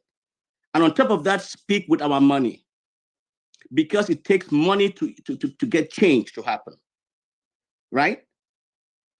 So I'm going to ask you guys this. I mean, maybe not even necessarily ask. I'm going to say this very directly. We are asking, why are Cameroonians not outraged? 300 people disappeared in the prison. Yet, there's no outrage in Cameroon. Guys, remember, 200 women disappeared in Nigeria, and it was on CNN, it was reported everywhere in the world. Right? Remember that, guys. We had 300 people disappear in the prison in Cameroon. There's no outrage. A person was sophisticated in jail in Cameroon, no outrage. Tractor trailers were bulldozed, goods dumped on the side of the road, no outrage. So let me tell you guys why I think that is. And that's why I'm coming here today asking you guys, please contribute, put your money to speak. We are all victims of a regime that has spent time and money to desensitize us. We are victims. I am here, a citizen of two powerful nations. When I go to Cameroon, I'm still scared. Are you kidding me? I'm scared of a regime that will stop at nothing. Nothing, guys, nothing. So, yes, our people who are on ground zero are scared. And what is needed is money to educate them and retrain their minds as to what it takes to unite and fight. Fight a regime that has spent time and money for years to create fear, to divide us and make us feel like we do not matter and their voices matter. When an individual who is a non-entity, and I apologize for even addressing his name, and I don't even think his name is Atanganji, whatever his real name is, but I apologize for even addressing his name to you guys because of the respect I have for you, because he's a non-entity, can talk to us and a country like we don't matter, and there's no outrage. Come on, guys. What is it going to take? We're asking you guys for a little bit of contribution to change the narrative. Be part of this. You want something to change? Speak. Get into your pocket and speak, because it's going to take money. It's going to take everything that we possibly can. We're not dealing with usual times. We're dealing with people who are not scared of anything. They're evil-minded people. They are evil-minded. Let me repeat. These people don't give a damn. So don't think that it's going to take traditional modes to change them. So every one of us, guys, I'm asking you, if you cannot contribute money, get involved one way or the other. Contribute your time, contribute your ideas, contribute your knowledge. You're part of something in the diaspora. You're part of a company. You're part of a group. You're part of an entity that has money to invoke change. That money is what is needed to make the change that we want. So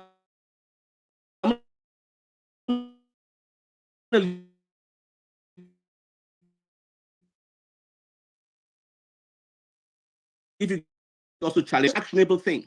Imagine, guys, I said this last week. If we formed a truckers union in Cameroon, and we as Project C and the diaspora say, you know what, truckers, we're going to pay your salaries for 1 month. Don't transport a single good from the Douala port to anywhere in Cameroon. Watch what happens to Cameroon. It crumbles. We're talking about mobilizing trucks or cars to block the roads. We all need to get there. You understand that? And don't challenge the fact that because we're diasporan, we don't understand it, we can speak from a distance. We all have to fight in dynamic ways. The people in ground zero are going to fight the way they know how to fight. But our challenge is to spend the money to educate these people at the grassroots levels. Investigative reporting, education. We need to change the mindset that you and I have, that mindset that was scared of this. Minuscule people that are powerful in evil ways, that have messed us up. And we need to change that narrative. So I ask you guys, please speak with your money. Speak with your money. Contribute. Be involved. Donate. $1, $2, $3. How many million diasporans are out there? All we need is a little bit of your money to make Cameroon what you want it to be, to make this country, your beloved country, our motherland.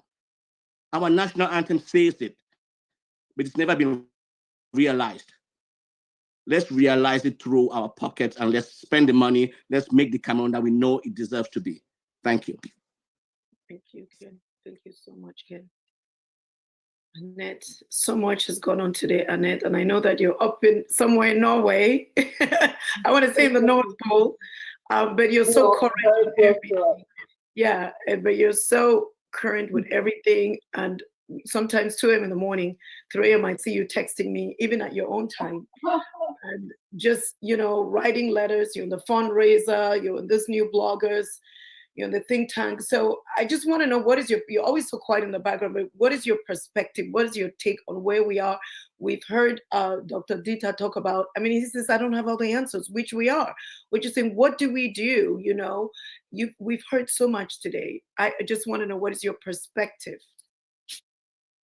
Well, thank you, Elizabeth, and thank you very much to everyone who has had the chance to speak today. I do, when I listen to Dr. Dita, Baudelaire, I can see myself in all of that. I wish we could just go and take over tomorrow and have the president-elect to be in office, but I know that that is not possible. So what I resign myself to is to joining Project C. I knew that if I joined Project C, at least I would be able to contribute my whatever talents that I have towards this movement. That is a calming factor to me. I have been reflecting a little bit today about the theme for our meeting today. And I just wanted to maybe round up on that. Holding the future, truth, resilience, and the people's mandates. The future belongs to the people. Cameroonians are not passive observers. We are the rightful custodians of our nation's destiny.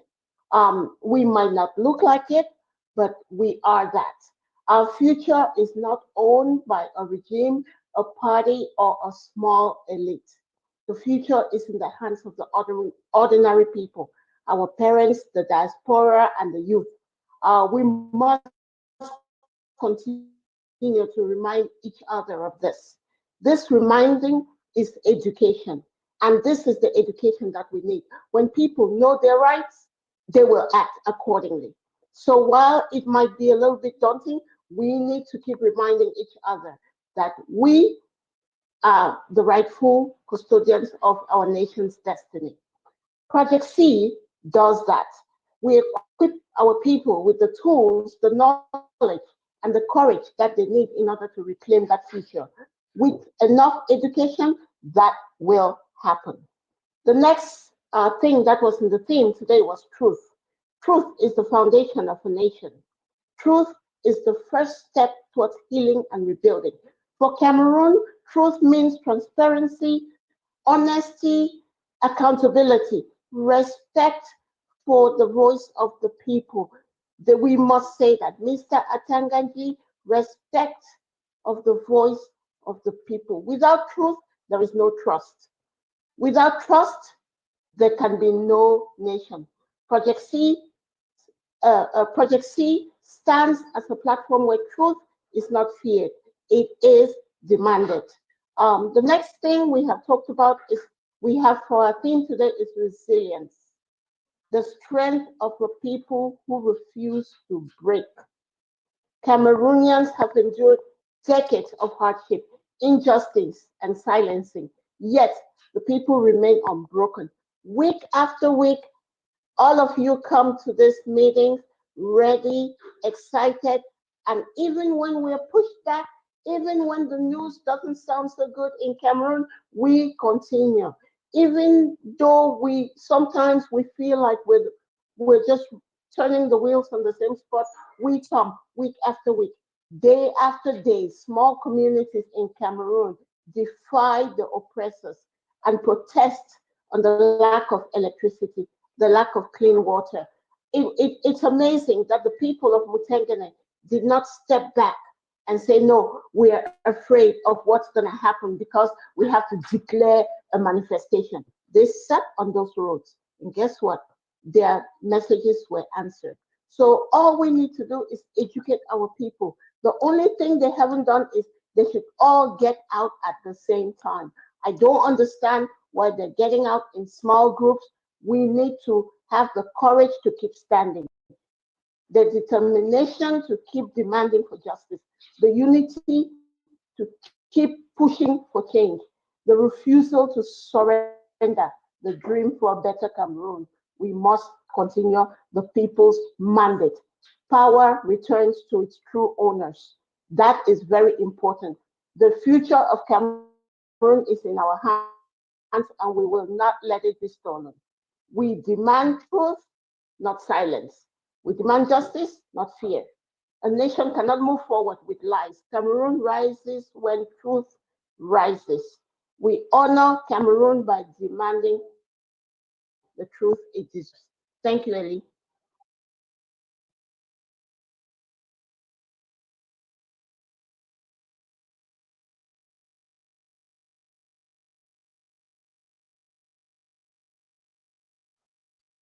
Ellie, are you there?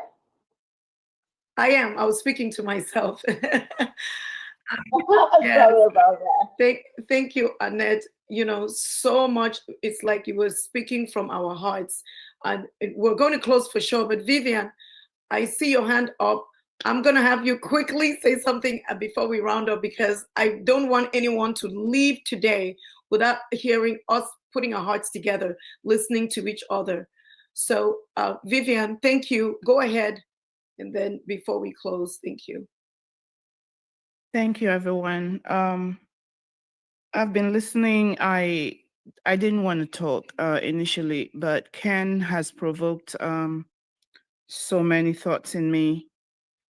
Thanks, everyone, for participating and continuously hanging in there. It's been difficult. Personally, for me, this is not new. Being in a revolution is not new. Been fighting. But one thing I wanted to bring to the attention of Project C leadership is the need for a collective revolution. So many people have been asking me these questions, and I haven't been able to answer properly. So I really need one of you to either answer some of the questions here, or find time to address them. So many people have concerns about the fact that Project C champions the release of prisoners post-electoral, and not all prisoners. There are so many political prisoners who have been sitting in prison. So many have died. So many international organizations have reported that. Amnesty International reported so many who passed away. And so these are some of the questions that people have asked. If we have to conduct a revolution of this magnitude, we need to make it a collective effort. Because when you continuously champion the release of post-electoral prisoners, you are neglecting the other political prisoners that have been languishing in prison for so long. These are also Cameroonians who have championed freedom of speech, who have championed change in Cameroon. Also, my second question for Project C is the need for diaspora to be inclusive, to be united. What are we doing? What is Project C doing to get diaspora emotional about what's happening in Cameroon? And I mean Cameroonian diaspora, let alone the African diaspora. Because this plight, the plight of Cameroon, is not just Cameroon's plight. It's a plight beyond Cameroon. When the Anglophone crisis started, I am a Twitter, I would call it, I'm on Twitter almost every day. I attended Twitter spaces almost every day. And I realized that Cameroonians were completely out of it. There was no care. There was no concern. There was absolutely no issues coming from Cameroonians. When you don't project your own problem, nobody will help you project it. At the same time, there was the issue with the Ethiopians, the Tigrayan crisis, you could see every single Ethiopian attending spaces which didn't concern them just to talk about their problem. Cameroonians were absent. It's the same situation today. You go to so many spaces, they talk about, everybody is talking about their issues. The Congolese are holding spaces. I have noticed that we do not do spaces to champion, to amplify these causes. Even when you do a space, 1 or 2 people are going to come in there, and if they're not talking about what happened at the nightclub the previous day, what dress, who wore, it's not going to be a successful space.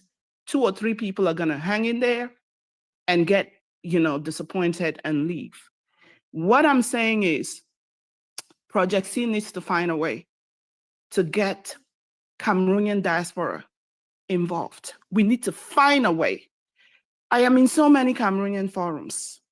This issue is barely talked about. Barely talked about. People have died in Cameroon. Ekane died. It kills me. It kills me. And reason why I say Project C needs to do better in amplifying the cause for prisoners especially is because these are people who don't have a voice. We are their voices. I'm a part of Release Them campaign, which was formed in 2019, 2020. We decided that it wasn't only an Anglophone problem, it was an all Cameroonian problem. And we kept it as such. Every single Friday, we created Black Friday for all political prisoners in prisons. We didn't do that because we for some reason, it kills me that we have abandoned some of these prisoners to be on their own. Please, let's do better. If Cameroon is truly united and one, and if we preach unity, let it start from Project C. Let's reflect what we preach. Let's walk our talk. Last but not least, fundraising. I've raised a lot of funds for so many projects. Accountability, transparency, consistent update on what the funds are being used for is extremely important. It's a motivator. It makes people want to contribute more and more and more. But when people contribute and there is not that update, it makes them start, thinking what is not there. Again, financing organizations like this, financing revolutions is not a walk in the park, but we must make it our duty to give Cameroonians a reason to contribute their money, because we're coming from some kind of corrupt societies where nobody gives accountability for anything. So Project C needs to be that change. Let's show it by example. So much to talk about, but I'm going to yield here. Please answer my questions. What can Project C do to change the narrative when it comes to getting Cameroonian diaspora involved, both from homeland and in the diaspora in this movement? And secondly, what is the plan? What is Project C's plan for strategy plan for 2026 going forward? I yield. Thank you all so much. Thank you so much, Vivian. And I was thinking, and I said, my dad once said to me that if people are not talking about you, you're doing nothing. So I think that everybody on here who considers themselves Project C, should feel proud that we have just been here since August. And we, because of what you have created, it's been looked upon with all these responsibilities. And I love questions that would go for organizations that have been around for decades, right? So this is really exactly, and that's because of the might and the power we have. So Vivian, you're bringing that out. We know that, and that is so true. Now, I am going to answer this mildly, knowing that it will be continued to be discussed. I've written things that you talked about down. Some of them I may not be able to answer, but it's going to come. But the first one you talked about was supporting prisoners post-elections. And I want to say that we have never come out to support prisoners only post-elections. We are talking about prisoners, all political prisoners. But yes, it is true that with the current prisoners is how we remember. So when we come in and talk about that, that's where people can remember. One of the questions that we asked Issa Shiroma, as we did a lot of the candidates, when they were coming on the Zoom prior to the elections, was what was going to happen to the political prisoners. And I remember Shiroma was very quick on his feet with his answers, talking about their release. I actually remember Buba Bello's answer also, but that's not what we're talking about. So he answered that, and that was key. So this is in the forefront. It's not one person, it's all. There could be room, Vivian, to be able to add and have all those, lists on there. And that's something that we're organizing for sure. But yes, so we're not hoping that when the government changes, or we want just the post-election. No, I think that would be naive on all our parts, right? Because as we have consistently said, this fight has been fought not just now, it has continuously been fought, and the baton has been passed on, and this is the biggest part of the battle. So it is all political prisoners, not just post-election. Another thing that you talked about, and I know I'm skipping around, is talking about the diaspora being united.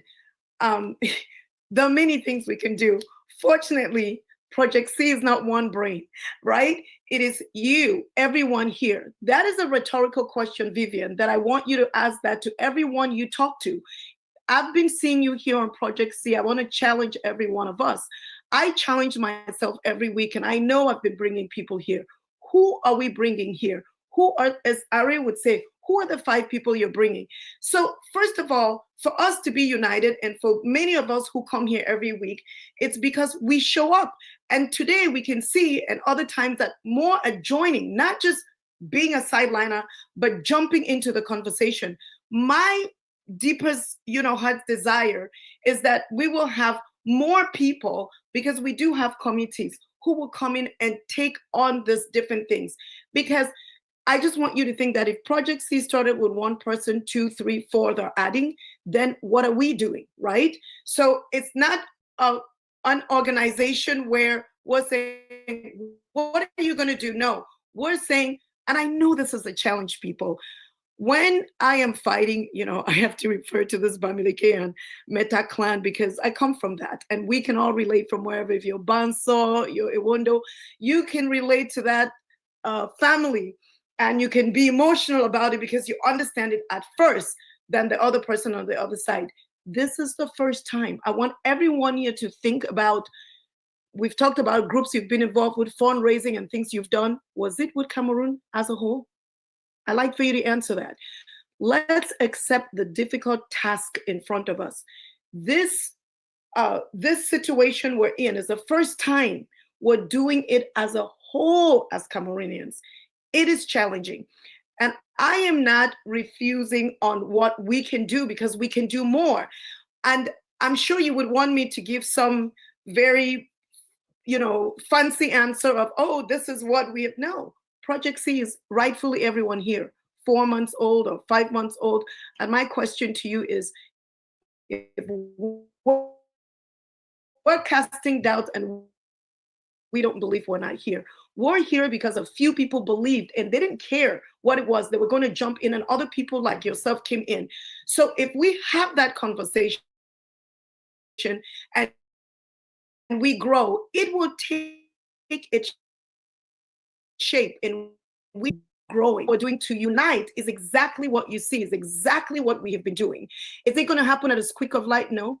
We're not your NGO that you have read and been in. We're not. We are not. And I just wanted to be honest. I don't want to come here with a perfect answer because it will be wrong. I want us to understand what it means to build a nation. And that is the challenge to every single person here. We're us. We are us saving us. That's what Project C is. We're us saving us. Now, one of the things that we've been mindful of, and we are failing forward to success. All of us, we're failing forward to success. One of the things that we've been mindful of is, I've heard people say, I don't care how far extreme they should be able to speak. People, we are here to take down a government and to bring another one. Divisive languages that come in saying we cannot and keeps insinuating our inability to do that without being positive. We've had some of those. We're not, maybe after we've taken over and Project C continues to exist, we can be open. We're in a battlefield. There's a discipline when we're on a battlefield. We're here to go somewhere, and this is really where the most energy is concentrated. We appeal to you. It's not like we sing today, it's not going to be perfect, but we have a lot of people who understand that we have to come together to move forward. And in that, it's not all going to be clear. But if we're breaking and chipping down and comparing us to other groups, we are not interested right now. It could happen later. I want us to agree that when it comes time to accomplish to move forward. So I first of all want to admit that we're moving forward. We're trying the best. It's not, obviously we've had some 13 or 1400 in the general group that we've had, and we'll continue to build. But with us being here today, with you being here today, we can grow this. We can grow Project C. Project C is Cameroonians everywhere. So let's see what we can do together to build. Last, I want to talk about the financing. I'm really happy that a lot of people have been talking about financing.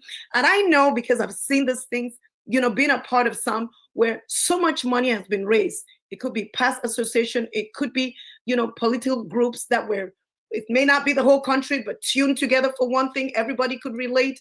I want us to remember, this is where we're seeing who we are. This is Cameroon putting money together. Have you ever been in a group where the entire country was putting money together? It is really a question. We have to understand the task that's in front of us. And we're putting money together as a country, not as a region, as politics. And then the other thing that we are doing, Vivian, thank you so much for pointing that out. And it's something we will be doing. It's been talked upon. Transparency is one of the things that we are so, and as you guys can see, we're having this conversation out in the open. I also want to ask those of us who've been members of a lot of different groups, it's quite challenging. And that's to show how far we've come. I've rarely seen or known the groups who have been in politics and other little factions who have had such conversations. We have our conversations in the open. So, and we're open to be challenged. But what I want to encourage us in doing, Vivian, you have great ideas. Please contact an administrator, put the ideas down. This is how we've grown, and we can talk about it. We are going to grow, and what are the things that we need? And we are never sending down suggestions. If you write them down, we are taking them in, because that's the only way we're going to grow. I also want to say that we have everything. So we are able to report. We've come in and say, here's the money, but we have to go in more details.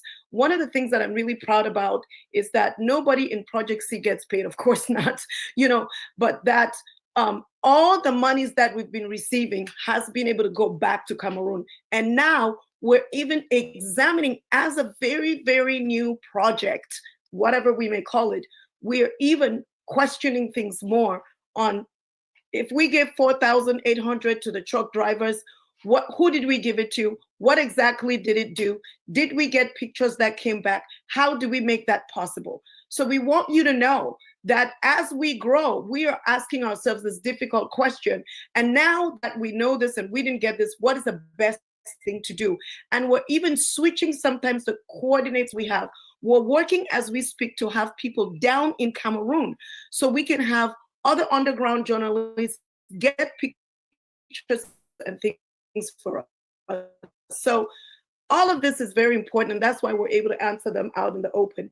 Another question you ask about Project C, a strategy for 2026 is something we're going to come back. As we know, this is the last Saturday of the year that we're meeting, and then it's going to be a new year when we meet the next time. So I know that the answers are not perfect, Vivian, and to those who also want to hear, but I hope you know that we're ready to we're very open to be criticized. Like I said, if you're not talked about, you're not doing anything to make change. So that is quite an honor for us, and we're going to continue opening up. So please write suggestions. We can discuss more, and then some of those answers are going to come back because it does warrant that we retreat, we answer them. They're probably things that we're already working on, and then we bring them back to you. So we thank you, Eric. I know that you have some things to say as we're rounding up on this. This definitely has been a big meeting today.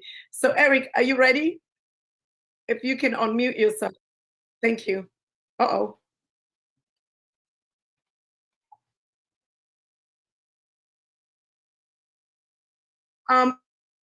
Mimi, things happen, All so right. I don't think that, yes. I know you're in control.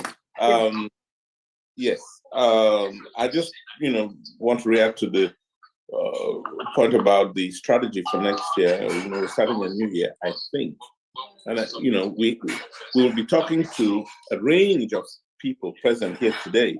And if you have any ideas and you don't hear my voice or Judith, please, if you don't, try to reach out to us and make a contribution to this evolving strategy on how we go forward. It's going to be very important. But we clearly will have a strategy for 2028, 2026 that seeks to achieve two things. One, strengthen the link between the diaspora and the nation, which we'll put ourselves as that bridge to the rest of the nation on a range of ideas. It's not just politics, but also other things, economy and so on. So we'll try to position ourselves to help, because we're going to have to rebuild Cameroon. If we're going to rebuild Cameroon, we need ideas, and we want to make sure that the ideas from the diaspora, no country has grown significantly without its diaspora. So we want to make sure that this diaspora, the Cameroonian diaspora, contributes to making one of the greatest nations on the African continent. We'll do that next year. Where it'll be part of that strategy. The other thing that will be part of that strategy is to get Mr. Chiroma to a 2D. And we're going to come up with this plan, the retro plan, and we'll inform everybody about it so that we can work in very concrete ways with steps that are measurable to take the president to a 2D. Then just so you understand what I'm saying. And I know Vincent de Paul is with us. I know Baudelaire is with us still, and we'll be one, asking these questions. I know Chris is with us, and we'll be asking these questions.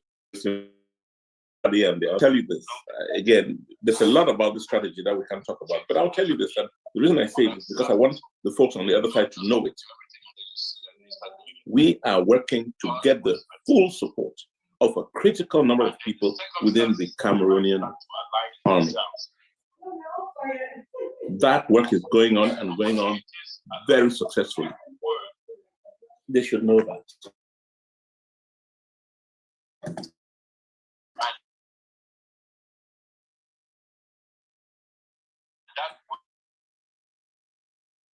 So it's part of the strategy that we all thought, no, we shouldn't disclose. But it's important to disclose it. And we're getting very, I feel very confident about it. The other thing, it's very distracting to your message. Sorry about that. I am managing two conferences at the same time.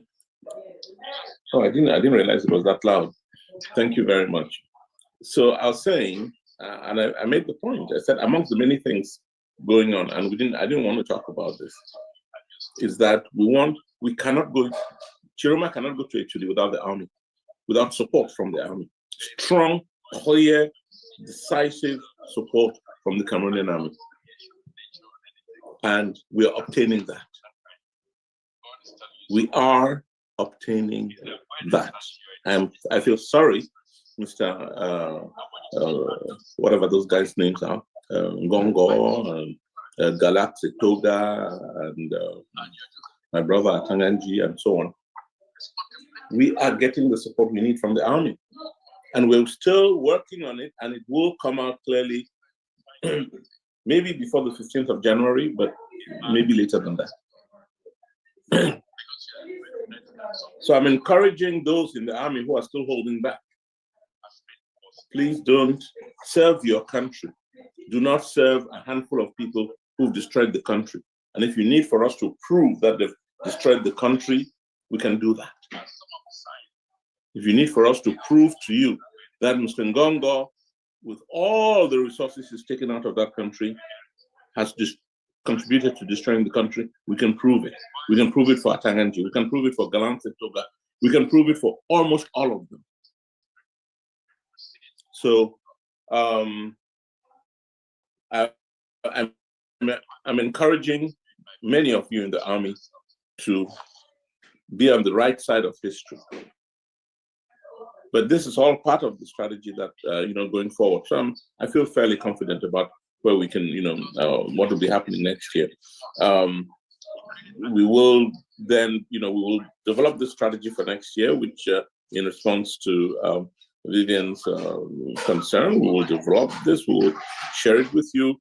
There are a couple of things. There's this, I mentioned the dashboard that we're working on. I hope you all will contribute to that dashboard. Michael Sense is working to put it together. Did I disclose something I should not have? I mean, I get accused often of talking before, of giving more information than I should. Unfortunately, they have I'm a communications person. That's been my life. So yes, but we're working on the dashboard, and Michael is working on it, and we'll try to make sure that it gets to you. And then, of course, Baudelaire, who spoke, I still hope that his group will come out with the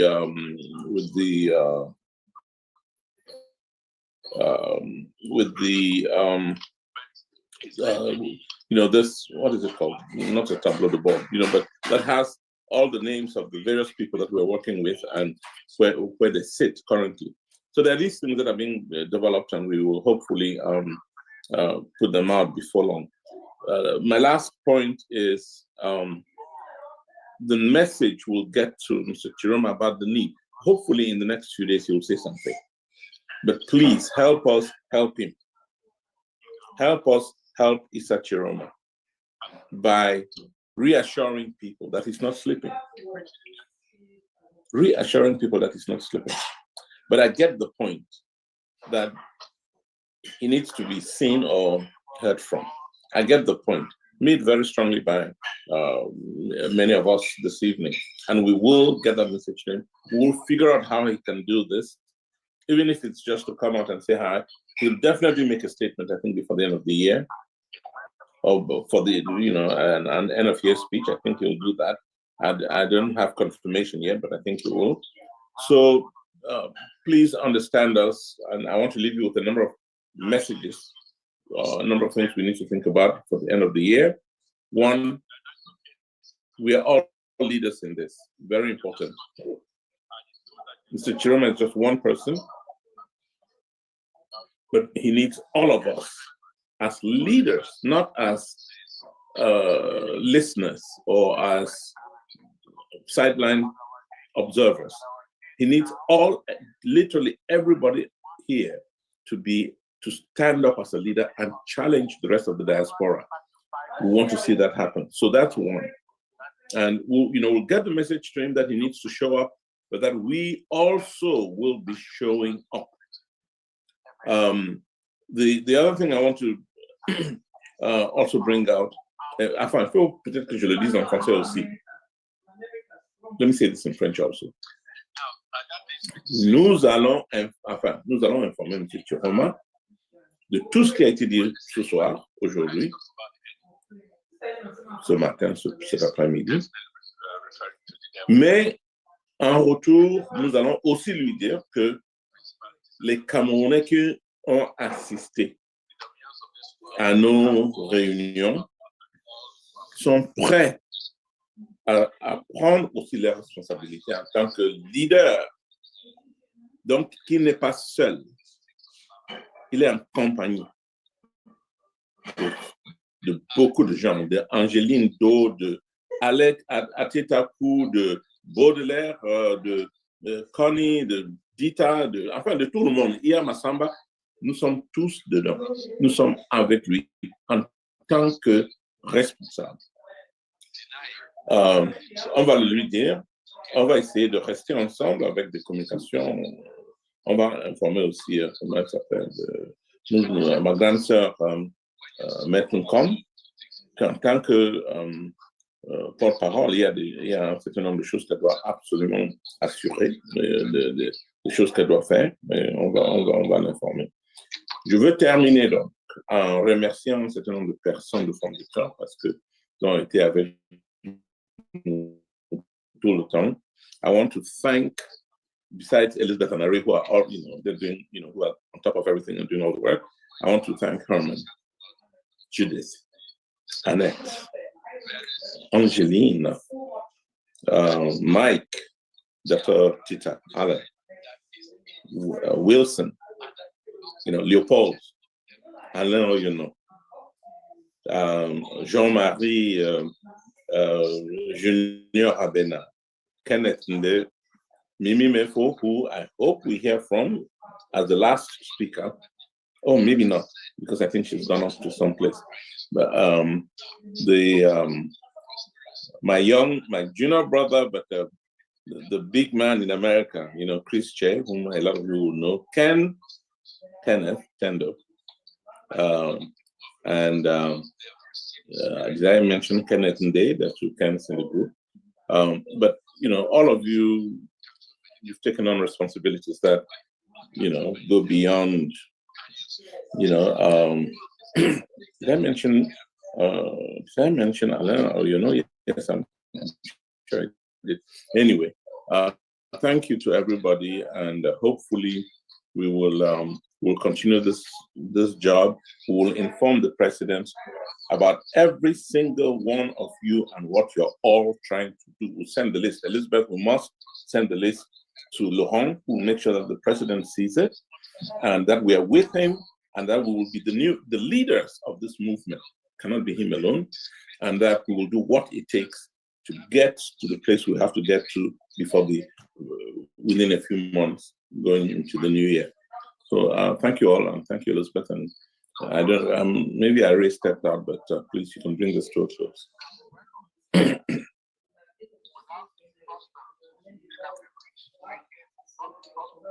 Well, so I don't know if Mimi, are you able to speak? If Mimi can't, we have Alain Oyono.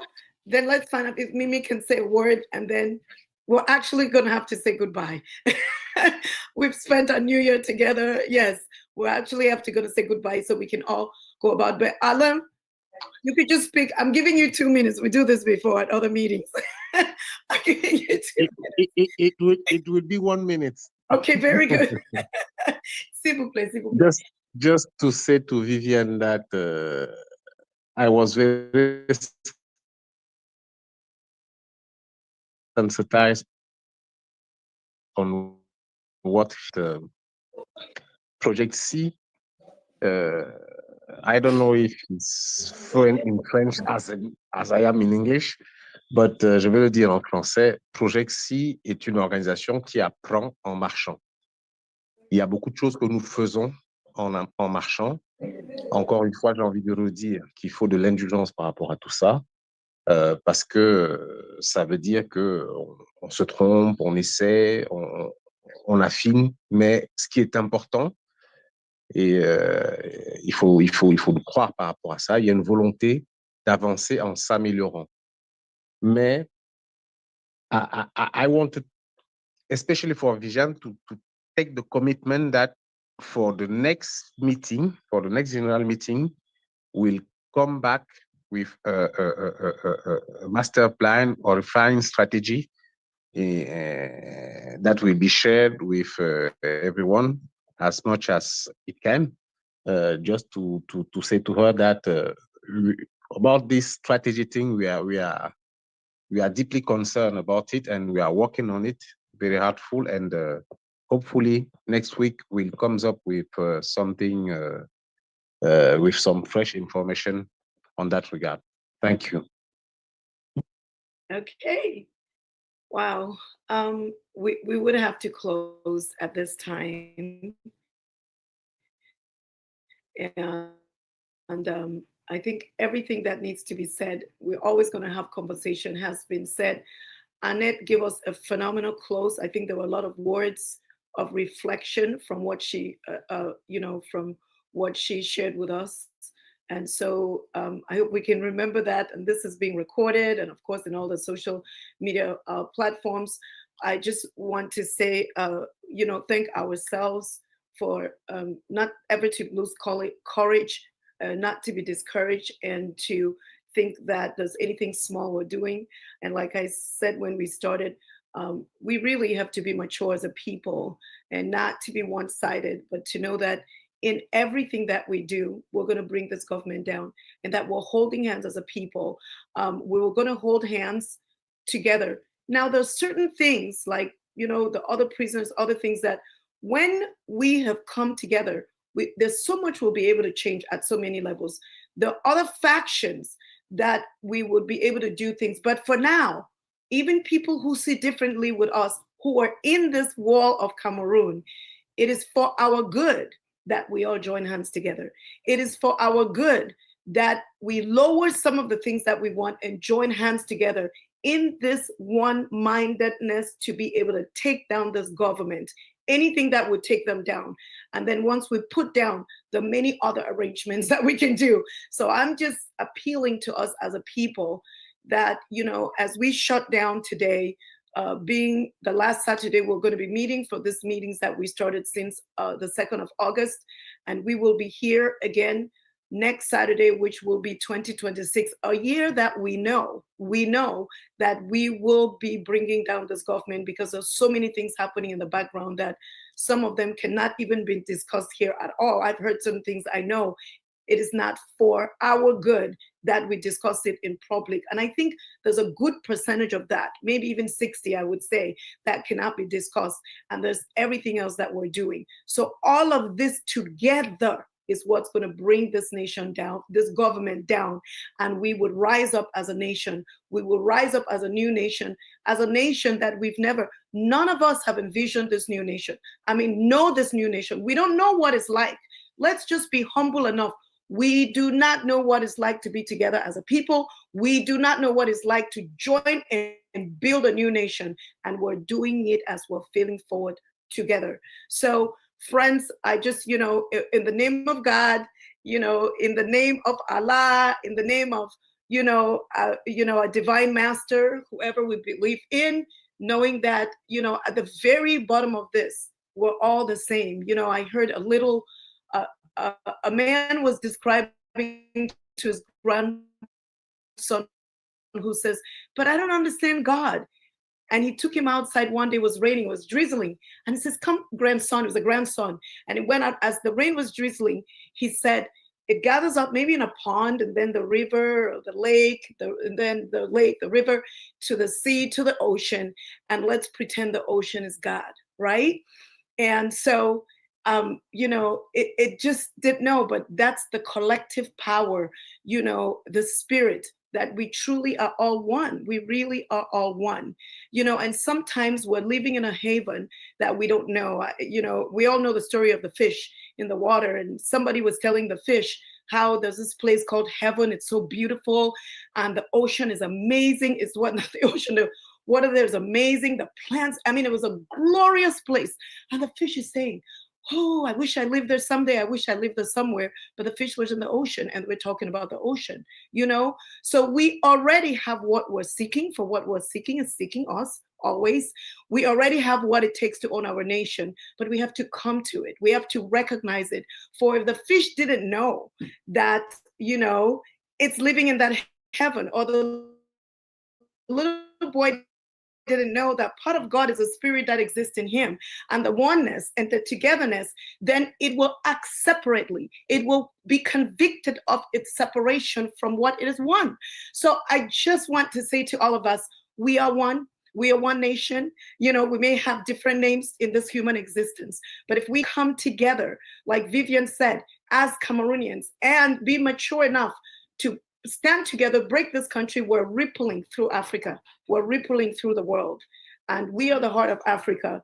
And so I just want to say that, you know, have a great and a happy new year. I have the humble self to be able to shut this down for the end of the year. And so wishing you the best blessings to you and your family. Thank you so much. And we look forward to being here on Saturday next week. On Monday, we're going to shut down our group and we're, you know, our general group. We're going to put all announcements on there. Please remember, if you're not a part of the group yet, right now, talk to someone maybe who invited you here. The link probably has already been sent on here so that you can be a part of our group, and we will continue this fight. And I will just end by saying something daring I was sharing with someone, that I started a visualization in my prayer time of seeing the celebration of Cameroonians as together. Maybe we can all do that. Seeing us together in Cameroon, whether anywhere you are, whether you're there or not, same spirit, but that we can be, that we, instead of being focused on the problem, I start visualizing what it's like to have a new president that is for the people. And I'm seeing the name President ITB Issa Shiroma. It's not about him, but we chose, you know, I can see that we take down Biya, but it's not complete because we need a president to that country. And the people already chose a president. That energy is in the form of ITB. So I chose to see that. And maybe we can visualize that and just hold the energy, hold the spirit together, knowing that it all will come to pass, and we will be for better as a people because we did this task together and we cannot be the same. So I thank you, and have a great rest of your day. Bye. Yeah, sorry. Okay. Thank you.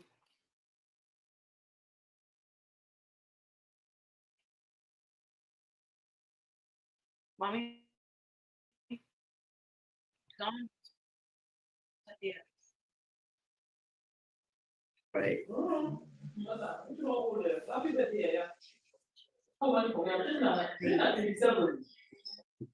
Cry for Cameroon. We want to hear that. Okay, we are doing that. I really got distracted. That was a crash, but it was not as bad as the ones that we've gotten from It's a great crash. government before. I was trying to look so perfect and professional, but that doesn't exist, does it? Okay, I'm going to share that screen here in a minute. We can all go out with the music that we all want to hear. Yep, here we go.